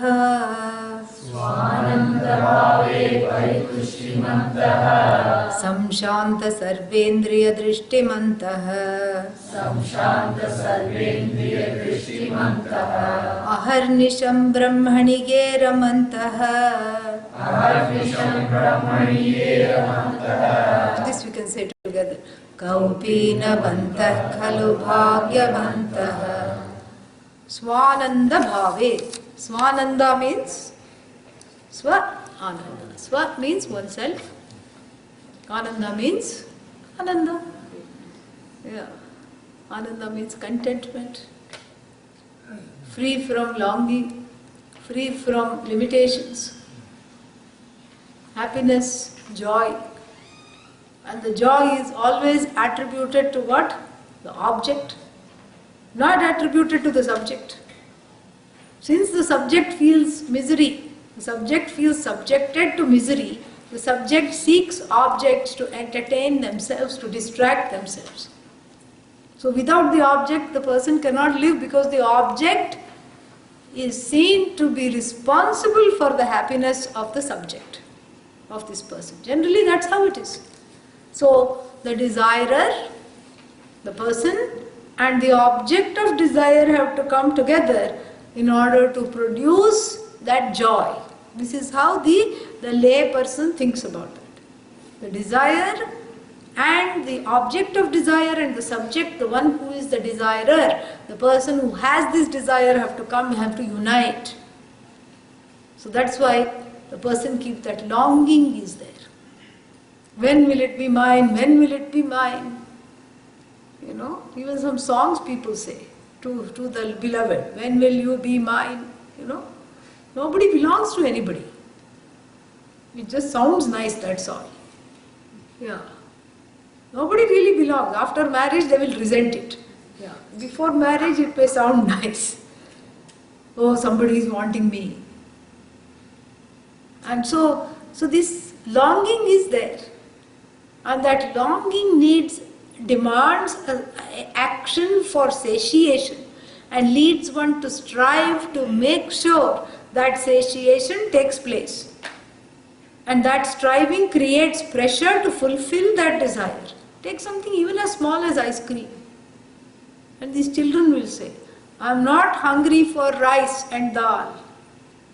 And then the mother has no other thing, no other solution except to ask, what are you hungry for? If you are hungry, correct? The stomach doesn't have ice cream compartment and then, French fry compartment, it doesn't have. But this is how the modern children talk. I am not hungry for roti or dal or rice. Then of course the beleaguered parent who has worked all day and just wants to feed the child and have some time off. So, okay, what are you hungry for? I'm hungry for French fries. Correct? I'm hungry for ice cream. Yes, so that's even possible. But this is how they talk. The parents are fed up because the child is not fed. The parents, even though the child is not fed, the parents are fed up to the teeth. And they say, just give it what it wants because it's so late and we are not able to do all this. So then that French fry becomes the desire, or the ice cream becomes the desire, and the child becomes the desirer. So the object of desire and the subject of desire have to meet. So first you have to get into the car, go to the place where the ice cream is there. And then of course, because the karma is bad on that day, prarabdha is prabala, very strong. What the flavor the child wants, only that will not be available. So then you have to go to the next place. Then you have to go to the fourth place. And finally it is available. And then you have to buy it. You give it to the child. The child takes it. And then finally the child eats it. And who is more relieved, one doesn't know, the parent or the child. But there is a certain satiation here, because the object of desire and the subject of desire have united. And it is true with everything.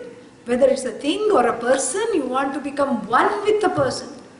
That is what the impetus is to become one with something or the other. What is it that I want to become one with is not clear. So then I keep trying, trial and error. Okay, I'm going to try becoming one with this person. First marriage ho gaya, then the second, that didn't work. Second marriage, third marriage, even 7 marriages later, at the 8th marriage, this person still says, this is forever. So really speaking, one wants to be one with not the thing itself, but what they think it represents, which is a sense of freedom from limitations, which is a sense of forever. How long you want to be happy? Forever. How long you want to, keep having, it's not the ice cream, because you can't keep having ice cream. By the first ice cream itself, you are sick, because the portions in this country are preposterous. They are frightening. Even the sight, you don't even have to eat the ice cream to get the heart attack. The sight of it is enough. Yeah. To make you at least skip a beat, if not bring on an attack. This is crazy. They keep putting, and it's not an ice cream, it's a mountain. By the time they are done, and then God forbid if there are all these other ice cream creations, what are they called? One Sunday, yes. And then they will put some sauces and some nuts and some creams. No, the banana thing is something else. It's a split. That's not Sunday, it is split. No, ये सब जानते हैं. And that banana split, you have to split with several people. Otherwise your stomach will split. That's why it's called split. Yeah. You can't eat it on your own. Huge. Even first of all, the vegetables in this country themselves give a heart attack. This big. The potatoes are, really, each one weighing 5 kilos. It's huge. The bell pepper is, preposterously big. Everything is big. The portions are big. But you can't eat the big portions. You cannot eat it. So what do you mean by saying I have to become one with the object of desire? Because the desire keeps shifting. What it is seeking, one doesn't know until one comes to this teaching. One keeps thinking, I am looking for the object. The ice cream you are not looking for. If you are looking for the ice cream, then everybody would be just lining up to work in Baskin Robbins, But nobody is. So it's not that you want to be close to ice cream. You want to hug a canister of ice cream. No. What is it that one wants? The satisfaction that is gained from ingesting something that you like, from becoming one with what you like. So it's not the becoming one, it's not the object, but it's the satisfaction that is centered on the subject that one is seeking. One is not seeking the object. So therefore the object, if one continues to not understand this and keeps seeking the object, the subject becomes subject to disappointment. Because nothing suffices, nothing pleases, and like that disgruntled man and his two sons, you can paint the best sunset of the world, Bhagavan even can paint, and they will be saying this is not good enough. So therefore, the Ananda is not centered on the objects, it is a deliberate, superimposition based on my ignorance, that I think that the Ananda resides in the objects. No, you don't know, you can just sit here and talk like that. But for me, Ananda resides in the object. Really? Yes. How do you know? Because that's how it is. All right. Then that same object should give you Ananda all the time. Does it? No. After one ice cream, if you look at the other one, you feel like throwing up, you don't want it. You know? Or even if you want something, let's say you want ice cream, you're getting ready to eat it, but you get some bad news. Somebody very sick or something. Then are you able to enjoy it? No. And then, supposing, the ice cream is there, you are also there, but the upakarana means the stomach upset. Then also you are not able to enjoy it.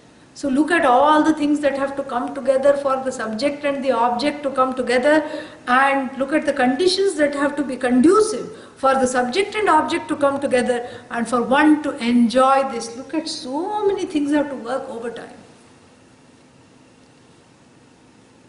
The subject should be available, the object should be available, the mood should be okay, and the upakarana, the instrument of enjoyment should be in good shape. The stomach, the tongue, etc.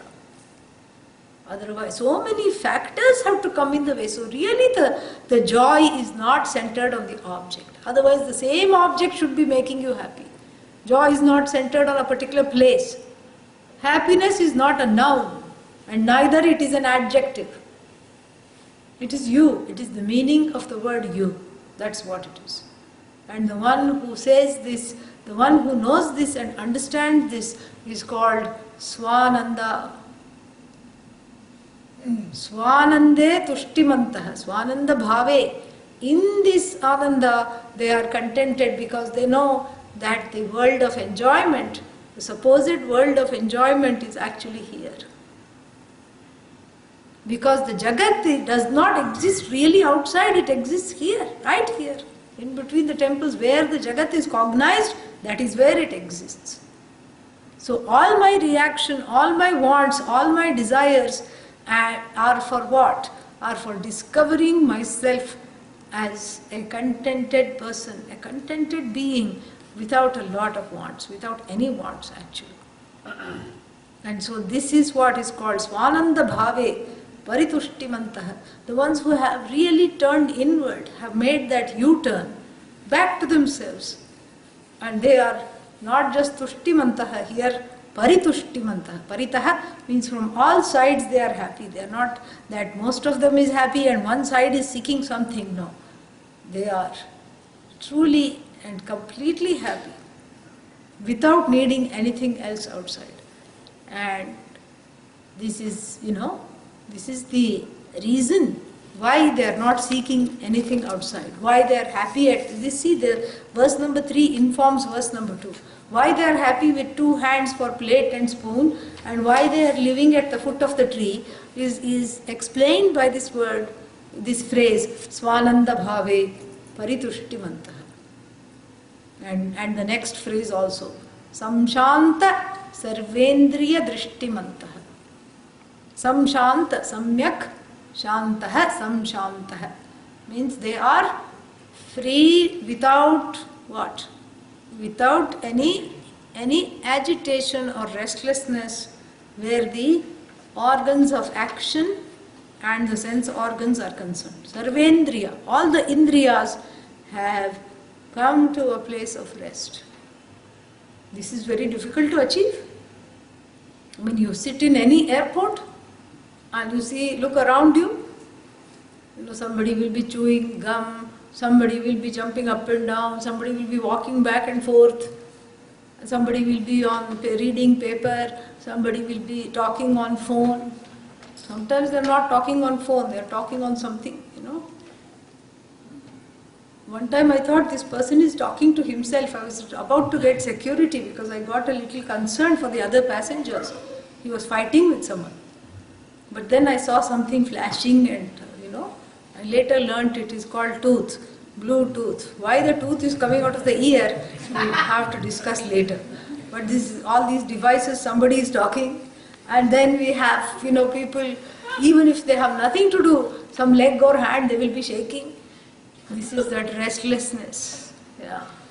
There is no quietude because the hands and legs respond to the inner restlessness. Yeah.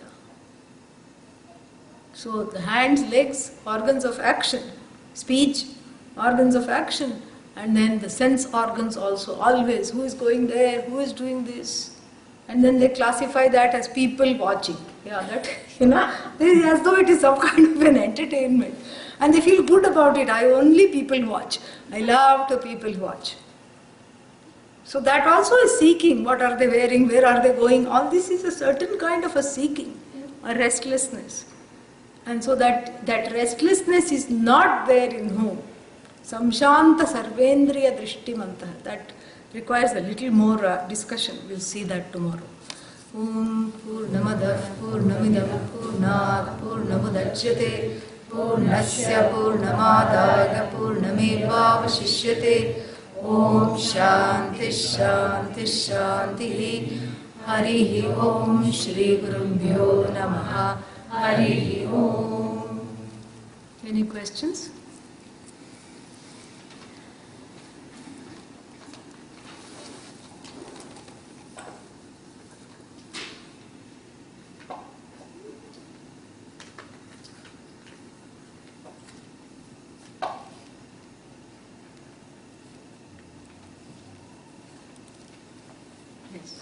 It's very rare, right, to find a jnana without all these souls.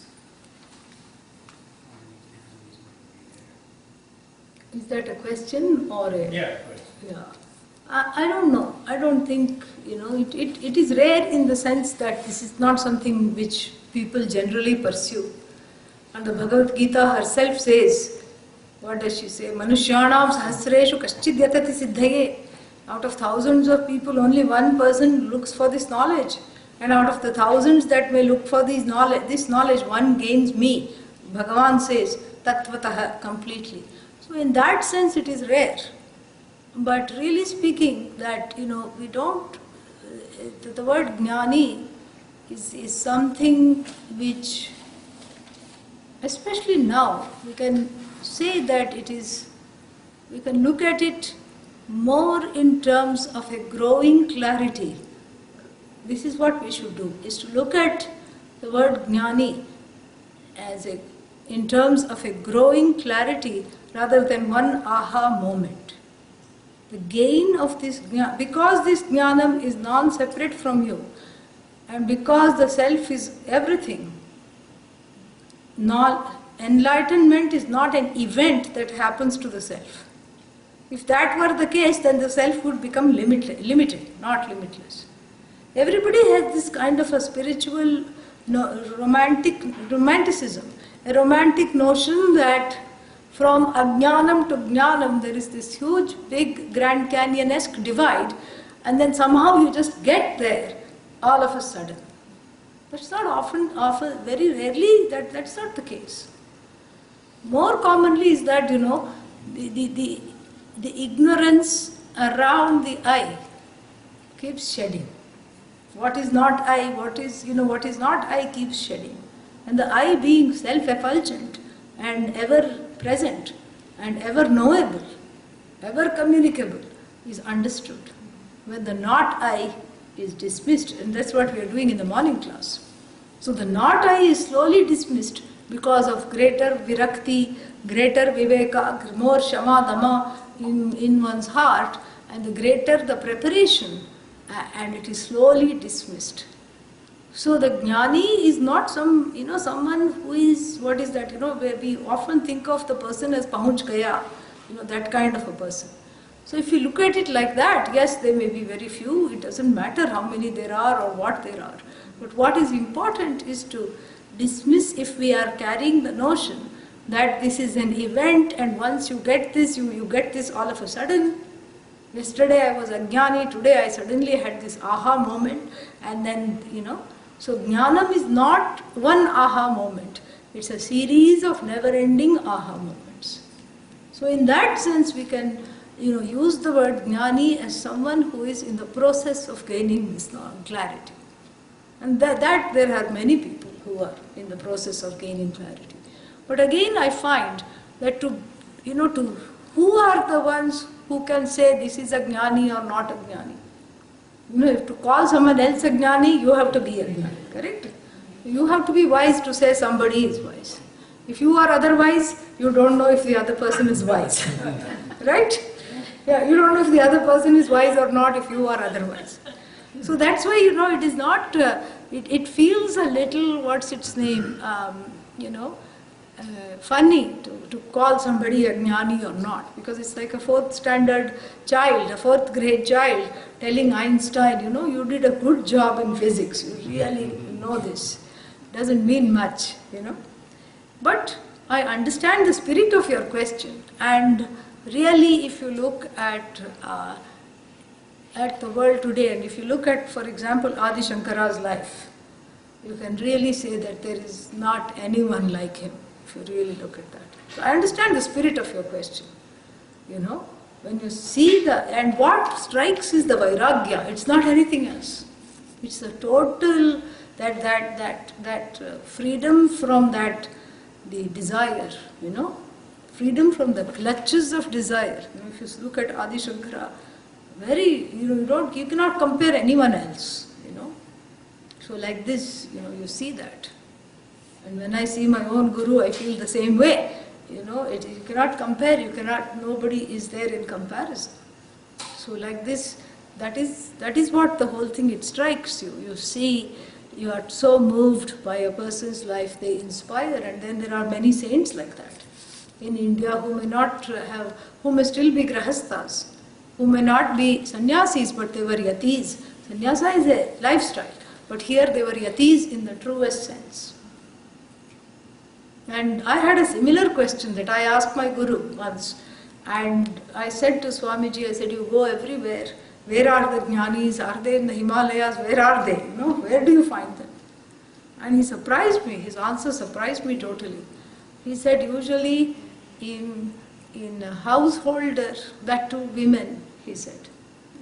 Women who have led a life of karma yoga and who have done so much tyaga, he said. And he says, I look into their eyes and I know they know, and they know I know they know, and not a word is exchanged. This is what he said. I was very moved by the answer. I was very, very moved by his answer. So who knows? They may be, in our own homes. Who knows? Yeah, we have to look carefully where the jnanis are, and for that we have to quickly gain the jnanam so that we can look for them. Good question. I enjoyed this.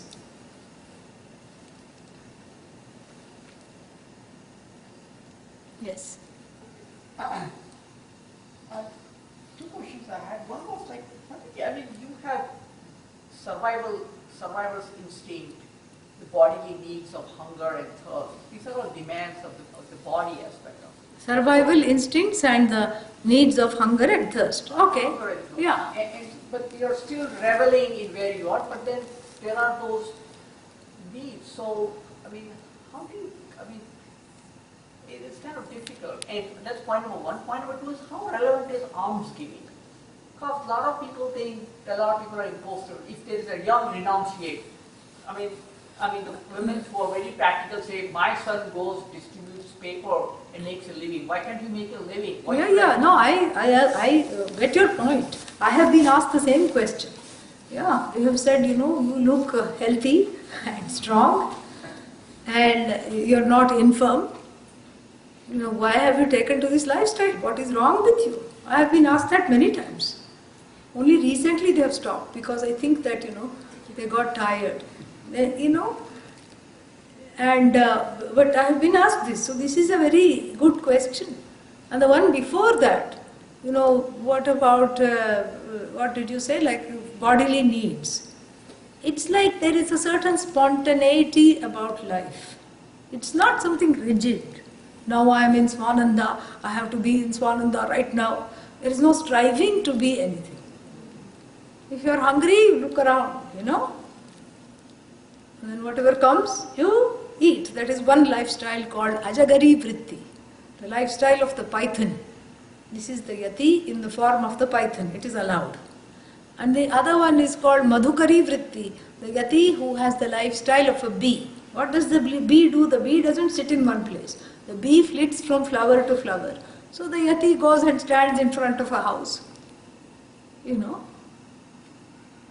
Says, feed me. And that's it. If they say, no, I'm not going to feed you. If they say what you said, the second question, you seem to be young, you seem to be, fit. The Yati will not react, will pray for them and move on, to some place. Because there's no point in arguing with that. So as regards your second question, it is a sad state of the society where we have come so far away to not value this pursuit. In the olden days, when the young children used to take to this kind of life, like Adi Shankara was so revered because of his youth, really, partly because he was so young and he had so much vairagya. This was something valued in those days.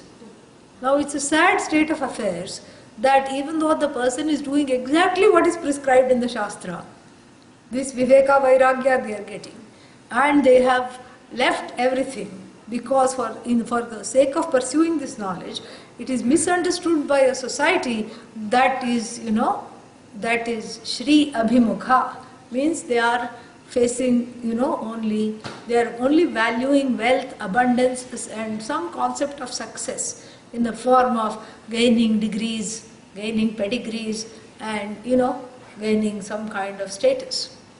So it's not so much a comment on the renunciant as much as I see it as a comment on the society, that we have come a long way from the Shastric, thing.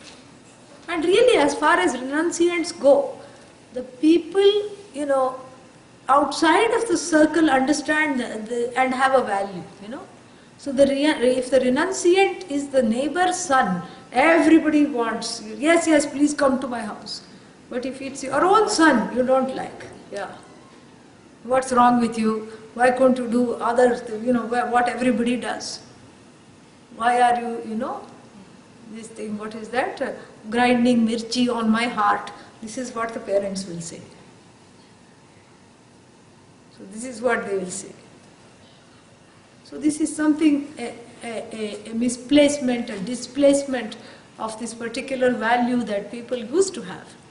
Now it is not there. There is a shame connected with alms, taking, and perhaps it's to do with the effects of colonization. It may well be. We don't know.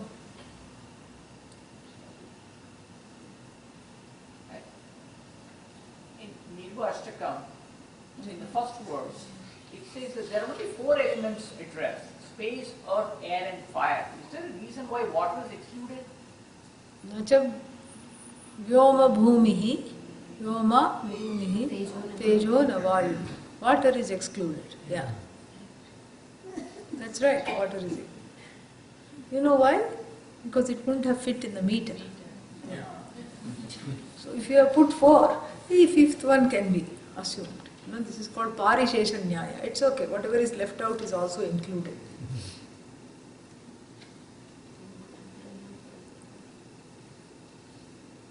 The bhumi includes the apa.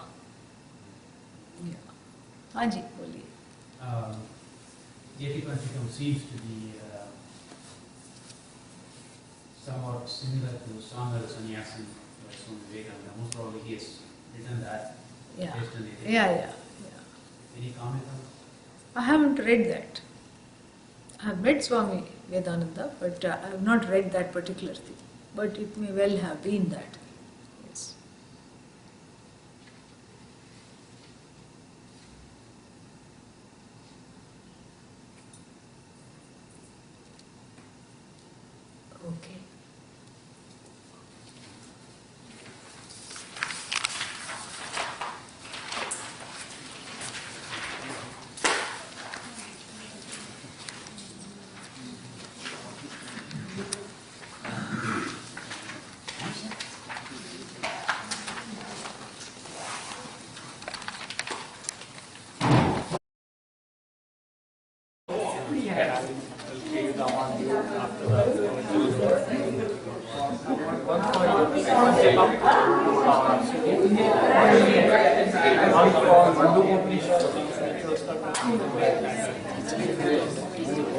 It's okay, I was not supposed to eat. It was a practical illustration of Yati Panchaka.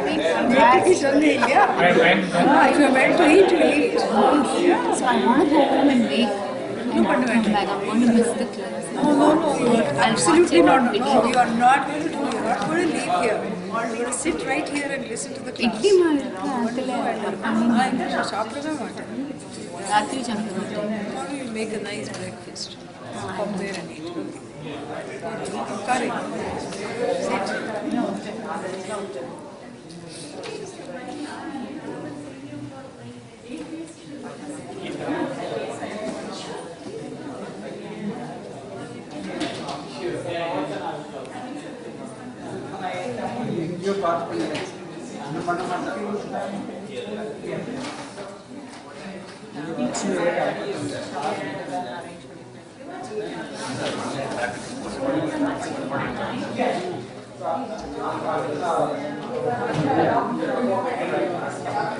Krishnan ji, unga kitta traveling clock irka? Or in the back. Clock. Money. Sorry. Thank you.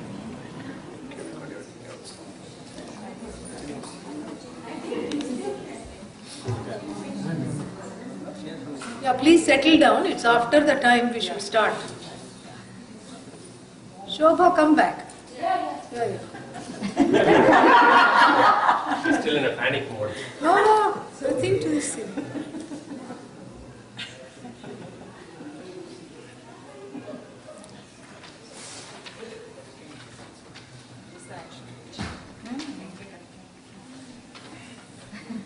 Yesterday we were talking about this very thing. So it is just illustrated. That's the only way to look at it. So when you will get it where you're supposed to. Exactly. Yeah.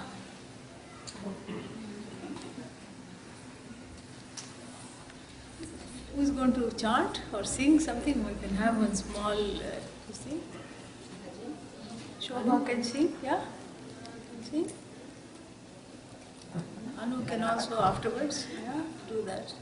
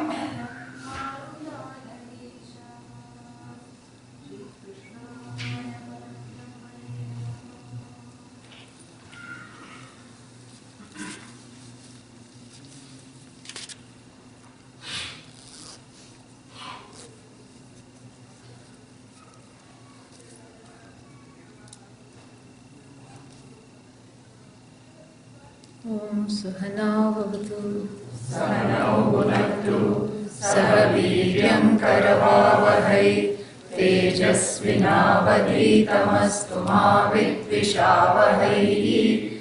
Om Shanti Shanti Shanti. Together.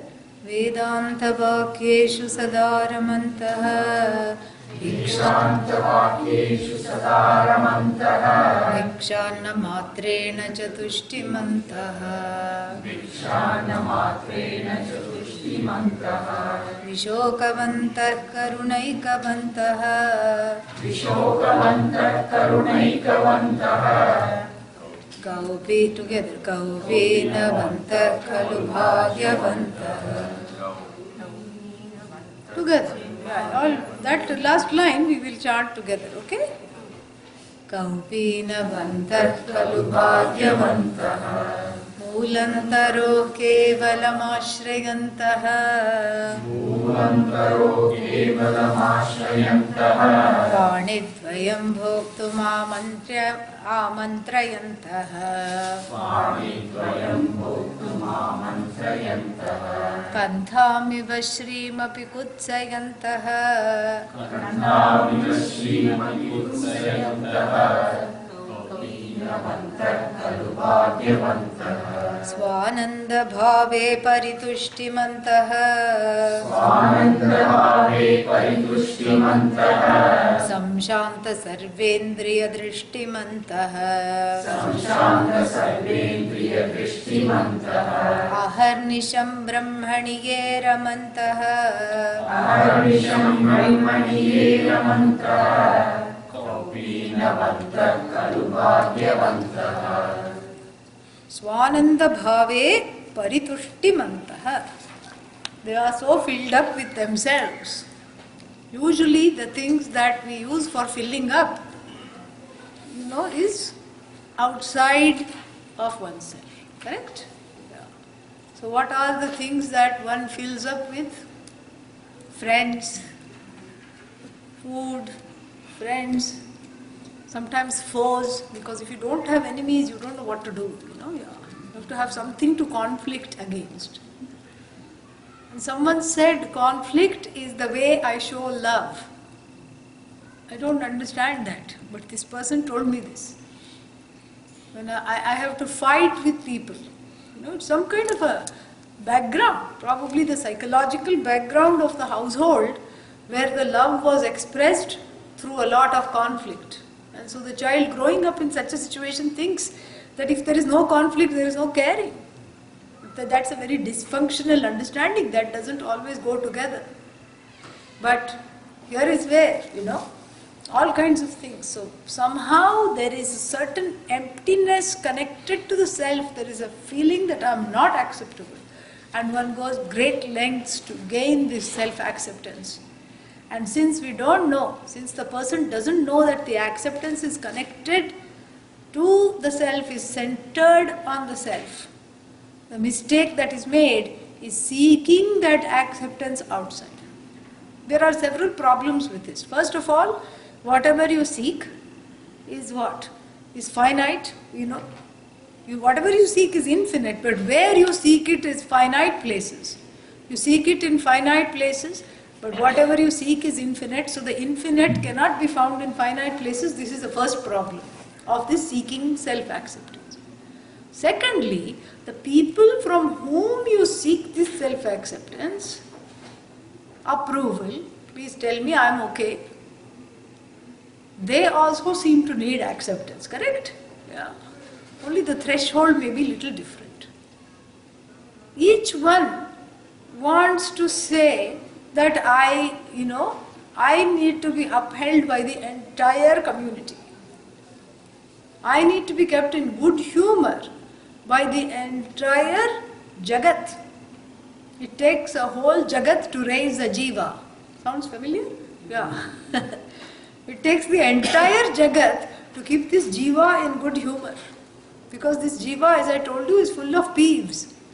Pet peeves, and always wanting a certain fulfillment, and that for that fulfillment the entire society of people has to be kept busy, has to be kept on their toes, keeping this fellow in good humor. And for that sake, so many jobs, so many marriages, so many things, just for the sake of being in good humor. So many restaurants, so many movies, there's this Bollywood and Hollywood, Bollywood we knew, but then there is Collywood. What is that? What is Collywood? Huh? Yeah, what is that Collywood? I don't know. And all these woods are there, and so many things, so many films, so many kinds of entertainment, so much gadgetry, and in other words, there are new things for every raga dvesha, correct? But the raga dvesha, when you fuel it, when you feed it, what happens? Just like a plant, it grows.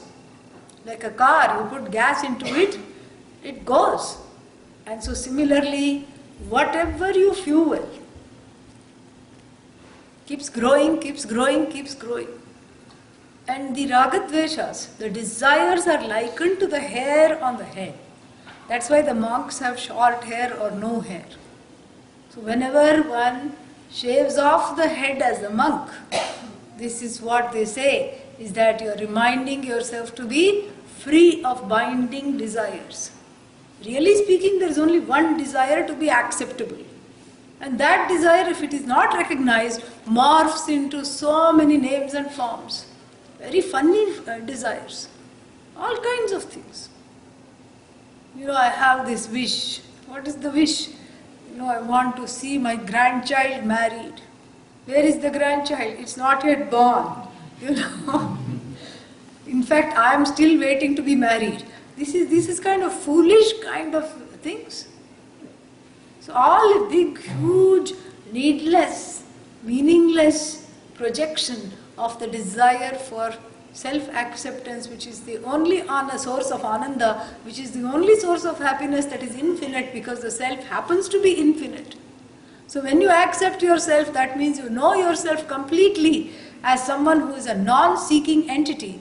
And then that non-seeking entity is the source of all happiness, because you have found what you are really searching for.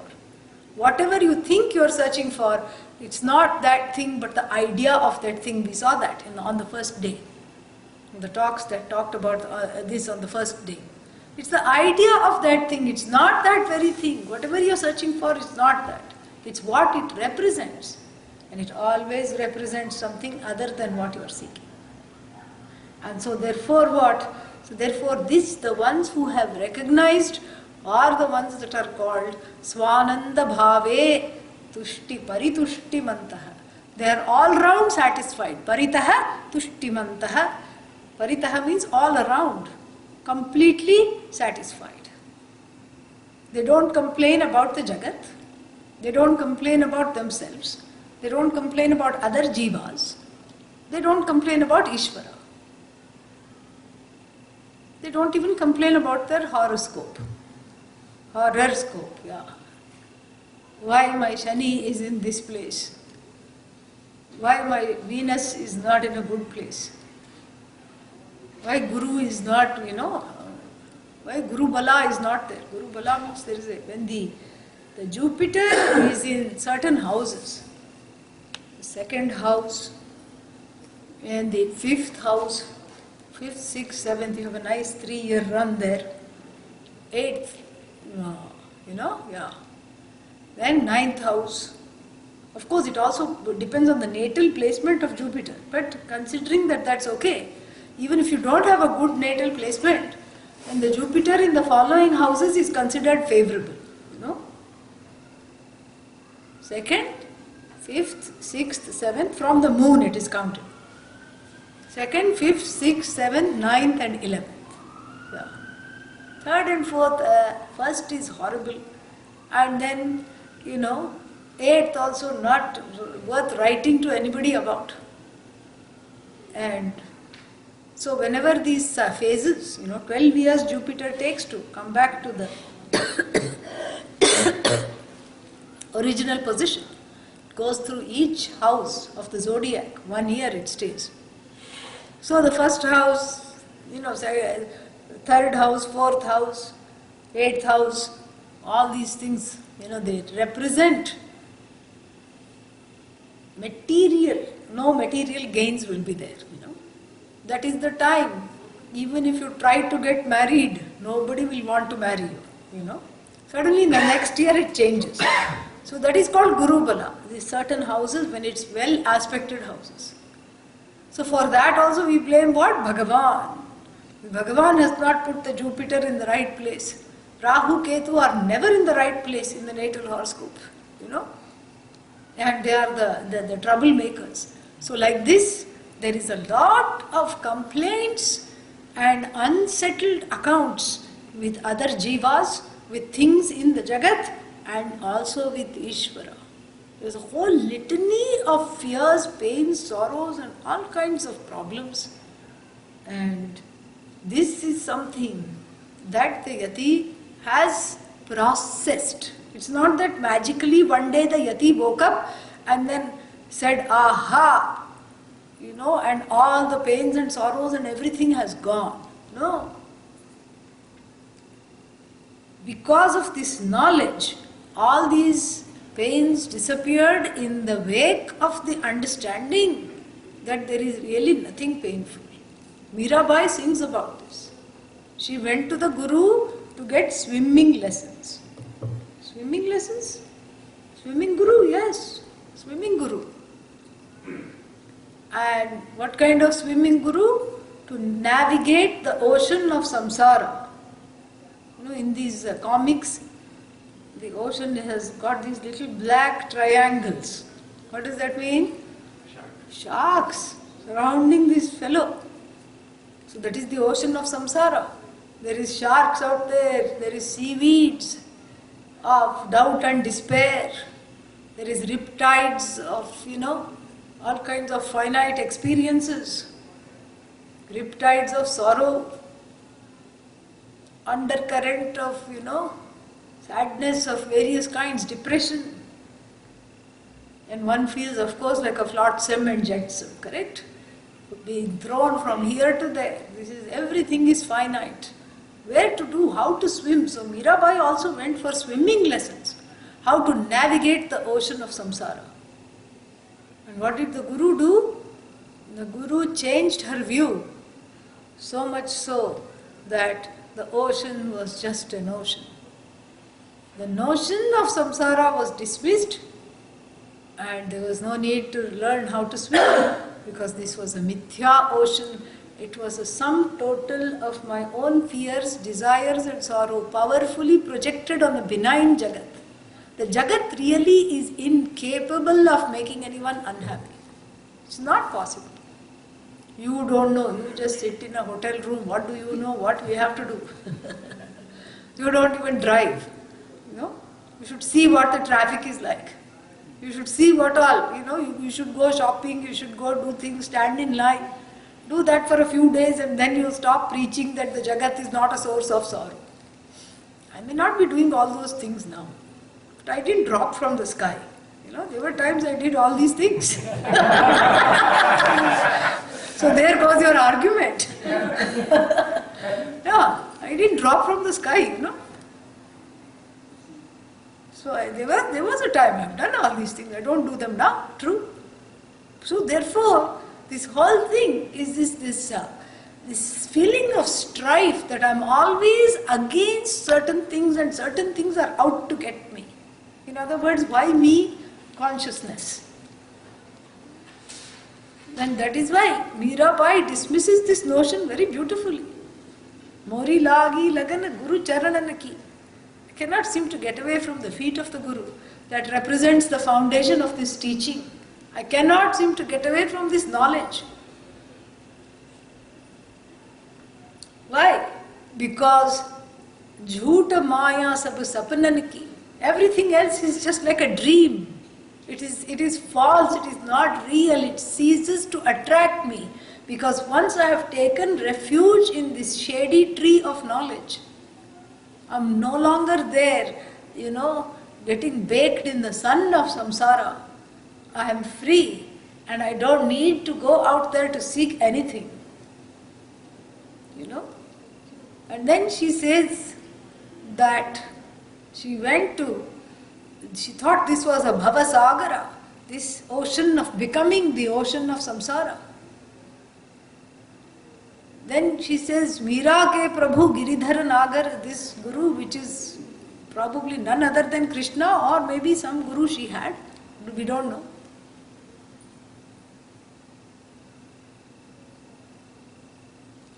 As a result of the teaching, a miracle happened.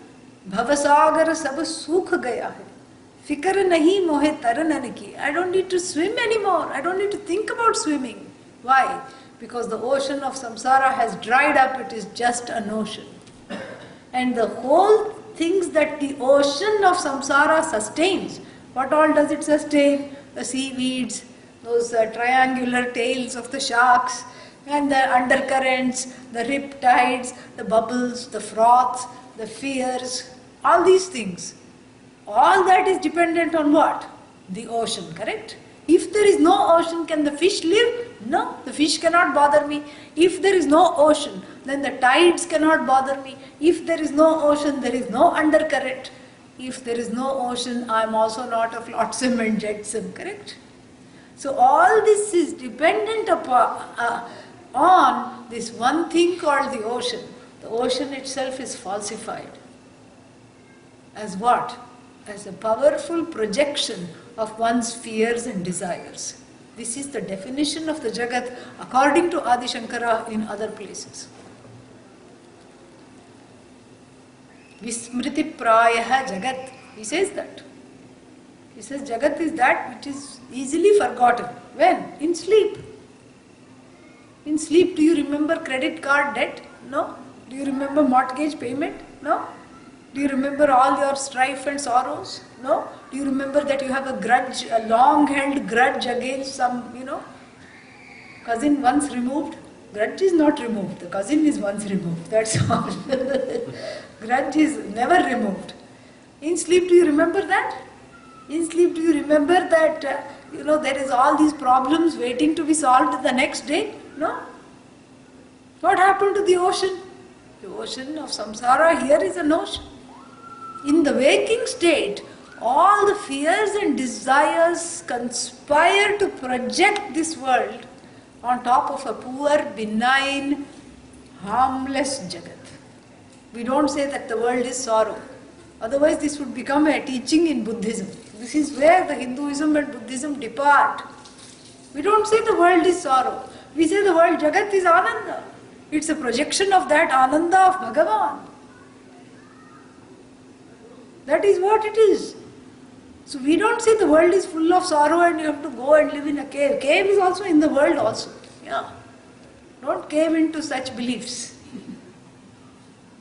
Jagat is a manifestation of Bhagavan, not a mandate of Bhagavan, not a creation. We call it a manifestation. The creation for us is non-separate from Bhagavan, and Bhagavan was not sad creating the Jagat. Oh, I have to work so hard. I'm doing so, I'm really striving. Then first I put a few houses, then I made some, then I did these big things, dinosaurs, and then a few other things. And then I got very tired. I forgot a few things on the 6th day. I forgot to put light. And then I said, oh, let there be light. On the 7th day, Bhagavan had to take rest. Yeah. Very exhausting. This is just a belief. We can enjoy it at the level of a metaphor of creation. If we take it literally, we'll come up with awkward questions. So the light came only when? On the 6th day. Before the 6 days, how can you say it was 6th day? There were no days without sun. Sun came only on the 6th day. How can you say there were days? All these awkward questions will come. Therefore, we have to enjoy it as a story to assimilate this. We shouldn't take it literally for our own good. So therefore what? So the Jagat is a simultaneous manifestation. It's not like first we do this and that.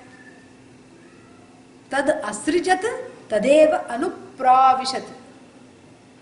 Created and entered every single thing in the Jagat. So the Jagat is full of Satchit Ananda.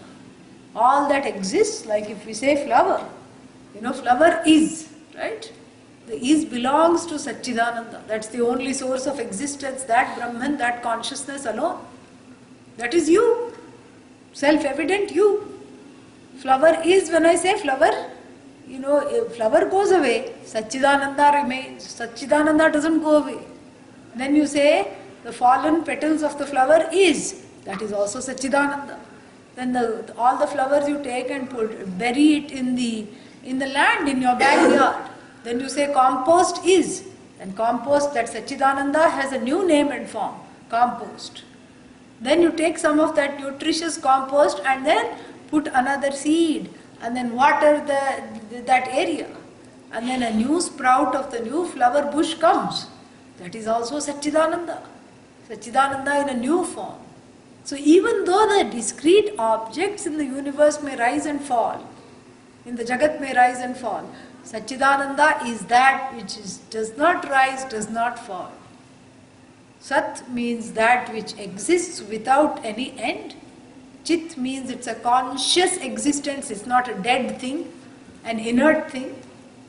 And Ananda means it does not have the limitations of time or space, it's beyond the time-space matrix.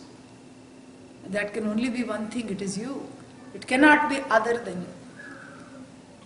No, but just now you said flower is Satchidananda. Yes, flower is Satchidananda. Unfortunately, in this time around, the flower is not equipped with a subtle body and with a free will and with a buddhi to say, I am Satchidananda. Whereas you are. You are equipped with all those three things to be able to pursue this understanding and get rid of the ignorance. And the one who does that, it does not need anything from outside to make one happy. Even without having anything, they are happy. Swananda bhave paritushtimantaha. Happy being themselves, happy being who they are. They don't need all these, the calendar should not be full. This is the problem. Everybody gets agitated if there is nothing to do. 5 minutes if there is nothing to do, you get agitated. Like Pujya Swamiji tells the story of the simply sitting Swami. I have told you that, right? Yes? No. Even if I have told, people will still say no because they want to hear it again. This is during the British times.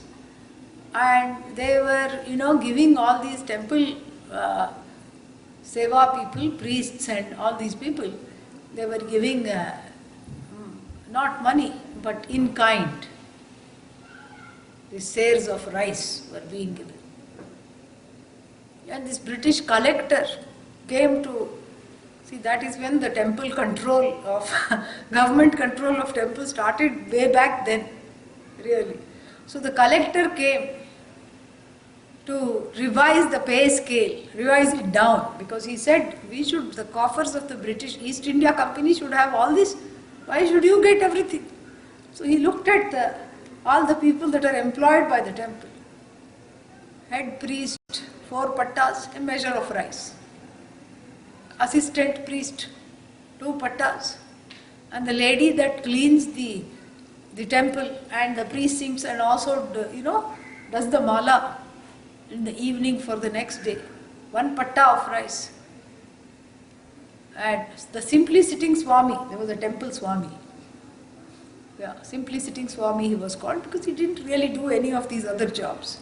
Simply sitting Swami, 2 pattas. And he said, what? 2 pattas for the one who simply sits? I'm going to look into this matter. First he revised everything down.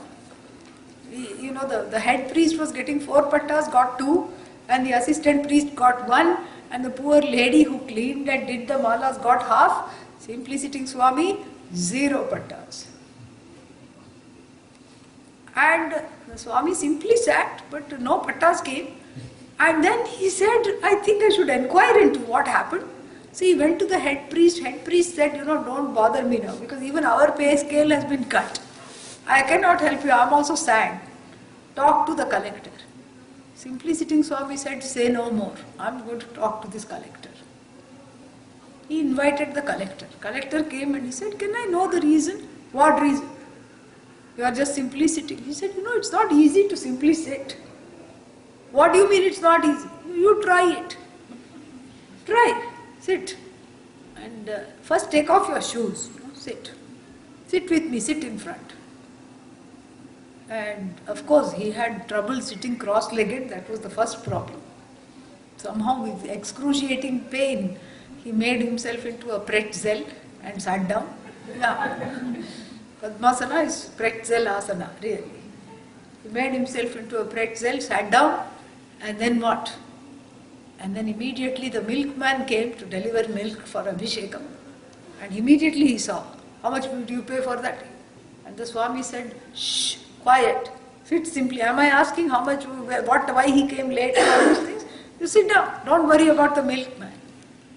Then another flower girl came, again he looked. She said, shut up, sit down. And the few devotees came, who are they? Where are they coming from? Keep quiet. And the paper came, he wanted to read the paper. He says, am I reading anything? You follow me, just simply sit. And then after a while he said, I have to go to the bathroom, and he excused himself and never came back. And the next day he re-revised the pay scale. Simply sitting for Swami, 4 pattas.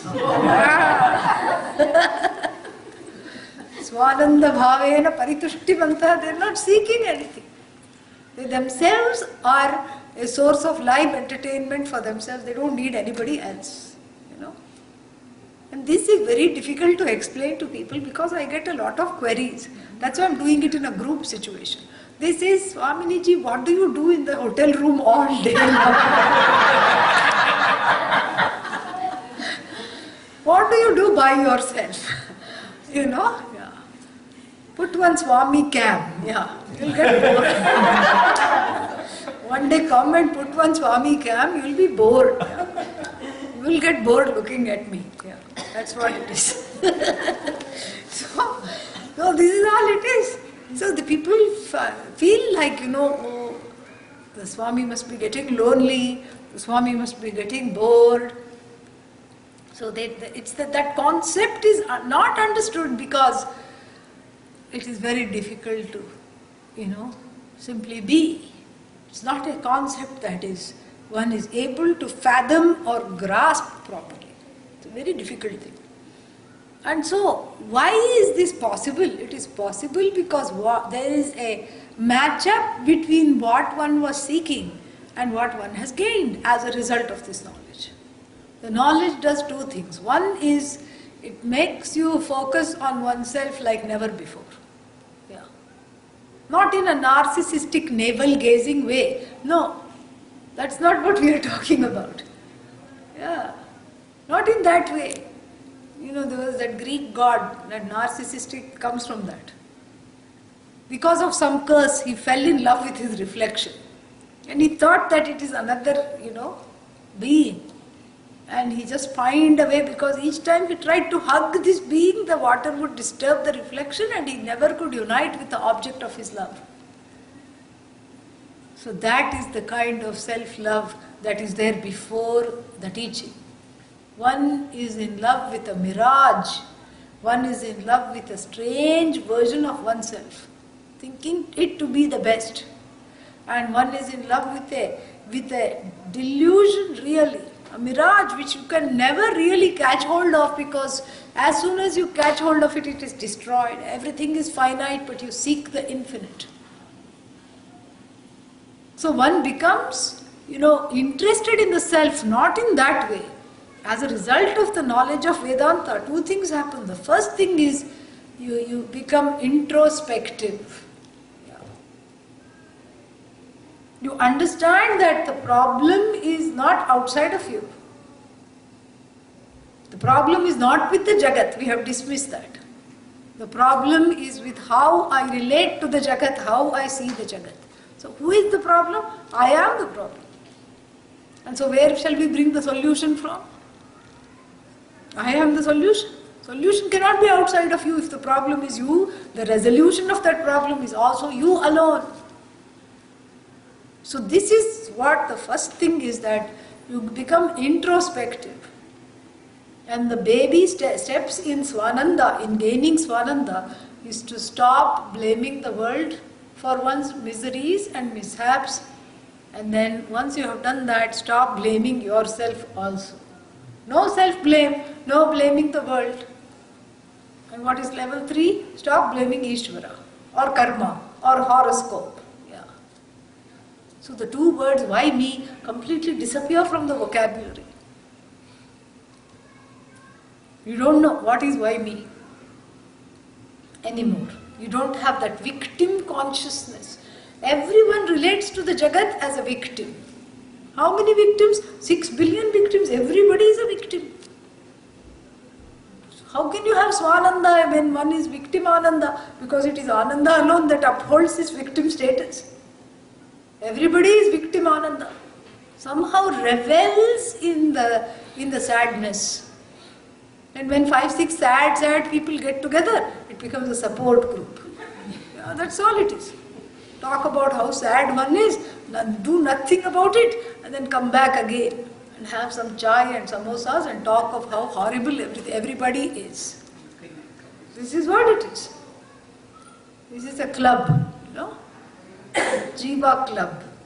That's all it is. Yeah, Jiva club. I'm renaming it. Yeah.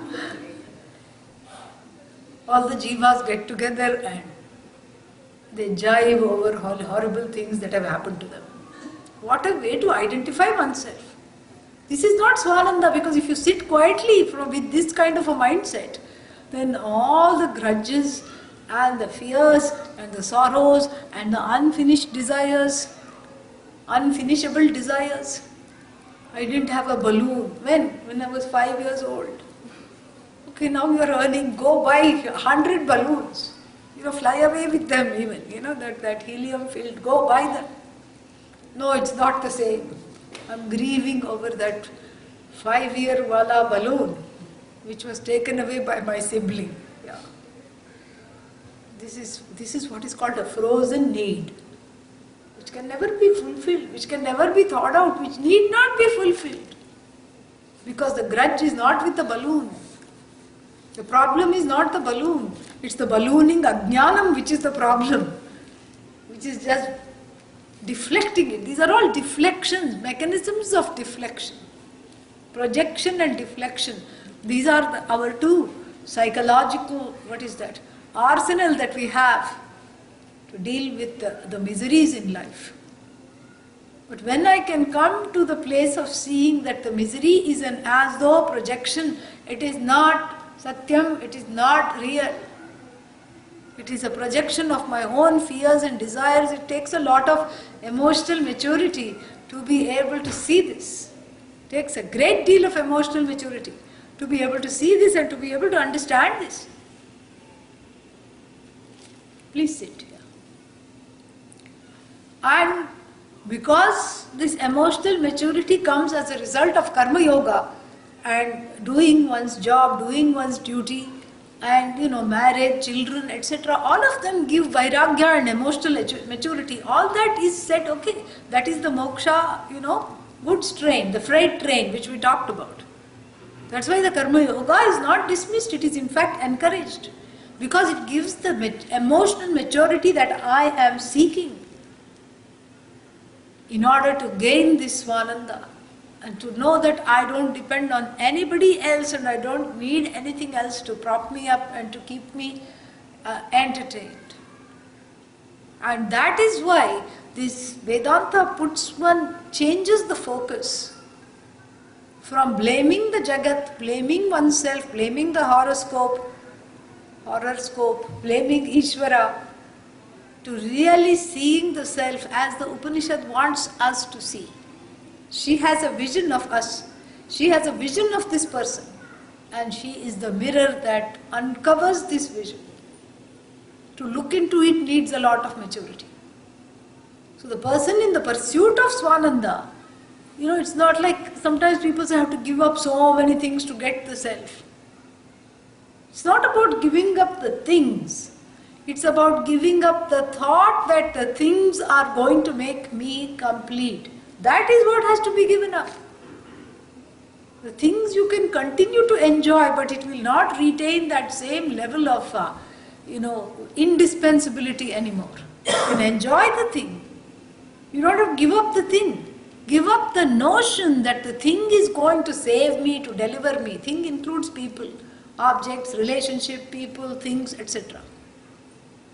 That is the first, step to gaining what is called Swananda, which fills up the Yati here, the sannyasi.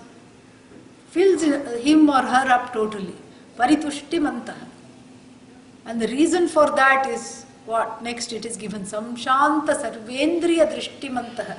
Their drishti, their outlook towards the universe is a calm and non-wanting demeanor.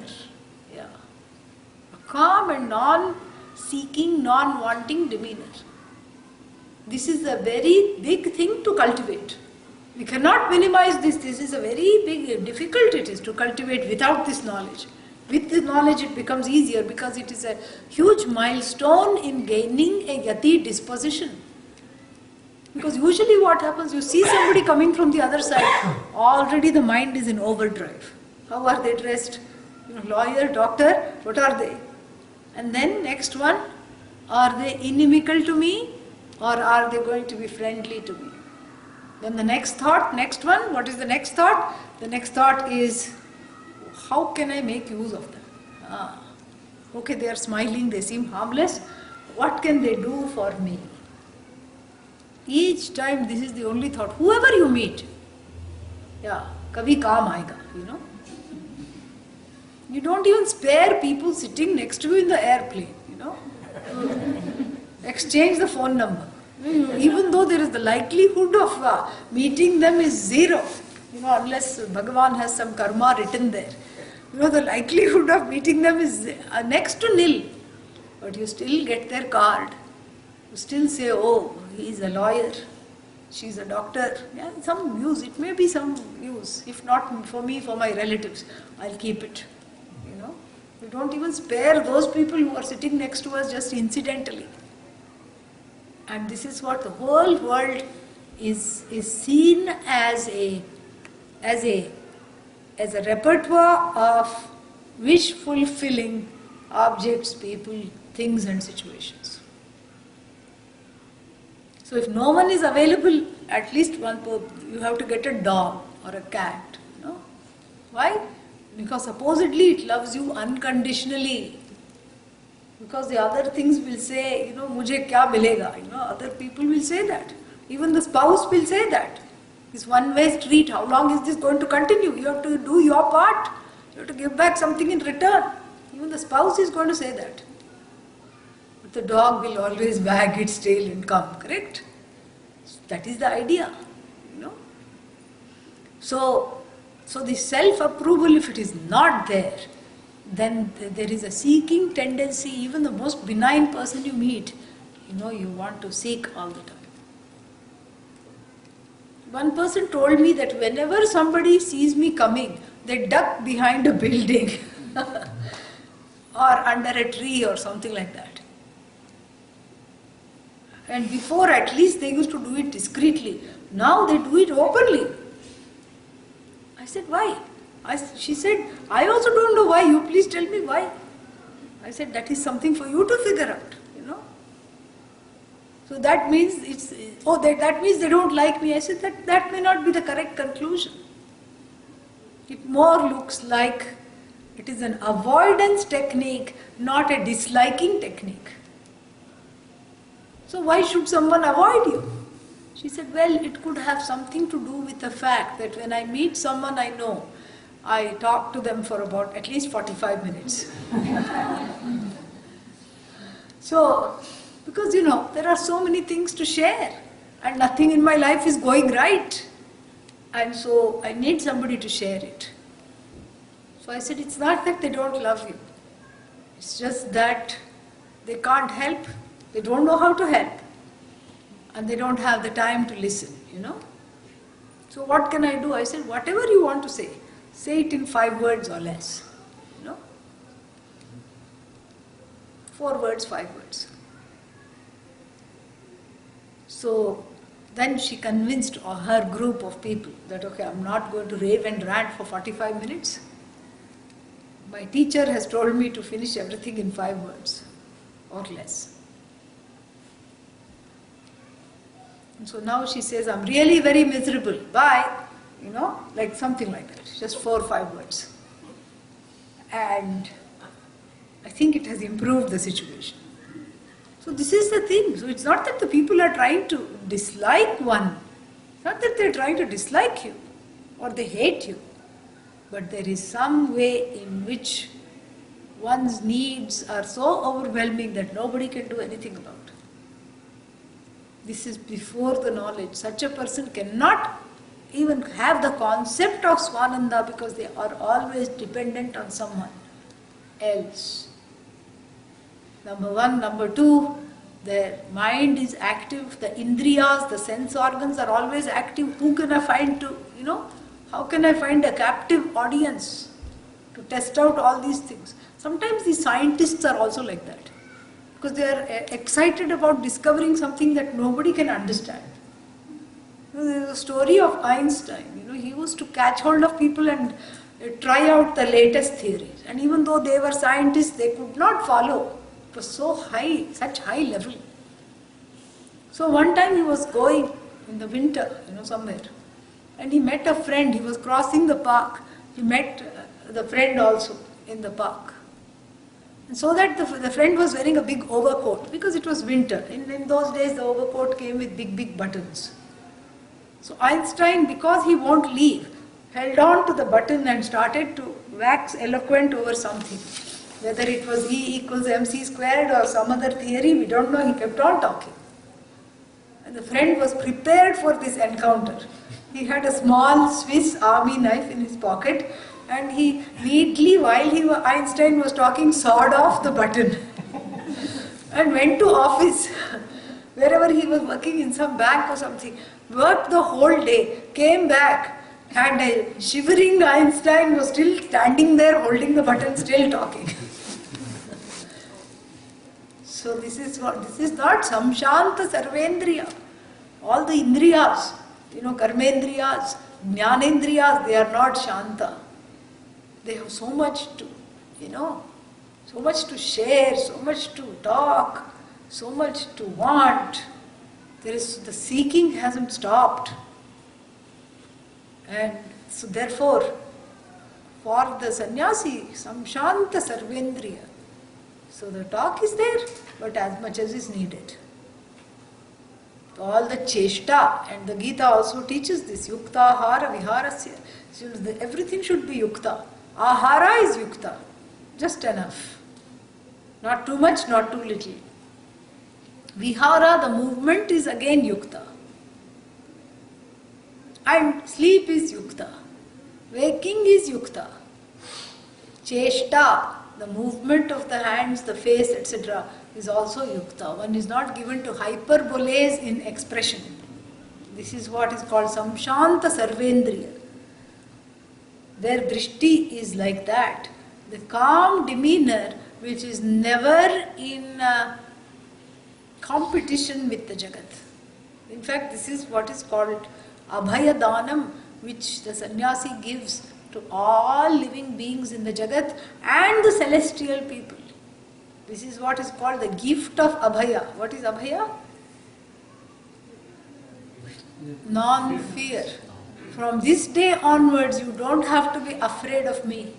Every plant is told that. Every animal is told that. Of course, human beings are told that. Every rock is told that. Not only that, all the celestials, the yakshas, the Manushya Gandharvas, the Deva Gandharvas, Kinnaras, Indra, Vayu, Agni, all these devatas are told that. Indra is told that you don't have to ever worry because Indra gets frightened and whenever anybody is very dharmic and starts to do many yajnas. Because if you do 100 Rajasuya yajnas, completely, then you get Aindra Padam, you get that Padavi of Indra. So he has a very useful friend, Varuna. So whenever you start the yajna, Varuna comes and rains literally on your yajna, rains on your parade. So even if it's the 97th yajna, you have to start from 1 again. It's like snakes and ladders, You have to start from number 1. And so person gives up and Indra is happy because his seat is not, not shaken, his throne, he can still occupy his throne. And likewise here, Indra is told, you have nothing to fear from me. Why? Because there is nothing that any of these jivas, any of the plants, any of the devatas, any of the people in the jagat have that I want. This is a big thing to be able to say. They don't have anything that I am seeking. What I seek is myself, it's not them, it's not what they represent. So this way, the person is samshanta sarvendriya because the seeking has gained the focus being oneself, the truth of the understanding of the self has been given, it has been assimilated, and the joy of that alone is being enjoyed limitlessly. When you know what the self is, you don't need anything else. So you can afford, if the sannyasi is really a dropout, you can afford to drop out of all activities without regret, without any kind of, sad feeling. I wish I had done this. I wish I had had more time to do this. I wish I had seen the world more, gone to a few more continents. I wish I had been married a few more times. None of these regrets are there. This is what is called samshanta sarvendriya. The indriyas are the precursor to the seeking. Starts with the mind, which is also a karana. All the subtle indriyas, the karmendriyas, the gross indriyas, all of them are with oneself in a state of quietened contentment. And this is the way they represent themselves to the world. One time in a satsang, I asked Swami Dayanandji, Pujya Swamiji, I asked him, what is something I asked, I don't remember the exact words, but basically, what is the difference between someone like himself and the rest of the people? And he has been asked this question since many times. And he always responds in the same way. He says, I'm like anybody else. If there is a difference, the only difference is that when I meet somebody, the first thought that comes is not what can I gain from them. The first thought that comes is how can I be of help. This is what it is. There's nothing to achieve. There's nothing to gain. And there is no posturing, there is no showing off. Because that is another problem. There is a whole posturing that goes on, And the Dalai Lama also spoke about it in one of his recent public talks. He said something very similar. He said that, if I constantly thought of myself, I am Dalai Lama, I am Dalai Lama, I am Dalai Lama, he said, I will not be able to speak anywhere. I'll be so nervous. He said that. So this is that kind of, some kind of enlightenment ahankara, I am enlightened. And then, you'll never, I'll make sure that I'll catch hold of everyone and tell them I'm enlightened. I'm this big Swami. And all these things, this is again props. These are all props. And this is not the way to go about it at all. So samshanta sarvendriya drishtimantaha is someone who has everything they seek. And if someone has everything that they seek, they have a humble quietude, not some kind of a brandishing, showing off demeanor. There's nothing to show off.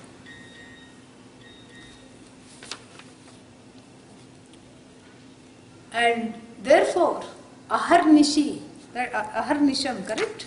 Is that the second line? Aharnisham, it's a compound. Aharnisham means day and night. Brahmani ye ramantaha. The ones who are always reveling in Brahman. What is this Brahman? Themselves alone. They are reveling in themselves. What does it mean reveling in oneself? Just being happy for no reason. Oh, that I can understand. Once in a while I also get that way.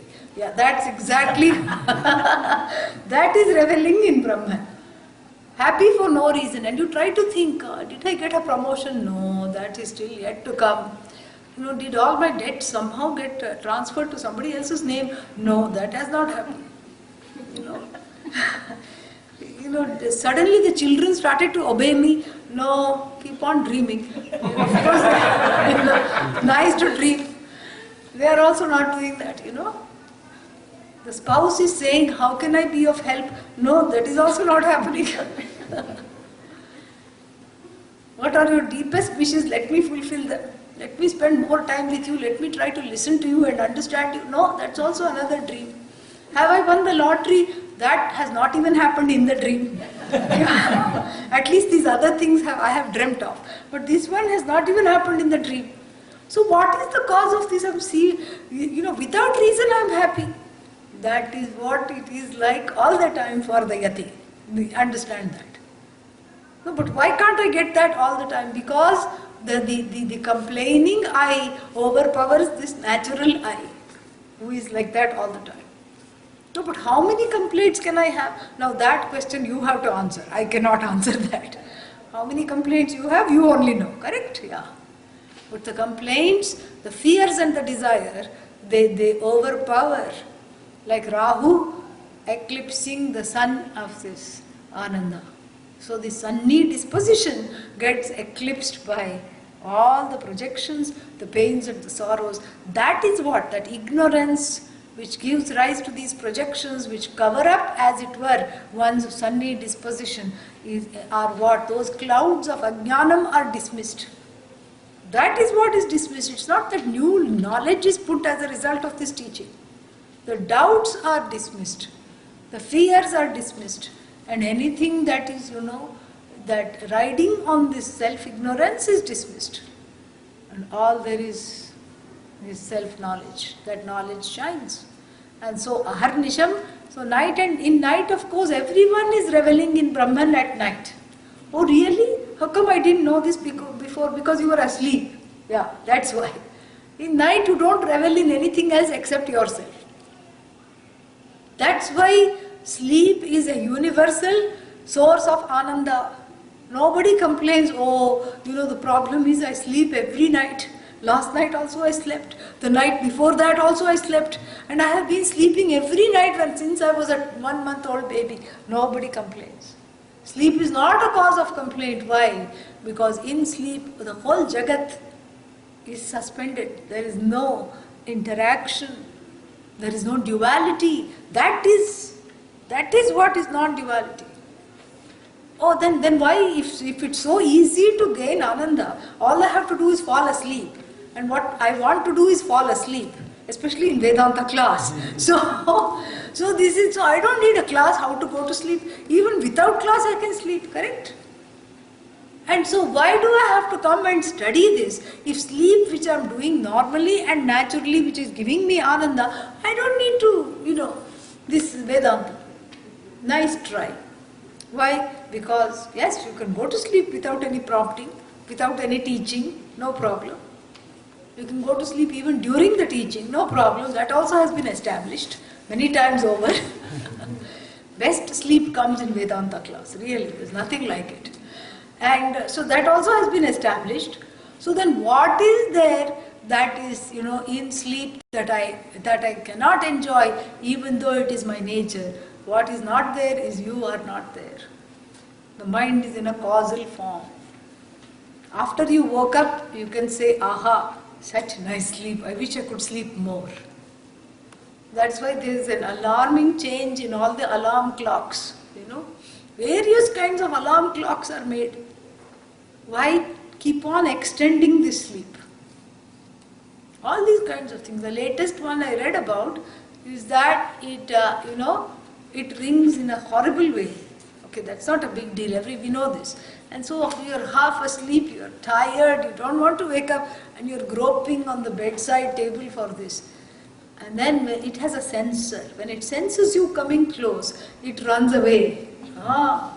Falls off the thing. It's got some kind of a soft thing so that it doesn't hurt itself and stop working. It falls off the bedside table. It rolls underneath some furniture piece in the next room. Sometimes it runs to the next room, but does not stop ringing. So what do you have to do? To force yourself to get up. Why does one need to force oneself to get up? Because sleep is so dear, because we want to continue that non-duality. In the waking state, because you're not like a bear, you can sleep for 6 months in a row. Why bear? Our Kumbhakarna is there. He was dragged by Ravana. Ravana was a devout, very devout religious person, devout Brahmana, Samavedi, and his Ishtadevata was Shiva. And he was dragged to, Kumbhakarna was not interested, full of tamas. And Kumbhakarna means pot ears, His ears were in the shape of a big pot, big pots. He was not interested in all this. But Ravana had stood on one leg and done a lot of tapas, and a ghoshana came, a proclamation came from one of the devatas saying Lord Shiva is about to make an appearance. So he dragged Kumbhakarna there and he says, Shiva is going to manifest himself. Come on. What Shiva? What? I'm okay. No, Lord Shiva is coming. You have to ask something. Ask a boon, you'll get. I don't know, maybe some more food. No, not food. Ask something. What to ask? Ask for Nitya, means this immortality. Okay, all right, whatever. And he had ADD, Kumbhakarna. He was not paying attention to anything. Then Lord Shiva manifested. This fellow nudged him, ask, idiot, ask. And he promptly forgot what he had been told to ask. And what did he ask? Nidra. Because it sounded like that and that's what he wanted. And this fellow was huge, he was like a mountain. And right there he fell asleep. Bhagavan said, Tathastu, and he fell asleep. And Ravana was mad at Lord Shiva. He asked and you gave? He says, that's why people call me Ashutosha. Ashutosha means the one who is, easily pleased. He asked, I gave. And you only made him ask you. I saw you nudging him, Lord Shiva. You were egging him on. And then Ravana had to use his boon, which he had a hard-earned boon, to redeem that fellow from this. He says, look what you have done. How am I going to take him home? It's like a mountain. How am I going to take him home? Lord Shiva says, sorry, that's not my problem. He asked, I gave. He says, oh, please let me use my boon to redeem, you please take it back. And Lord Shiva says, it's like the wish that has gone out, once it's given, cannot be retrieved completely. There is a little parihara. 6 months he will be like this. 6 months he will be available for transaction. And unfortunately when the war was declared, it was the sleeping, sleeping 6 months, sleep cycle. And everybody just, they made a big scaffolding. First the oil sellers of Lanka were called. All the oil that was available was gathered. And then the big, huge vats were constructed just for that sake of heating up that oil. And the oil was heated up nicely. And huge cauldrons were put into this vat. And hot oil was put in the ear. He was continuing, nothing was working, so they had to do this. And all he did was, he just shook his ear. All the oil that they had put came. That was the first oil spill in history. This BP is nothing. BP is nothing. You think BP and Louisiana and everything. That was the original oil spill. Yeah. Everybody was slick, everybody was swimming in oil. With great difficulty, they would try to help each other up. All the asuras would fall down and they were, skating on the floor and they took years to clean it up. Yeah, clean it up, compensation for everyone who had broken a leg and a hand and everything. Impossible to wake him up. This is what the whole thing is, And why did we talk about Kumbhakarna? 6 months, it is not that you can go to sleep like him. He had the blessing of Lord Shiva. So how are you going to enjoy this duality without the blessing of Lord Shiva to sleep for 6 months? You have to come to Vedanta, there is no other way. Because this is best enjoyed in the waking state, really. Because the waking state is the one who is causing problems. In sleep there are no problems. But where there is the problem, that is where I have to see and dismiss what needs to be dismissed. My own projections, my own, desires, fears, centered on my Atma Ajnanam, that has to be dismissed. And therefore this knowledge is needed. And so not only, Nishayam Brahmani Smarantaha, Ramantaha, but Aharnisham, night and day, it makes no difference whether you are waking or sleeping. You don't have to go to sleep in order to wipe out the day and start afresh. Because there is nothing that is made you so miserable, there is no misery at all. So you don't have to use sleep as an excuse to not feel bad anymore. Let me blot it out with the sleep. No. And neither are you so anxious that you cannot go to sleep. That is also not there. So aharnisham brahmani ye ramantaha kaupinavantaha khalu bhagyavantaha.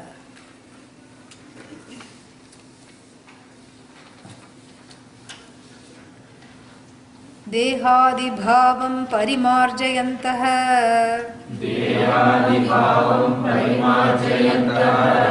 Atmanam atmanyavalokayantaha Nantanna madhyanna bahismarantaha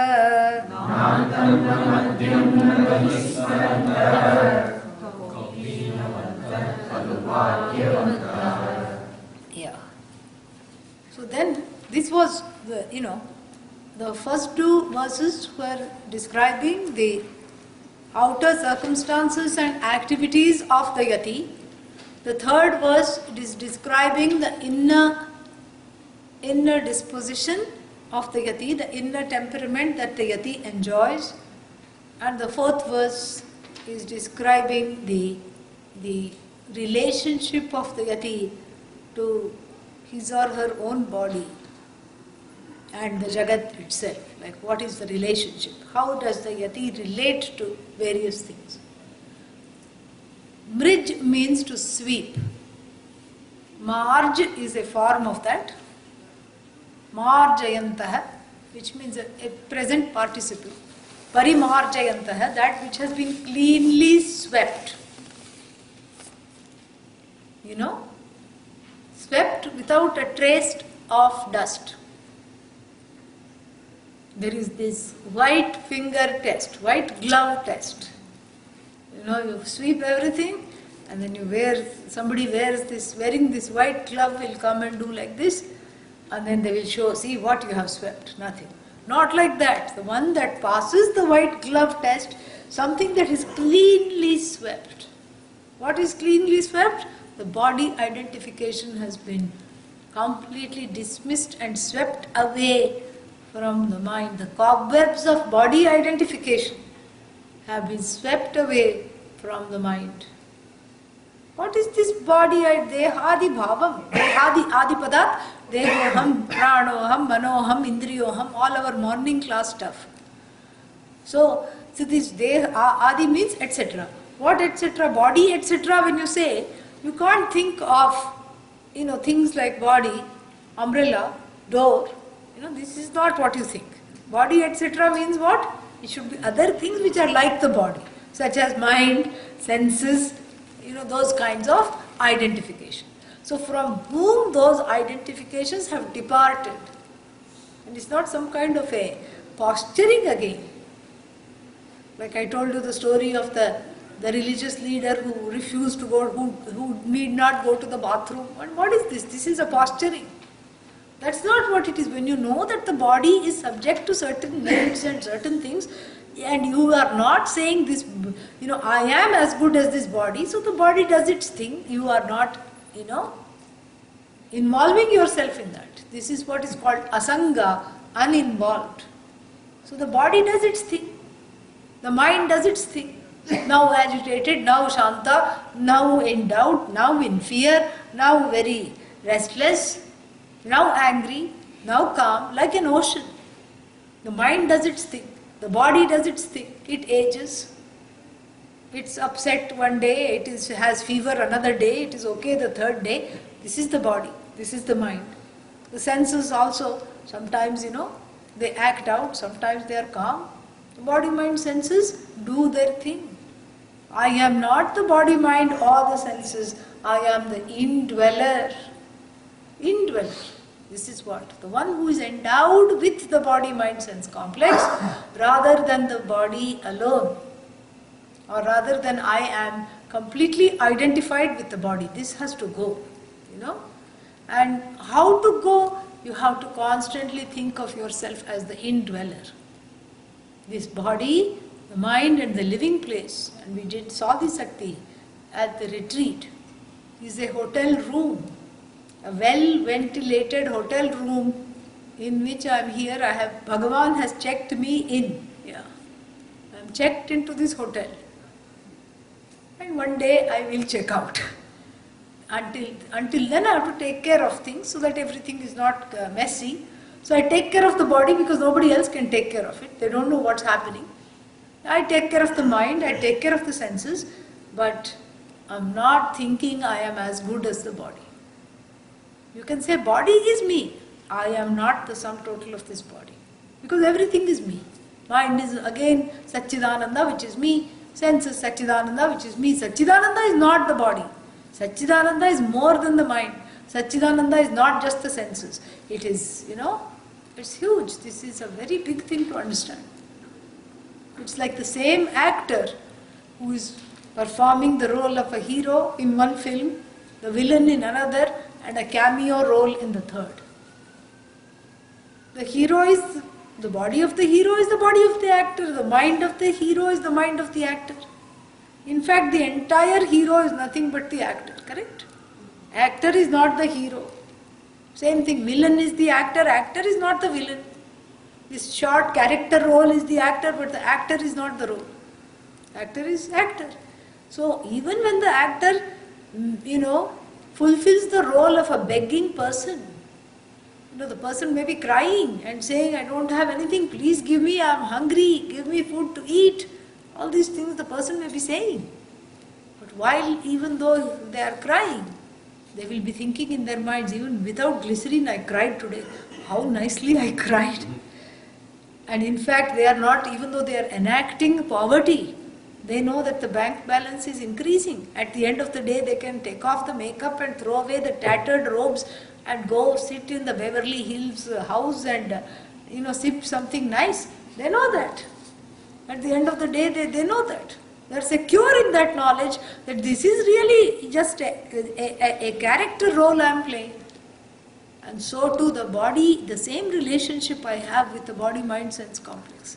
Body is me, I am not the body.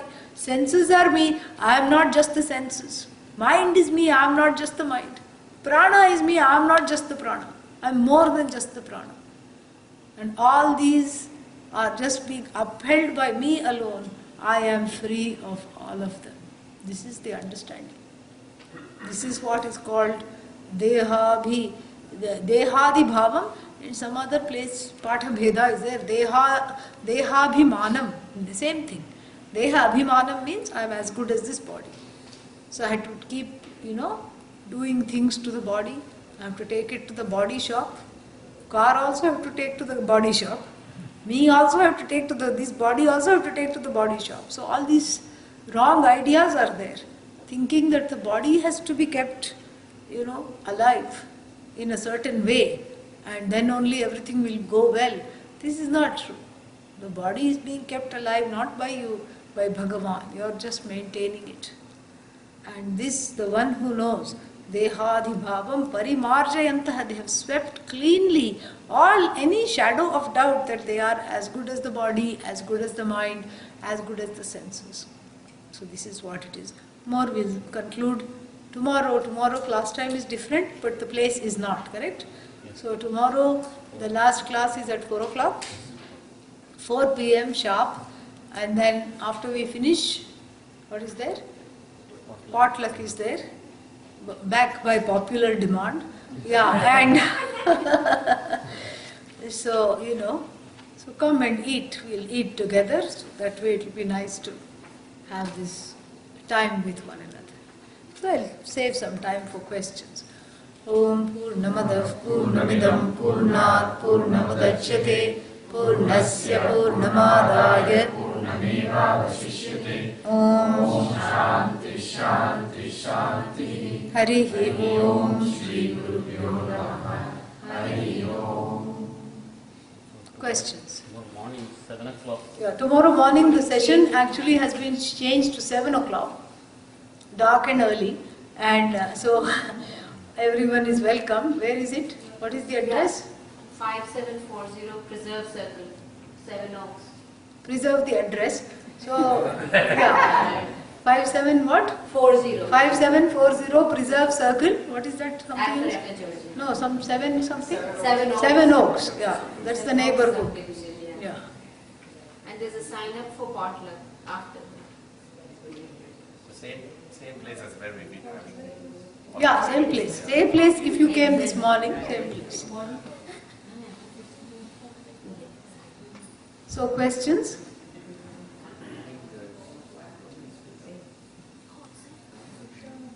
Ramakrishnan ji, new people, have you taken their emails? Yeah. Please make an announcement as we wait for questions. Okay, just stand up and make. Okay, they'll hear you. Yeah. Anybody new is there, want to give email address.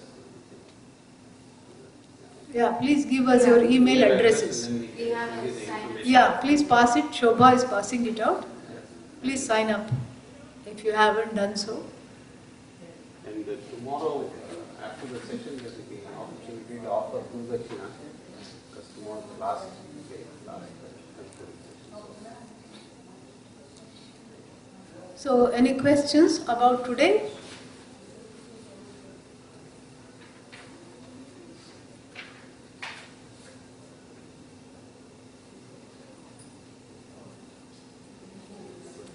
Yes.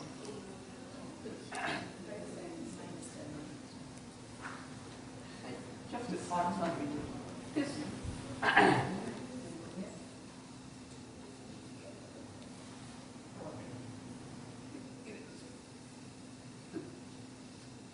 infant, a baby, and then as the child grows up, the sense of I comes. So at what stage does that come? And then that's where it says it's mind, it's I that starts. It's like, are we programmed? Is it inbuilt? It is inbuilt for it to come when the brain develops to a certain extent. Yeah. Everyone is born with two kinds of ignorances. Ignorance of I, ignorance of not I. The not I ignorance keeps dropping. Child doesn't even know who it is. It doesn't know who the mother is, who the father is. Slowly the mother ignorance drops. She sounds familiar. I used to hear the same voice when I was in the womb. It will have that idea. Then, father ignorance drops. Mother ignorance drops. Then it goes to school. Geography ignorance, ABC ignorance, civics ignorance drops. But the I ignorance continues. The sense of I that it has is connected to the body sense, is identified with the body-mind sense complex. That is the sense of I it has. I am this much alone. That is the sense of I it has. But it has to discover that it is not this much alone.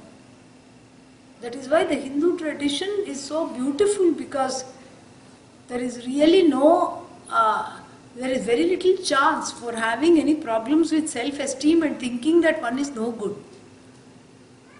Because all these samskaras, the 40 samskaras that are there, or even if you take 16 main ones, it's a lot of rituals. And it is through the rituals that the self, which self, not the body, mind, sense, complex self, that you are Brahman is affirmed. That you are eating this for the sake of knowledge. This is what every prayer is, Jnana Vairagya Siddhyartham. This Annapurna is prayed. Annapurna, goddess of food. Give me this food for Jnanam and Vairagya for the sake of Jnana. So even a child saying these prayers, it's not saying that this is a food fest and this is just for the sense organs, no? And in the way the child is brought up, whatever is given has to be finished. Annam nanindyat tadvratam. This is Upanishad. Whatever is given has to be eaten. You cannot say, I don't want this, I don't want that. In India, children don't say. Here I am handing out chocolates. Can I have that one, not this one? The child is slightly bigger than the size of the chocolate, Yeah. Can I have that one? Why? Sure, you can have that one, but why? I hate this one. And I said, you don't even know the word hate. Do you know the meaning of the word hate? I hate it. What about the other one? I love it. This is what it is, very different way. There in, the Raga Dveshas are not, they are not fostered at all. You wear, what the parents buy. And if you are the youngest, too bad, because you will always have what the other elders wore. Hand-me-downs. And you do what, this is a certain way in which, but at the same time, everything starts with oneself. So in the morning you take a bath, correct?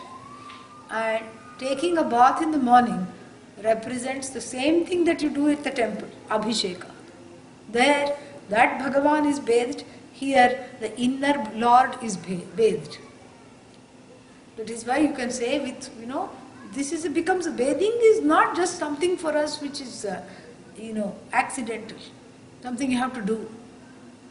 It is a ritual, it's a sacred thing, it's not a secular thing. Gange cha Yamune chaiva Godavari Saraswati Narmade Sindhu Kaveri Asmin bucket jale Nidhim Kuru. When the Indians come from India, the parents and all, they demand a bucket. They are not going to bathe in the, with the shower and all. That is not Abhishek. You have to have bucket. Then it becomes, you have to pour. That pouring is that is what is Abhishek. So they'll say, I don't care what you get for me. I don't want expensive presents. Get me one bucket. That's what they will say. That is how it is. That is how the thing should be. The bathing is an act of, it's a puja, Atma puja. And then you put some chandan, kumkumam, vibhuti, whatever it is, at the energy center. That is where you say, then the women put flowers in their hair. That is also, it's not for the person, it's not for the body. Alankara is for the indweller, the dressing up is for the indweller. So all this dressing up is like just the Alankara one does to the Lord at the temple. How can you have low self-esteem? There is no place for that. So this healthy self-esteem, the healthy sense of I is, propagated since childhood. But still, ajnanam being what it is, the child doesn't know what it is. Invariably it will have an unconscious. Even if it has the best parents in the world, invariably it will come to wrong conclusions because that is the way of the Jagat. It has to grow up, have a few life experiences, understand that nothing works, and then come to the teaching and the teacher. This is the way of the world. Yeah.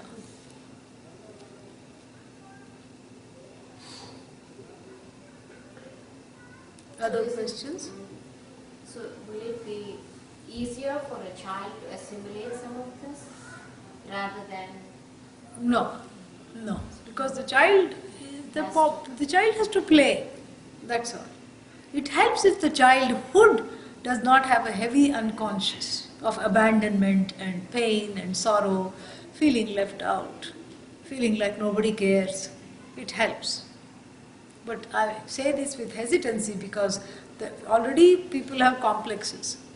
Then they will have another complex, oh, I have a heavy unconscious. No, that is not necessary.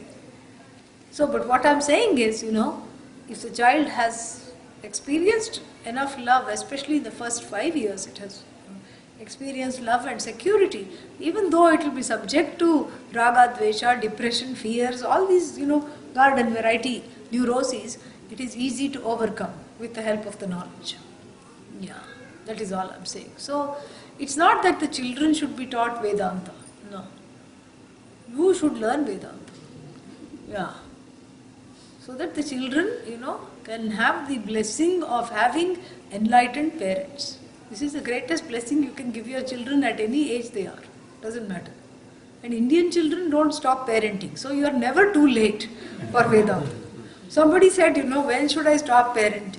I said at 50. Oh, when I'm 50, I said no. When the child is 50, please stop parenting. They are old enough to know what they want. So this is what the mark, cut-off point.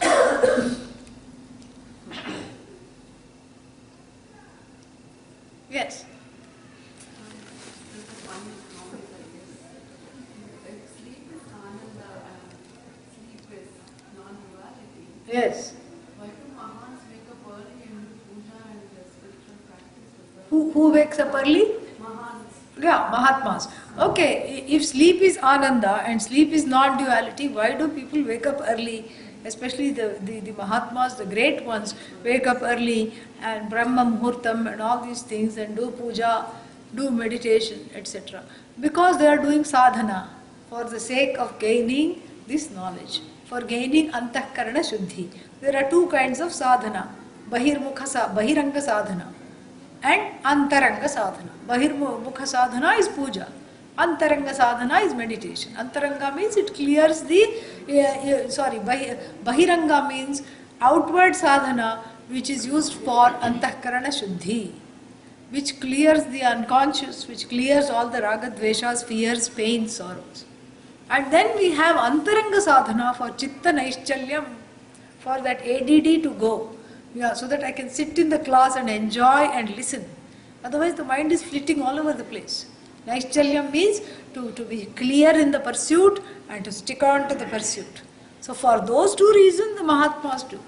And if they are already jnanis and they are getting up and doing that, they are certainly doing it for world peace and for the other people, not for themselves, because they have nothing more to gain.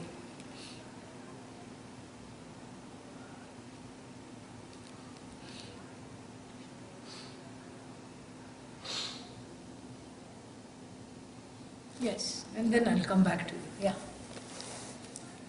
On this path of life, leading life, for now I found these three things where, as we are learning, the dependence on other things for happiness reduces slowly.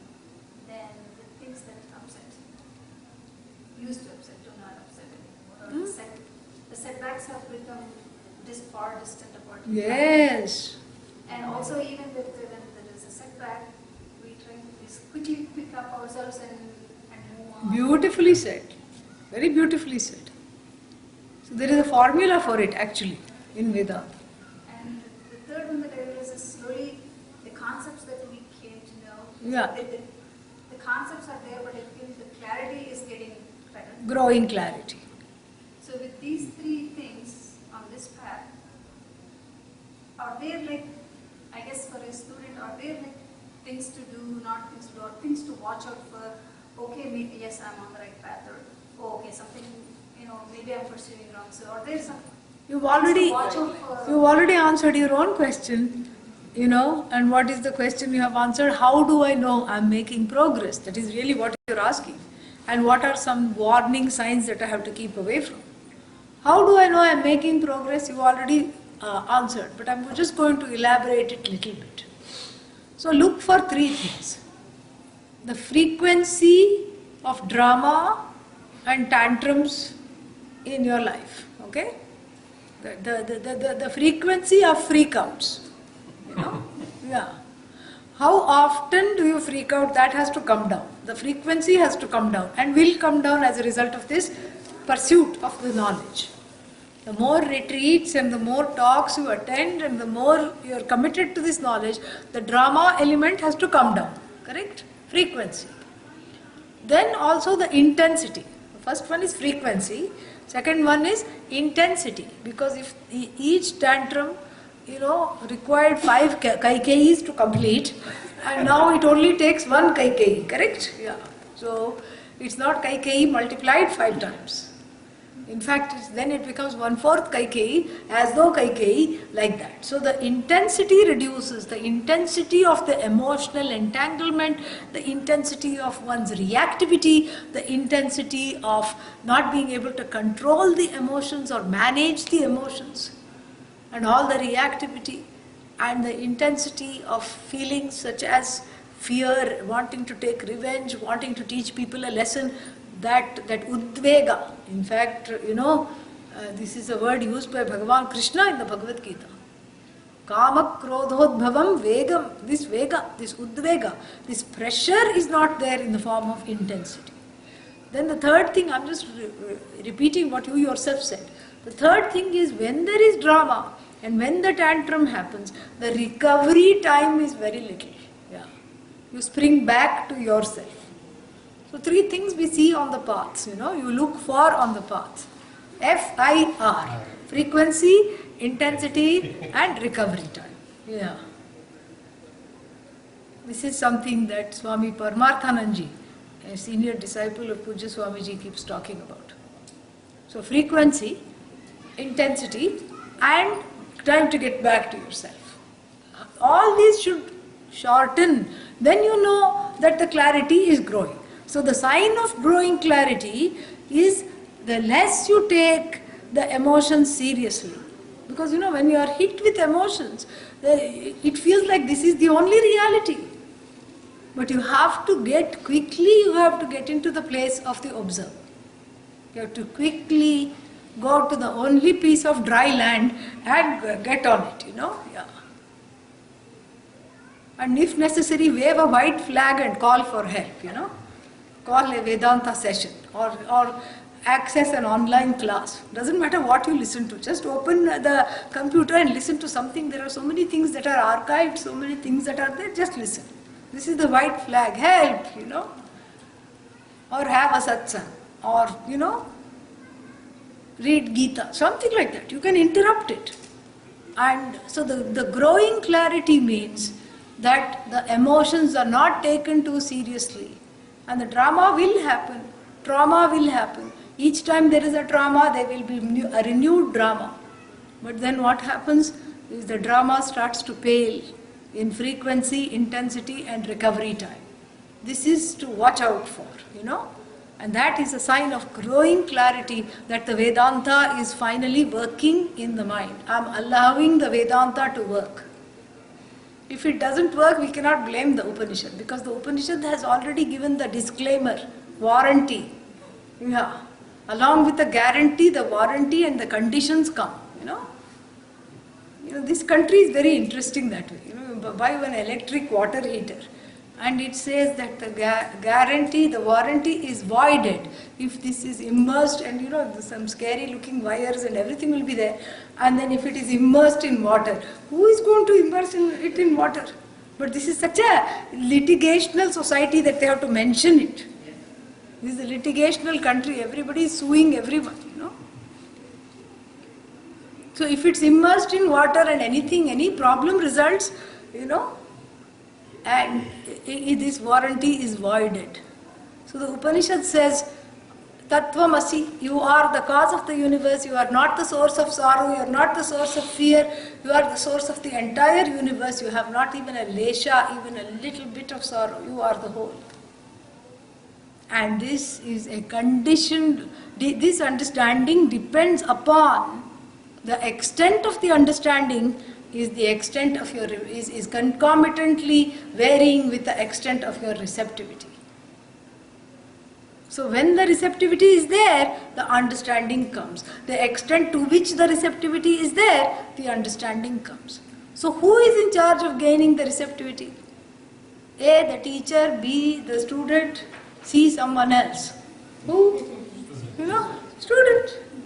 So it is up to me to clear the jungle of ragadveshas so that some sunlight of this knowledge penetrates, goes in and lights up the whole cave, called the intellect. This is what is called guha nihitam. Guha nihitam Brahma. This Brahman, which is in the cave. The cave is nothing but ajnana. Darkness in the cave is tamas, ajnana. With the bad, stalactites and stalagmites of doubts, damp depression, and the bads and fears. And this is what it is. So all that has to be dismissed. So there's a lot of homework, And people keep saying, what should we do when you go? This is usually asked before I leave. What should you do? What should we do after you go? This is the work to do. Interrogate your emotions. Come to terms with them. Allow them to have less and less of a sway over you. Strengthen that. Uddharet atmana atmanam. Na atmanam avasadayet. Don't blame yourself. Don't put yourself down. Lift yourself up. When these disasters strike, make yourself strong in the face of disasters. Make yourself your best friend. Otherwise, what is the other choice? You will become inimical to yourself. Atmaiva ripuhu atmanaha. So therefore, so that there is no inimical to oneself means constant self-sabotage. One time you can understand, you can let it go, second time, third time, but if this cannot be allowed to be a huge pattern. This is the work. If one is serious about this knowledge, this inner work has to be done. The unconscious has to be taken care of. The inner child has to be embraced and integrated with this adult.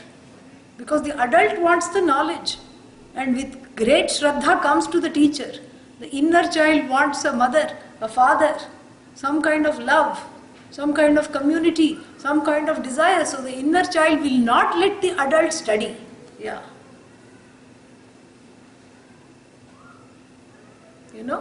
So the inner child has to be integrated. The inner child is the sum total of unfulfilled desires, either from this life, childhood, or other lives. Doesn't matter. That inner child has to be, you have to parent it. You cannot give it out for adoption. Nobody will take care of it. You have to take care of it. Other people will not take care of it. So that is the homework.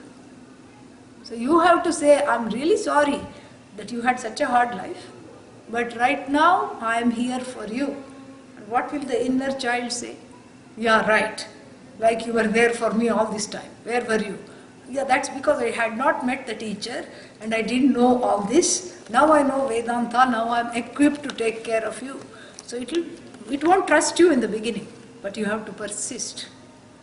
And then when it wants to throw a tantrum, just like you tell your child in the Vyavaharika life, not now, let us go home and discuss it. You have to say the same thing to your inner child.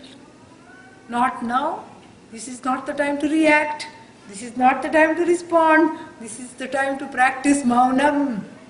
Don't say anything right now. At home, I will deal with you, I will talk to you, I will listen to you. And then you have to keep your promise. Then what it does is it will not keep on coming up, it will not keep on rehearsing the early childhood distress. Because that is what the inner child does, because it has not resolved it. And then yoga, therapy, writing it out, sharing it with other people, all this is part of the growth, for which one needs a certain level of intellectual honesty and integrity. All this is the makeup of the person who is receptive to this knowledge. Now the ball is in your court. That was a good question. I enjoyed answering it. You had one more? Or that was also answered? I love it. Two in one. We'll see tomorrow. Om. There is, please don't go away without prasad because we have a plethora of prasad today.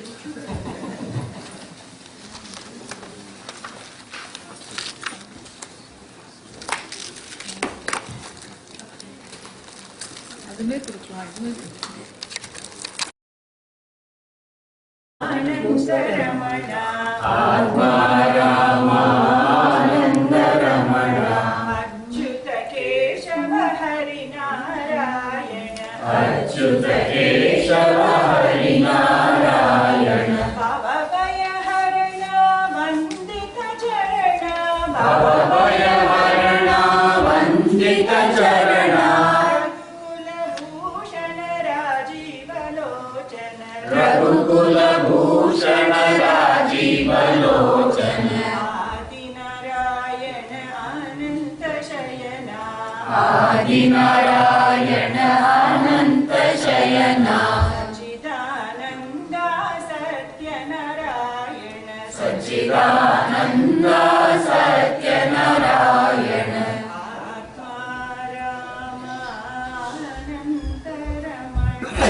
Atma Rama Ananta Ramana. Very nice, wonderful. A reminder to please come forward so that people coming later need not disturb anyone else.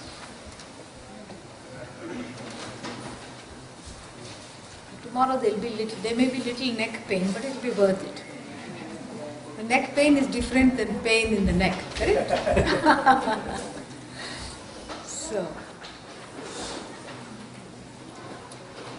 sit there. Sit there only for now. Sit there.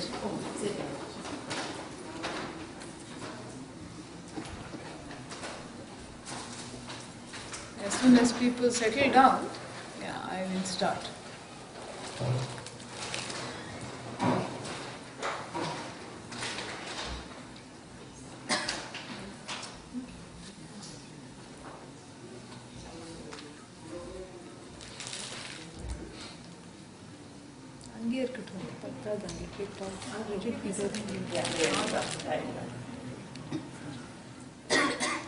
Om Sahana Bhavatu Sahanau Bhunaktu Saha Viryam Karavavahai Tejasvinavadhitamastu ma vidvishavahai. Om Shanti Shanti Shanti.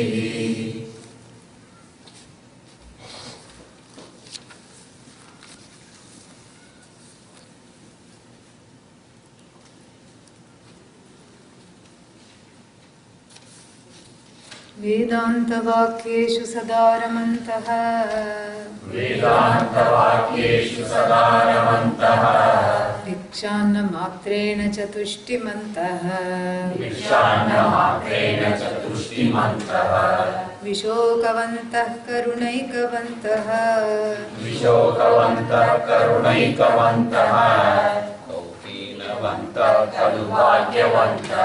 Moolantaroh kevalamashrayantaha Moolantaroh kevalamashrayantaha Panidvayam bhoktumamantrayantaha Panidvayam bhoktumamantrayantaha Gandhamiva shrimapi kutsayantaha Gandhamiva shrimapi kutsayantaha Swananda bhave paritushtimantaha Swananda bhave paritushtimantaha Samshanta sarvendriya drishtimantaha Samshanta sarvendriya drishtimantaha Aharnisham brahmaniye ramantaha Aharnisham brahmaniye ramantaha Vinavantah kalubhagyavantaha Dehadibhavam parimarjayantaha Dehadibhavam parimarjayantaha Atmanam atmanyavalokayantaha Atmanam atmanyavalokayantaha Nantam na madhyam na bahismarantaha Nantam na madhyam na bahismarantaha दीनवन्तः खलु भाग्यवन्तः देहोहम, प्राणोहम, मनोहम.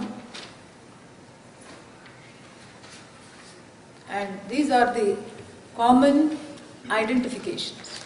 I am as good as the body. And Adi Padat, Adi means the body is at the beginning of which list?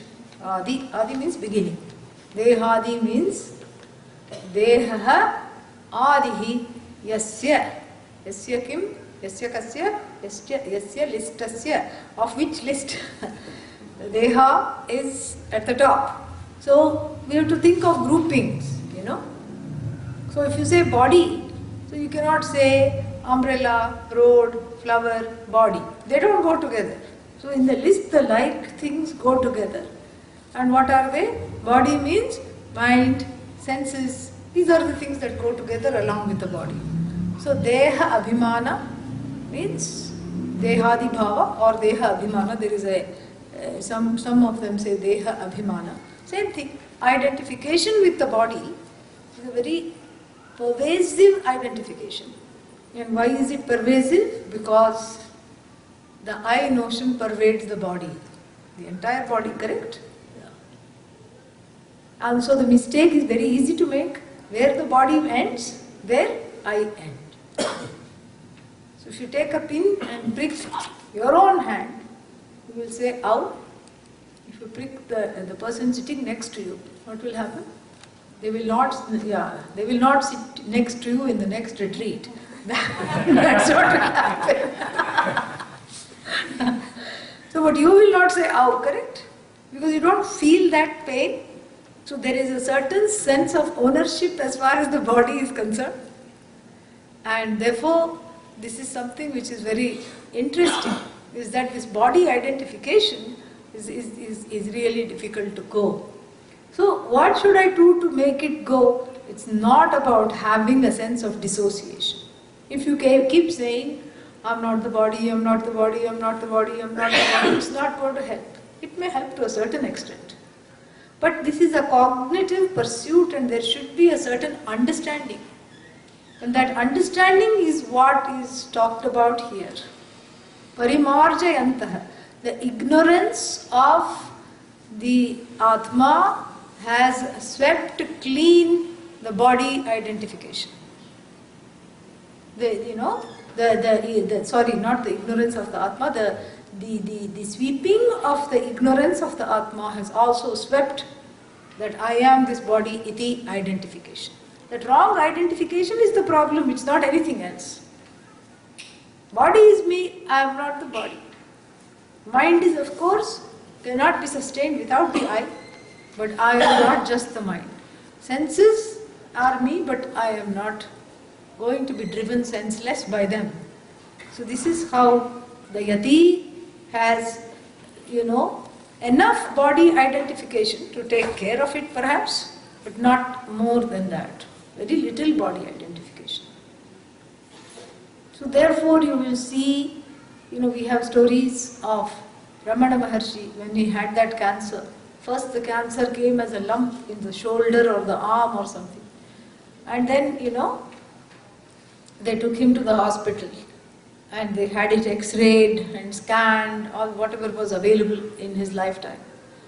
Then they said, they did a biopsy, they found out it was cancerous, and they did radiation, all these things they did. He didn't object. He let them do whatever they wanted to do. They said, you have to have 6 sessions. He said, okay. He went. They took him. He went. And then after that, there was some reprieve. Then, another lump showed up somewhere else. And all the bhaktas started to weep. And he was sitting quietly there. And they started to weep because they said, some more things connected to this treatment and this treatment hasn't worked. The cancer is coming back and this time it is closer to the lungs and the throat and all these things. And there was not a single dry eye in that sabha. Everybody was crying, men, women, children, everyone was crying. And in fact they were wailing. which is when he broke the silence and then they said, we have to do this all over again. And then he said something like, you took the body to the doctor, I did not object. Now you want to take it again? Go ahead and take it again. But what do you expect? The tumor that is there will come back. That is the nature of the growth. That is the nature of this disease. That is the nature of the body. And apparently he was very, irritated at the people crying. He said, what are you crying about? And then some artless people in the audience said, we are crying because you are going to leave us. He says, I'm not gone. I'm here. No, but what will happen if the disease takes over and then you go? He says, still I won't go. I will be here. I'm not the one going. What is going was meant to go. Jatasya hi dhruvo mrityuhu. So this is the body identification. That which is subject to birth is also subject to death. And this is what we have to understand. This is how to look at the body with complete objectivity. No subjectivity at all. This is what it is. The body is what it does. It ages. It eats too much. It puts on weight. And it puts on weight easily. It sheds less easily. These are the things to know about the body. Yeah. Seems to have a mind of its own, although it doesn't. And then, it has certain conditions. Some conditions are chronic. Some conditions are not acute. Not cute, acute, okay? Some conditions are acute, some conditions are chronic. And in fact, every condition is chronic. That we call acute is the one that we have been able to overcome with some, thanks to the astra and shastra of all these arsenal of medicines. That's all it is. And that is how Bhagavan Krishna sees it. We talked about it in a different context. Gatasuhu, agatasuhu. Gataha, asavaha, yasmat. From whom the breath has departed. That is one kind of people for Bhagavan Krishna. Who are they? Those that are dead. Yeah. In fact, that's the primary population. And then what about the living? He describes them as agatasu, from whom the breath is yet to depart. And Udana Vayu is sitting there. Each time you breathe, what is it saying? Tick, tick, tick, tick, tick, tick. That's one of the reasons not to never to hyperventilate. Yeah. Tick, tick, tick, tick, tick, tick, tick. It shortens the life. And our yogis knew it. Yogis knew this. Ayurveda people, all of them knew this. That's why they said, we will devise something called pranayama. You breathe, but occasionally, like 4 times a day.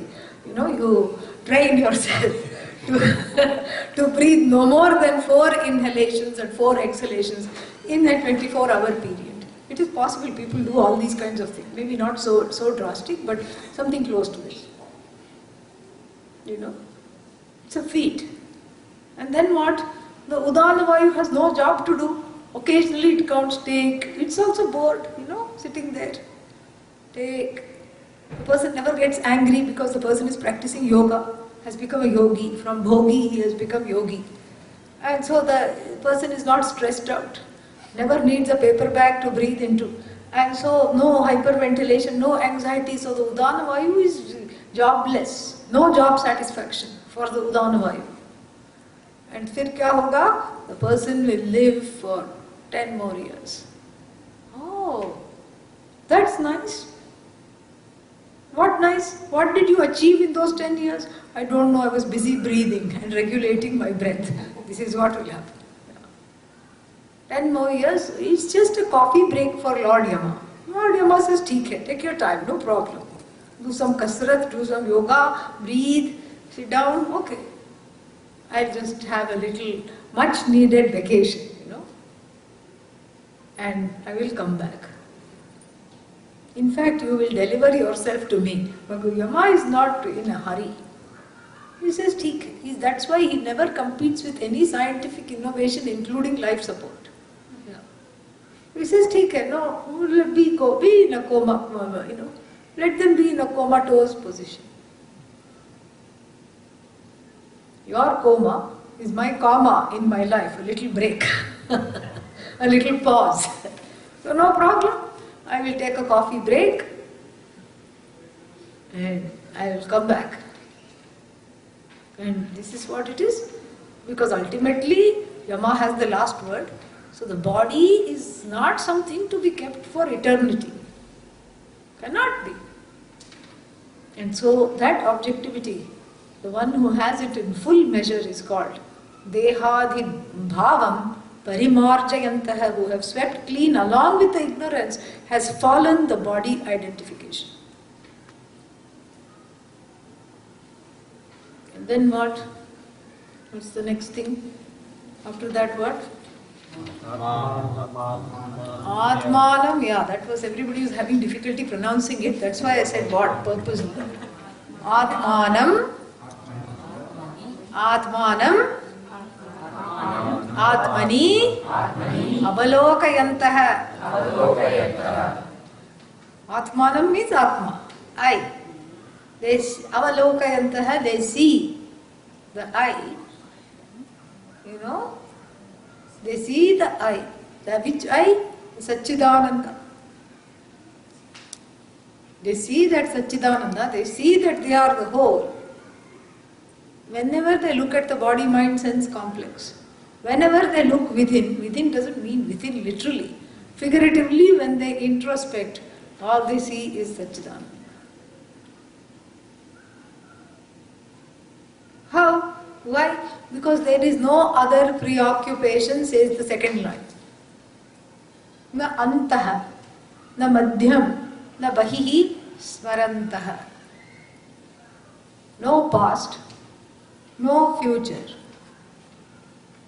And the present is really a gift. So it's an endless present of the present. It's an endless gift. In fact, the past and future are big spoofs. They don't really exist. There is no such thing called past. Where is the past? No, that time when I was having difficulties. When was that? Oh, I don't even want to talk about it. Even asking the person feels very sad. The breath itself is departed almost. I don't know, it was a long time ago. Oh, tell me about it. What was difficult? Everything was hard. House I lost, spouse I lost, everything I lost. The spouse ran away, house was taken away. Very lot of difficulties I had. When are these difficulties being lamented? When are these difficulties being discussed? When are these difficulties afflicting the person? When? Abhi? Now? Not in the past. No, but at that time what was happening? That time also it was now. It was not the past.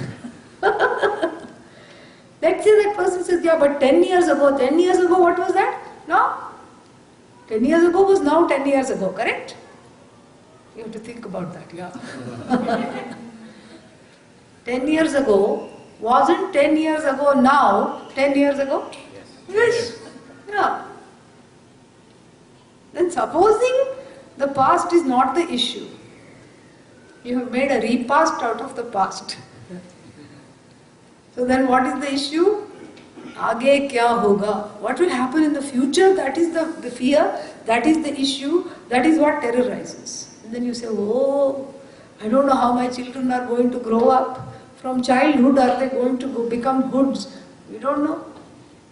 When do you not know? Now? Now you don't. Nobody worries about the future in the future, correct? Even if you say, I'll worry about it later, that later becomes now when you start worrying about it. This is a fascinating thing. So all there is a series, and how long is this now? Think about how long the now is. Now? Does it end now? Now? How about now? Is it still continuing? Now? What about now? We can be here all day. Now? Now? Now? Now? So the now seems to have an indeterminable length of time. Called the present. Like for example, you have a big function in the house and you invite somebody, 50, 60 people, and you also hire a cook. 6 o'clock the cook gets into the kitchen. What is the cook doing? Cooking. Present continuous. 6:30, what is the cook doing? Cooking. 7, cooking. 7:30, cooking. 8, cooking. 8:30, cooking. 9, cooking. 9:30, cooking. 10, still cooking. Present continuous, present. What does he do? Cooks. Till the dishes come out and people sit down to eat, the cook is cooking.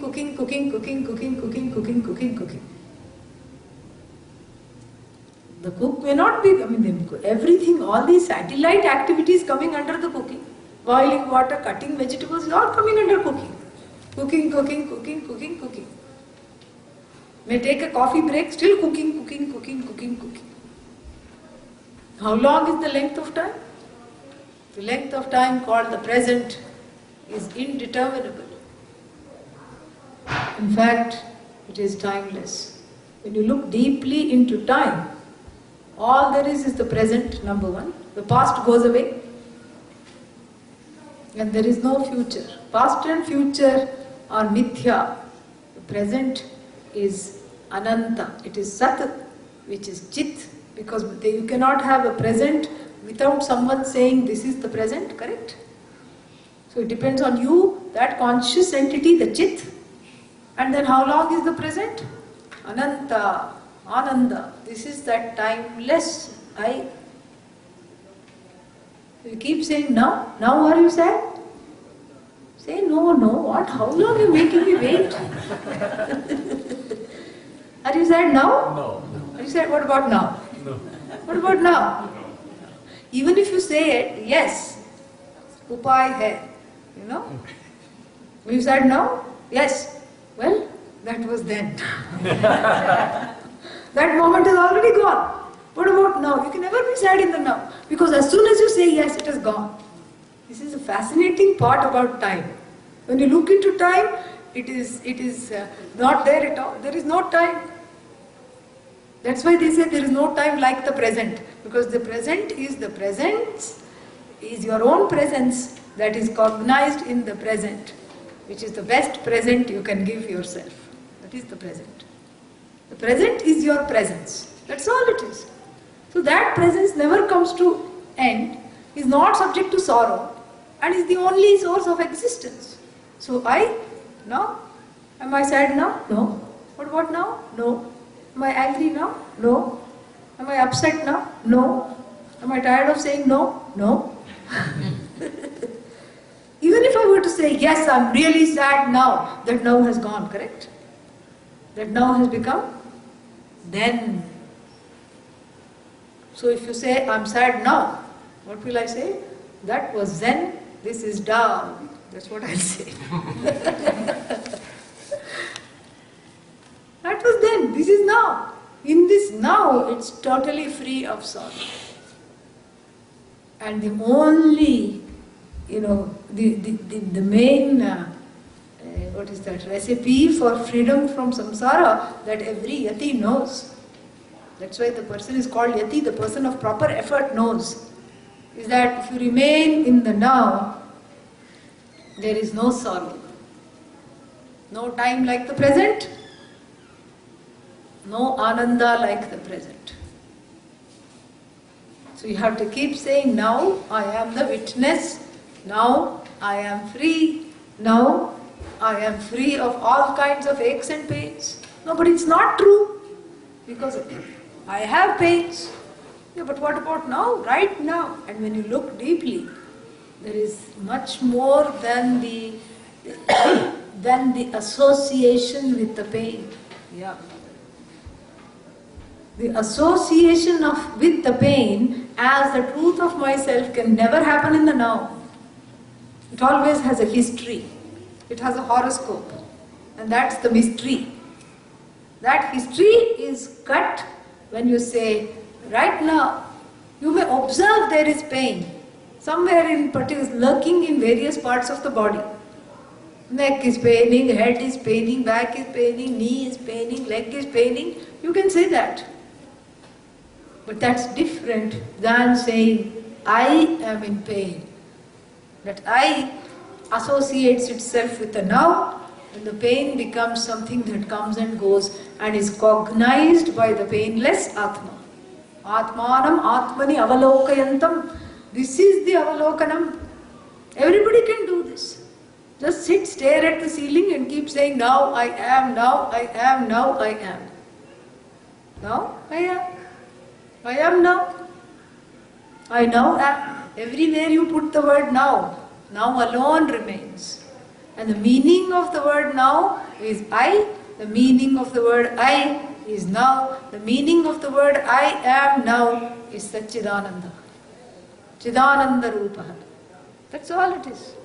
It's free of guilt, free of papa punya, free of hurt, free of omissions and commissions, its own and others. This is the Atma, this is the nature of you. In the now, there is no regret, no omissions, no hurts, no pains, no sorrow. And that is why the Zen Buddhists have had this reputation of mindful doing things mindfully. You take 3 hours to wash a plate. Yeah. Slowly, mindfully you say, you look at the plate. Okay, here are the stains. Here is where I had curd rice. Here is where I had, vegetables. You notice all that. And you look at the dishwashing liquid and you contemplate where all it has come from, which factory, where the soap came, how the soap was made, and you are still in the now. By the time, of course, that's a different story, but let's just go with this. Then you take the sponge or whatever it is. In India we use that, the coconut choti. Yeah. Then you dip it in the soap, then you rinse the plate, then you have that same contemplation with water. I am the one observing the water now, and the water comes from Himalayas or wherever you want to say. This river, that river, Himalayas, glaciers, anything. Oh, then you also remember you have to turn it off when you're soaping. Because when you see the water coming from the Himalayas, then you say, okay, I have to turn it off. So you turn off the tap, the faucet, after rinsing, and then you slowly, rub the soap on the dish, scrub the thing, and then you turn on the tap again very mindfully, wash it, mindfully wipe it, mindfully keep it. As soon as you keep it, it's time to eat again because that much time has gone. But there is something, even though they highlight this mindfulness and elongate it, but there is something about it. This is in the Veda only. This is where it is to Atmani Atmanam Avalokayantah. This is what is Avalokanam, Avalokanam of the present. And when you do Avalokanam means when you are in the place of the observer, all there is the present, and that present is revealed as existence, which is you. You declare yourself when you are in the present.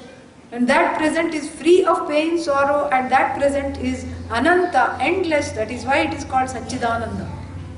And that which is limitless is the source of all happiness. There is Antam, Madhyam, Vahihi. So this so this is in relation to time. The first we have to look at it in relation to time. So in Zen Buddhism, this is highlighted even more. So even when they turn slowly. Yes, what did you say? Oh, you were not talking? Okay. The person there was talking like that, even slower. They highlight it. And it is good to slow down. Otherwise one is running all the time. And we saw yesterday, if one keeps running, without a destination one is running. That's when the samshanta sarvendriya doesn't come. The shanti doesn't come for the one who is always on the run. And especially in this country, one is always on the go. Rush. Morning to night. You've heard me talk about how the day is lived in violent metaphors, correct? Yeah. You jump out of bed and throw off the covers. And then everyone jumps into the shower. I don't know why, but this is how it is. Universally, everyone is into jumping. Nobody walks into the shower, crawls into the shower. No. Rolls into the shower. No. You jump into the shower. Uske baad kya? You throw on some clothes. Nobody wears clothes. I threw on a t-shirt. Again, threw, violent metaphors. Then what? You grab a bite to eat. Yeah. Is this grab? And then you hit the road. Like Jack. You heard that song? Yeah. Hit the road, Jack. Even if your name is not Jack, you also hit the road. Fir kya? You hit the road and you somehow reach there and you crank out some emails at work. By this time you are cranky, okay? Yeah. Naturally, because everything is rushed and lived in violent metaphors. Then what? Then it's time to come home. On the way there you hit the road. On the way back you have to beat the traffic. Yeah. And coming home, no one cooks. Again, you throw something together. Yeah.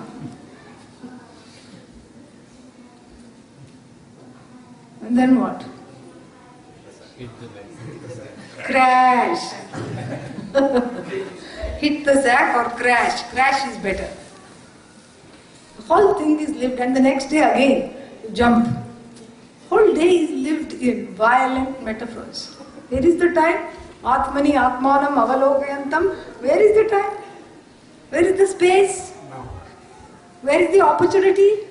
One is always running. One is so disconnected from oneself. And the alienation causes sorrow, causes fear, causes anger, causes frustration, and causes a sense of disconnection from oneself, one's loved one, and from Bhagavan also. And then people come and say, how to have bhakti? This is not a Hindu's life. This is not according to the Shastra. For us, there is nothing secular. Everything is sacred. Waking up in the morning is a sacred act. It's not a secular act at all. You're supposed to look at the karmendriyas, your hands, and say, Karagre vasate Lakshmihi. May the goddess of fortune, none other than Lakshmi, abide at the tips of my fingers. And may Saraswati be behind it. So may whatever I do be prosperous, but in keeping with Dharma, that is Saraswati, knowledge. Karatale Govinda. Govinda is Gobhihi Vindate Yaha, the one who is found through words. What is the only thing that is taught through words? Atma is the one that is taught. Shabda Pramana, those words. So this Brahman, Atma alone, this is Govinda. And may this Brahman be at the backing up the knowledge and the prosperity. Prate Karadarshanam. Pratah Kale Karadarshanam. This is how we are supposed to wake up. And when the feet touch the floor, you have a silent prayer of forgiveness from Mother Earth. I don't know about the past, but at least today let me not be a burden on you. Let me not hear you groan when I walk. This is the prayer. Then nobody jumps into the shower. It is a ritual. It is an abhisheka. Yesterday we talked about it. Then alankara is part of this for the indweller. Nobody grabs a bite to eat. No grabbing. You eat reverentially. Brahmarpadam Brahma Havihi. You eat in order to know Brahman. The eater is Brahman. Eaten is Brahman. And the process of eating is also because of which Brahman, that Brahman alone I am. And the work is not to crank out things or to become cranky. The work is a form of worship. Swakarmana tam abhyarchya siddhim vindati manavaha. The human being gains success by worshipping Bhagavan through one's own work. Your own work becomes each action done properly, done reverentially, done in a timely manner, becomes a flower at the altar of Bhagavan. This is how, and again nobody beats that, no hitting, no beating involved. The whole thing is extremely mindful if we follow what we are taught. Somehow we say, I have no time. You have no time for what? For nothing. I don't have time for anything. And there is nothing more to say. If you say, I have no time, and and you want a solution how to have time, this is what one has to do. You cannot say, I have no time to find a solution for having no time. Then we'll just say, Namaha, please continue to do what you're doing. Because in this condition, what will happen is, you go to have even anything. You go to have a vacation, and you come back from the vacation and you need a vacation after the vacation. Then you dare not go out of the house, you're sick of traffic. Now there's a new concept, staycation. Yeah. You stay at home and you draw the blinds and sit at home and you pretend to be out. You don't answer phones. You try not to answer SMS and emails. And in your own house you have a vacation that's called staycation. Yeah. Even there one is not happy. One needs this understanding. Atmanam Atmani Avalokayantah is the person who is able to inhabit the present. How to inhabit the present? I just told you. Whatever you do from morning to night, be aware of what you're doing. How to be aware? Dedicate it to Bhagavan. Make it a form of worship. This is what the 5th chapter says. Whether you are eating, sleeping, breathing, doing, everything is just, Bhagavan. You are an instrument and it is just happening. Dedicate it to Bhagavan. And this is what is Atmanam Atmani Avalokayantah. Seeing the Atma everywhere is called Sarvatma Bhava. And seeing the truth of the Atma in everything that you do, this is knowledge. In everything that you do, you are connected to yourself. You don't have this sense of feeling unmoved, alienated. And then of course people say, oh, it's because I'm in a foreign land. Don't worry, even if you go with this kind of mindset to India or even Brahmaloka, the same kind of frustration and anxiety and alienation will be there. This alienation is the cause of sorrow. That's why it's called separation anxiety, cause of fear.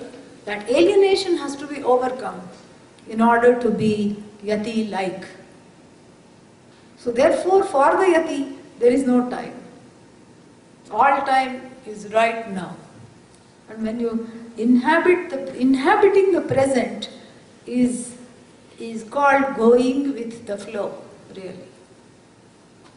And it's another paradoxy of Vedanta, that when you inhabit the present, something interesting happens. The present becomes timeless, you discover a relative timelessness, really speaking.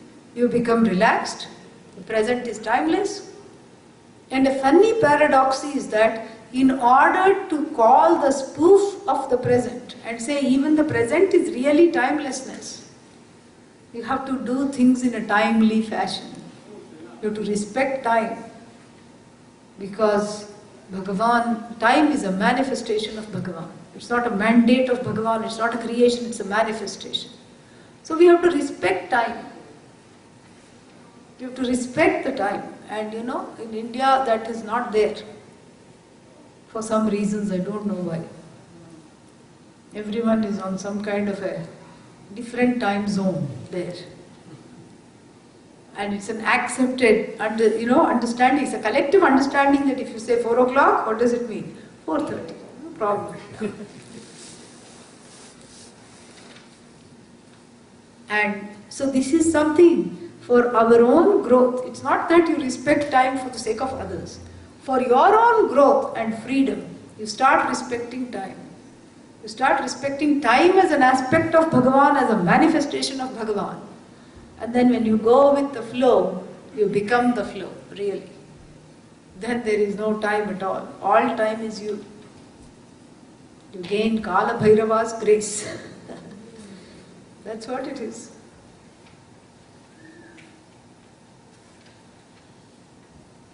Kala Bhairava is the Lord of time. You gain Kala Bhairava's grace. He's called Antaka, the one that puts an end to everything. Even he is helpless in putting an end to Satchidananda, because that is the only thing that cannot come to an end. So this last line must be taken in two different ways. One is in the sense of time, freedom from time. The other one is freedom from space. Because these are the two entities along which continuum one's lives are bound. Time and space, correct? So from the standpoint of space, na antaha, na madhyam, na bahihi. No inside, outside, in the middle, at the end, at the corner, nothing. Inside is with reference to what? Things in space, correct? Outside is also with reference to things in space alone. So with reference to space, you can say inside, outside. But then when you ask a question, what is space in? Space is in what? You cannot answer that question. Space is outside of what? You cannot answer that question. The inside and outside, these prepositions only apply to things in space, not to space itself. All things are in space. No, but I am out of space. You cannot say I am out of space. You can say I am spaced out. That's a different thing. You cannot say I am out of space. All things are in space. And so space becomes a sankochaka, means a limiter. It limits everything. It accommodates everything. But for the Yati, the space also is not something that delimits the understanding of that which is all pervasive. Like space, Yati is also free. Why? Because directly it is connected to the first line. Dehadi bhavam parimarjayantaha. The Yati does not think I am confined to this body. And so therefore the Yati is free. Not thinking at all that I am confined to this body. I am confined to my possessions. I am confined to, all kinds of limitations. I'm as good as the loved ones. I'm as big as my house. Nobody thinks like that. And so the Yati certainly doesn't think like that. So there is no limitation at all. Space-wise, there is no inside. So if the person identifies as consciousness, where does the person exist? Where does consciousness exist? Everywhere. Yeah, you have to say where does it not exist, correct? You cannot say consciousness exists in the room. But the moment you go outside, you're on your own. No. That which cannot respond to the references of inside and outside is consciousness. That's why it is called Vibhu. Vibhu means all pervasive. Vividham bhavati iti vibhu, visheshena bhavati iti vibhu. Two meanings. One is that which is without any limitations of space. Vividham bhavati iti vibhu, that which comes in many names and forms while being uniquely itself. Free of all names and forms. Vibhu. Prabhu, prakarshena bhavati iti prabhu, that which is not, based on time. At some time it wasn't, now it is, now later on it's not going to be, no. The one who is free of the time-space constrictions, the time-space matrix, such a person is called Yatihi. No limits at all. And then finally, the last verse. Panchaksharam pavanamuccharantaha Panchaksharam pavanamuccharantaha Patim Pashunam Hridi Bhavayantaha Patim Pashunam Hridi Bhavayantaha Bhikshashanadikshu Paribhramantaha Vikshashanadikshu Paribhramantaha Kaupinavantah Kalubhagyavantaha.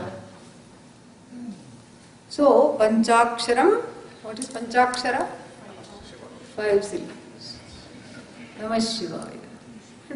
For every mantra you add Om, because Om, all mantras resolve in and come out of Om. Om is the only thing which stands for the only syllable which stands for Bhagavan really, which stands for the entire creation, which also stands for the observer of the creation oneself.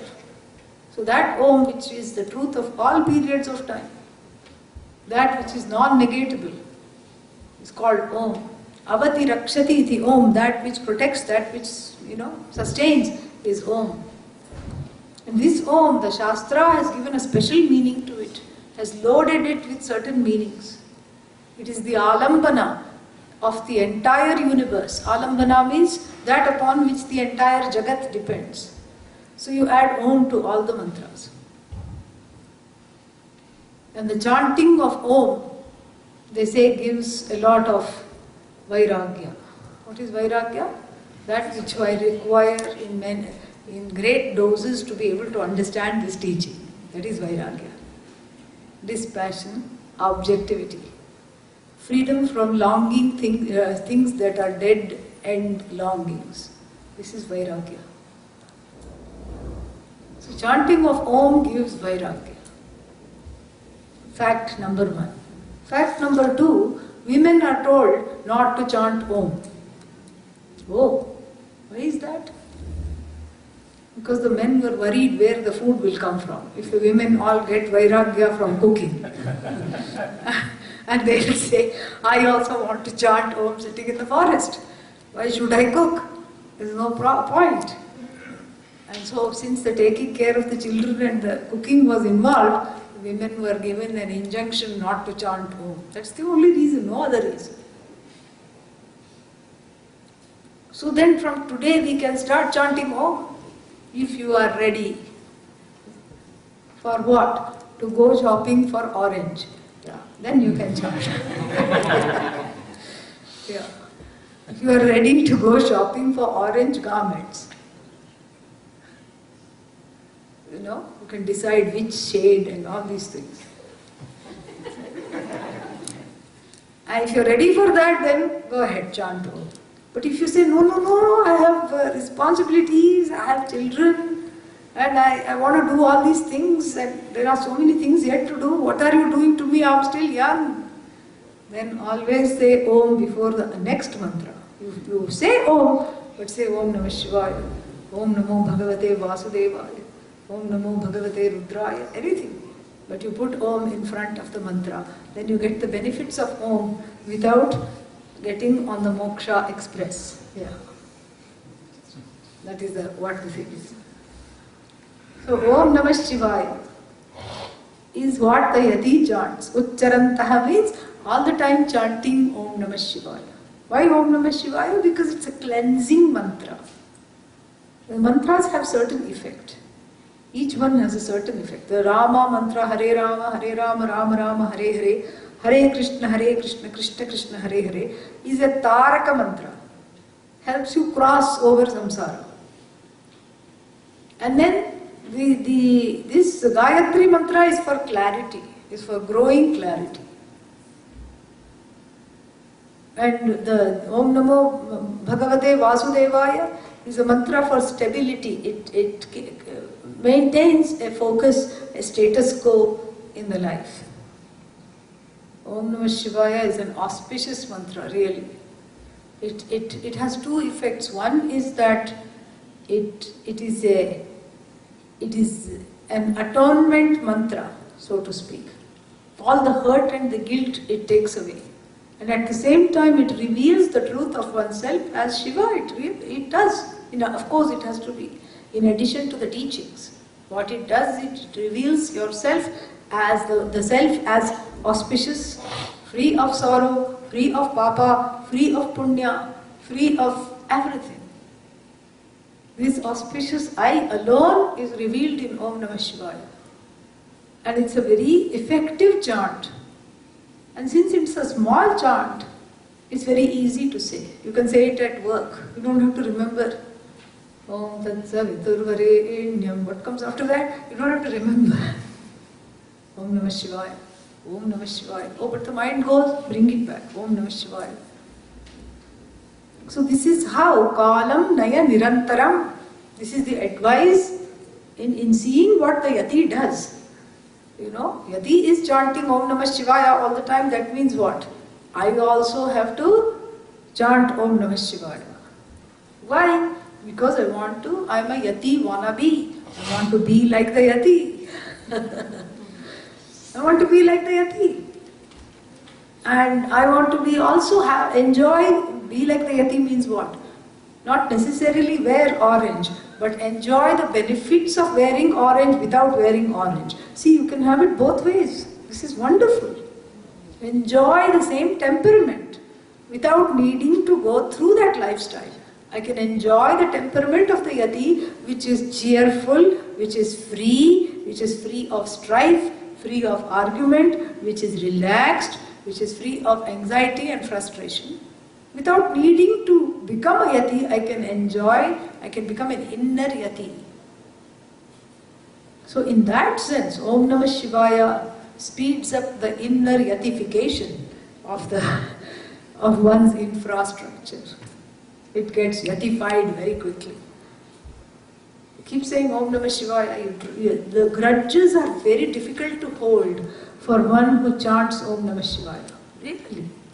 You find yourself free of grudges. And you say, how? This is not fair. I forgave this person so quickly. No, I want to hold on to it. You try, you can't. Then you say, then that means I'm not chanting this. All right, suit yourself. But it's a very alluring chant. You can't stop.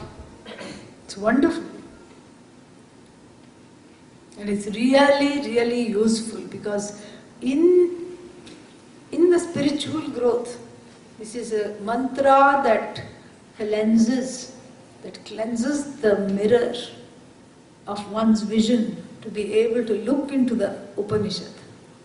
It cleanses one's vision to be able to see what is being taught, to be able to assimilate what is being taught. This is extremely important.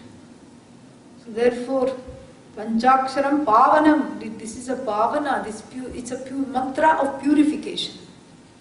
Rudram also. All the other mantras are given up by the sannyasi, but the sannyasi is told to chant the Rudram. Where? In the Kaivalya Upanishad. Everyone is told to chant the Shri Rudram. At least once. Oh, once in a lifetime? That I can do. No, once a day. At least once a day.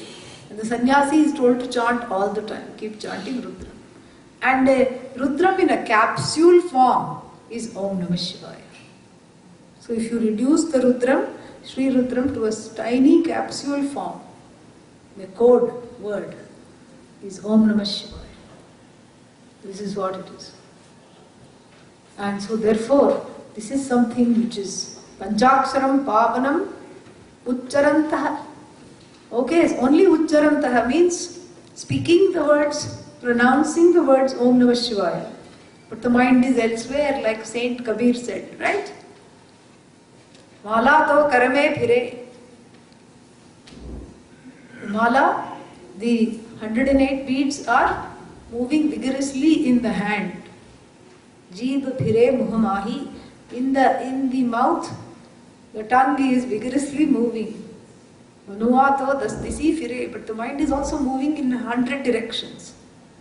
Yahato sumiran nahi. This is not meditation, he says.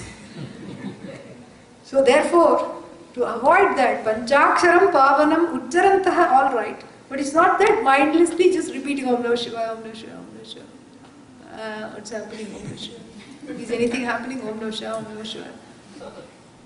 What is the use? Did anything happen to you? Not me. Om Namah Shivaya. Okay. This is not what it is. Pashum patinam hridi bhavayantah. Hridi in the heart. Bhavayantah, contemplating upon who? Pashupati. Pashupati is a very interesting word. Who is Pashupati? Pashunam patihi. The Lord of all animals. Ye kya hai? Gadbad. You know, here I am saying Panchaksharam Pavanam, I am saying Om Namah Shivaya. And why don't you say Shiva? Why do you say Lord of animals? How does it apply to me? There is a temple in Nepal mein hai, Pashupati Nath. Pashupati means, Pashu here is all animals. You know. The Lord of all animals. Animals are already free, at least for this life. Free of strife, free of needing to chant, the mantra. Someone was teaching their dog to say, I love you, Of course it couldn't. It would just say, ooh. And then this person would say, I love you, ooh. It wouldn't say. So, and neither should the dog or the cat try to chant, Om Namah Shivaya.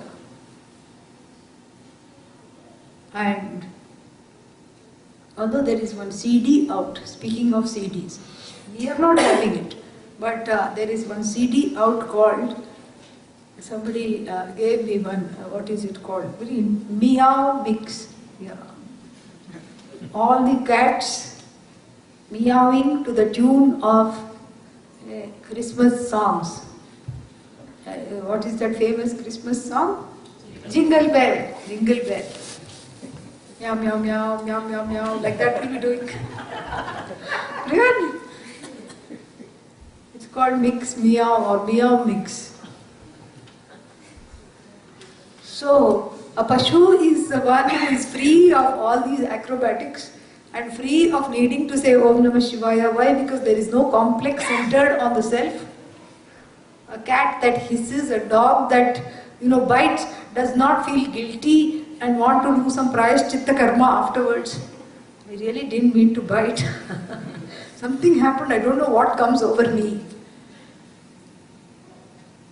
And whenever this person comes to the house, I feel like taking a bite. I don't know why. So I should go to the puja room and close myself and do prayashchitta. I will give up dog food for 3 days. And instead I will doggedly say Om Namah Shivaya. The dog doesn't need to say. So the one in whose programming, first meaning of the word Pashupati, in whose programming all the Pashus dwell. Because there is an intelligence behind these programmed animals. They just live as Bhagavan made them live. They don't think this is my home, these are my people, it is whoever takes care of them, they go with them. They're incapable of even, sometimes, they don't have a lot of expression. They're incapable of communicating, they are in pain. And if they are badly treated, they cannot even protect themselves sometimes. So all this, the one who protects the ones who are vulnerable, who are in need of protection. Why do our animals need of protection? Because there are people who eat them. That's why. So they are in need of protection. Oh, but why do you say that? You have to eat something, Why not, you eat, what is that? You eat eggplant. That also has the word egg in it. Yes, but it grows on a plant. And you eat all these beans and carrot. Why is it okay to eat that? It is okay to eat that because they don't run away when you try to pick them. Yeah, that's simple. Anything that runs away from you is running away for the sake of its life, correct? It's trying to protect itself. When we talked about Abhaya yesterday, it's trying to protect itself from you. And if you really want to go hunting, you have to do it like they did in the caveman times. Then you can eat animals, no problem. Oh, please tell us how to do this. Go barehanded, no gun, nothing. Go into the woods. There are many in Georgia. Even the ashram which we had here, the neighbors were hunters. And so you go bare. You know, you can sharpen your nails if you want before you go. Go get a special manicure and then go into the forest. And then there is a 50% chance that you will become the animal's dinner, and there is a 50% chance that the animal may become your dinner. Then it is fair and square. Otherwise it's not fair. Factory farms are not fair. Making the animals subject to so much pain and sorrow before they are, killed and sacrificed to feed people, not fair. Not fair to let the animals have, need more and more grazing ground when people don't have even food to eat. So there's a lot of indiscrepancies. There is a book by John Robbins, Diet for a New Planet. Very, very telling. Very beautifully written also. So anyhow, these pashus are in need of protection. Because we are the ones spoiling them, we are the ones overeating them, we are the ones running after them. And we give them special names so that we take care of our guilt. Nobody says, what are you having for dinner? Dead animal. Who will say? No. Dead cow. Nobody says, I'm eating dead cow. I'm eating baby cow. You cannot eat if you call it baby cow. That's why you have to have a special name, veal. And nobody says, I'm eating pig. I'm a pig eater. No. That's why you have to call it pork, ham, so many things, so many names. And nobody says, I'm eating scorpion, crab. No. Seafood. S-E-E, seafood, that's all. Whatever you see, you eat. That's what it means by seafood. And so therefore, Pashum Patinam means the one who protects all these animals. Okay, another question. If Bhagavan really protects these animals, how come they end up on my plate? Because there is such a thing called free will. And within this protection, there is an order of which things are protected when and at what time. There is an order, there is a larger pervading intelligence. That is why. First meaning, Pashupati. This is the Pashupati Natha, the one who protects everything that is vulnerable. Second meaning, who is the Pashu? Who is the Pashu? All the bestial tendencies in one. We talked about this in the morning. Kama, Krodha, Lobha, Moha, Mada, Matsarya. These are the Pashus. These are the Pashus. The bestial tendencies within oneself are the Pashus. The bestial tendencies within oneself are the Pashus.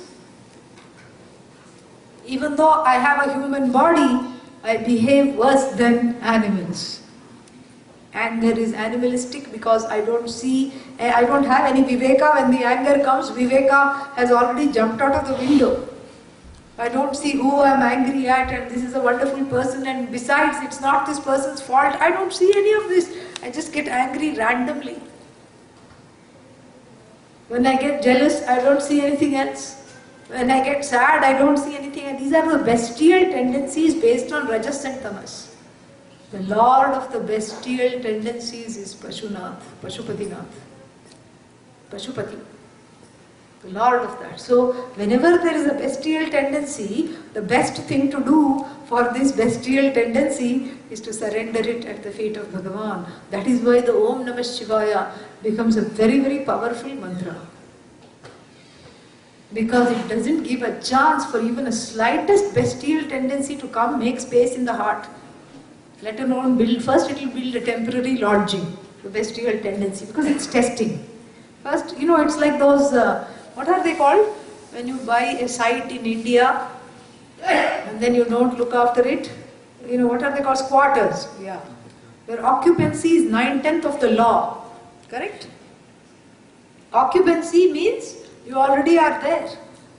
And so a lot of people here have some kind of a romantic idea that they will go back and they will build a big house and they'll settle down there and they'll have their grandchildren there. And so what will they do? First they'll purchase a site. And then it's not enough to have a site.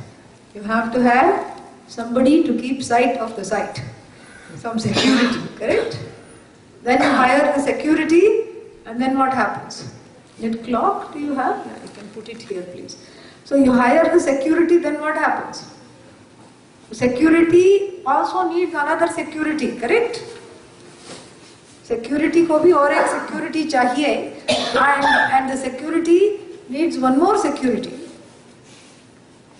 But that is not there. So security leaves the place and goes for a few days to his village. And comes back and an unsuspecting Pole is there. One. Where? I don't remember this. Oh, who cares? Doesn't matter. Next time he goes, 3 more Poles have come. And 1 tarp. And some squatters.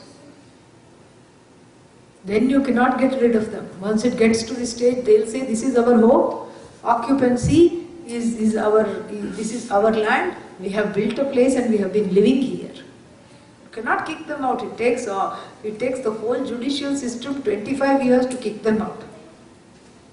By that time, the person who owned the site has kicked the bucket. That's what. By the time the squatters are kicked out. You cannot do that. So too the bestial tendencies are like that. That vigilance must be always there in the form of the security, the witness, the sakshi.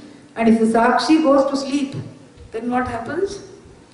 Small anger will enter and put a little foot and see what is happening. What are you going to do? I'm here. See, I've already come, you can't do anything.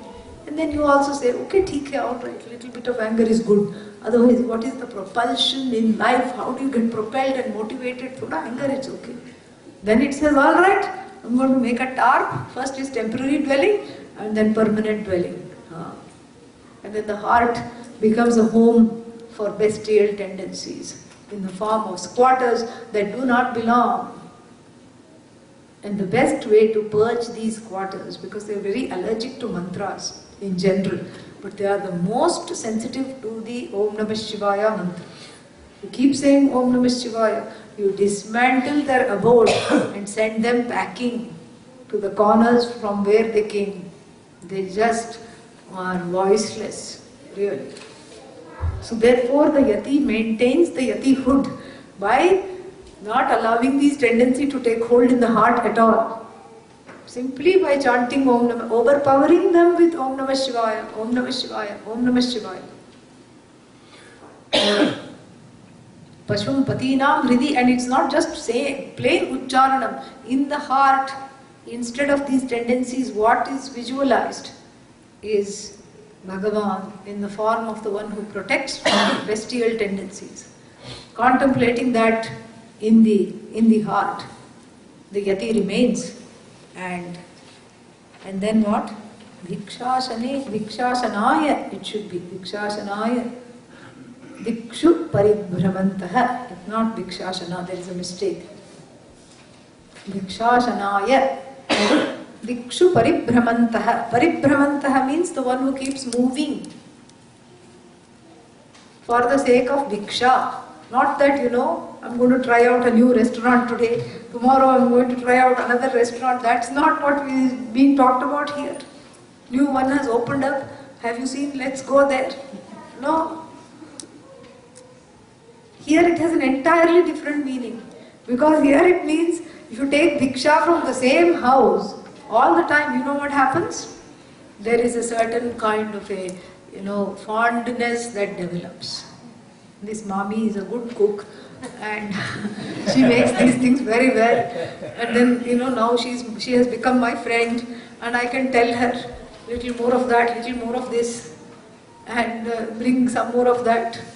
Oh, yesterday you brought that, today that's not there, Familiarity develops.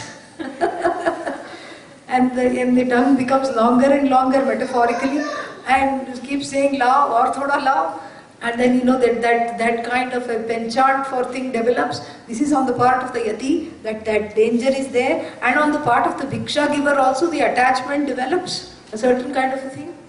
And instead of becoming the Bhiksha giver, they become the Bhiksha cop. Yeah, this is a very difficult thing sometimes. See, these are all my occupational hazards. Today I am sharing. Yeah, I have to find out new, different ways to not let not let these things happen. So there is the Bhiksha cop. Who is the Bhiksha cop? I know what the sadhu eats. You don't know. You just came just now. So I am going to tell you what they eat and what they don't eat. And like Swamiji's Karela story. You know Karela story? Just Swamiji went and somebody served him Karela. And they asked, is it nice? He said, yes, it is fine. And then that particular story went around, and by the time, like the telephone game, by the time it had gone around a few households, the reigning knowledge was that Pujya Swamiji is extremely fond of Karelas, which he wasn't really. So wherever he went, Karela, Gallo, one lady even made Karela payasam. That's a feat. Karela payasam. How can you make dessert out of Karela?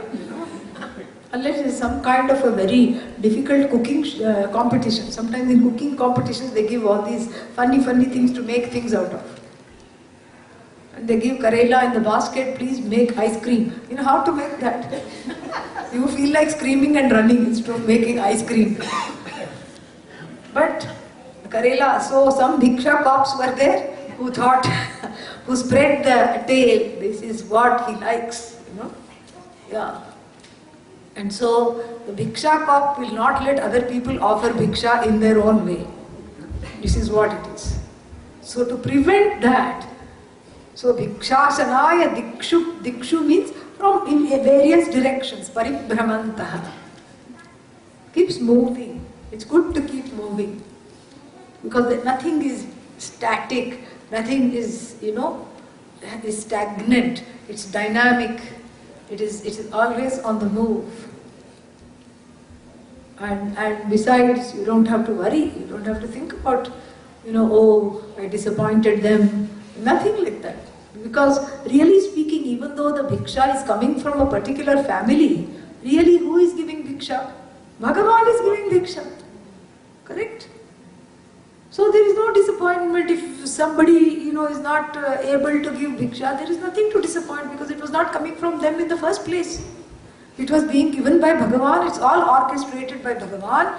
And so Bhikshashanaya, Bhikshatanaya, that will go with the, meter also. Bhikshatanaya, atanam means moving.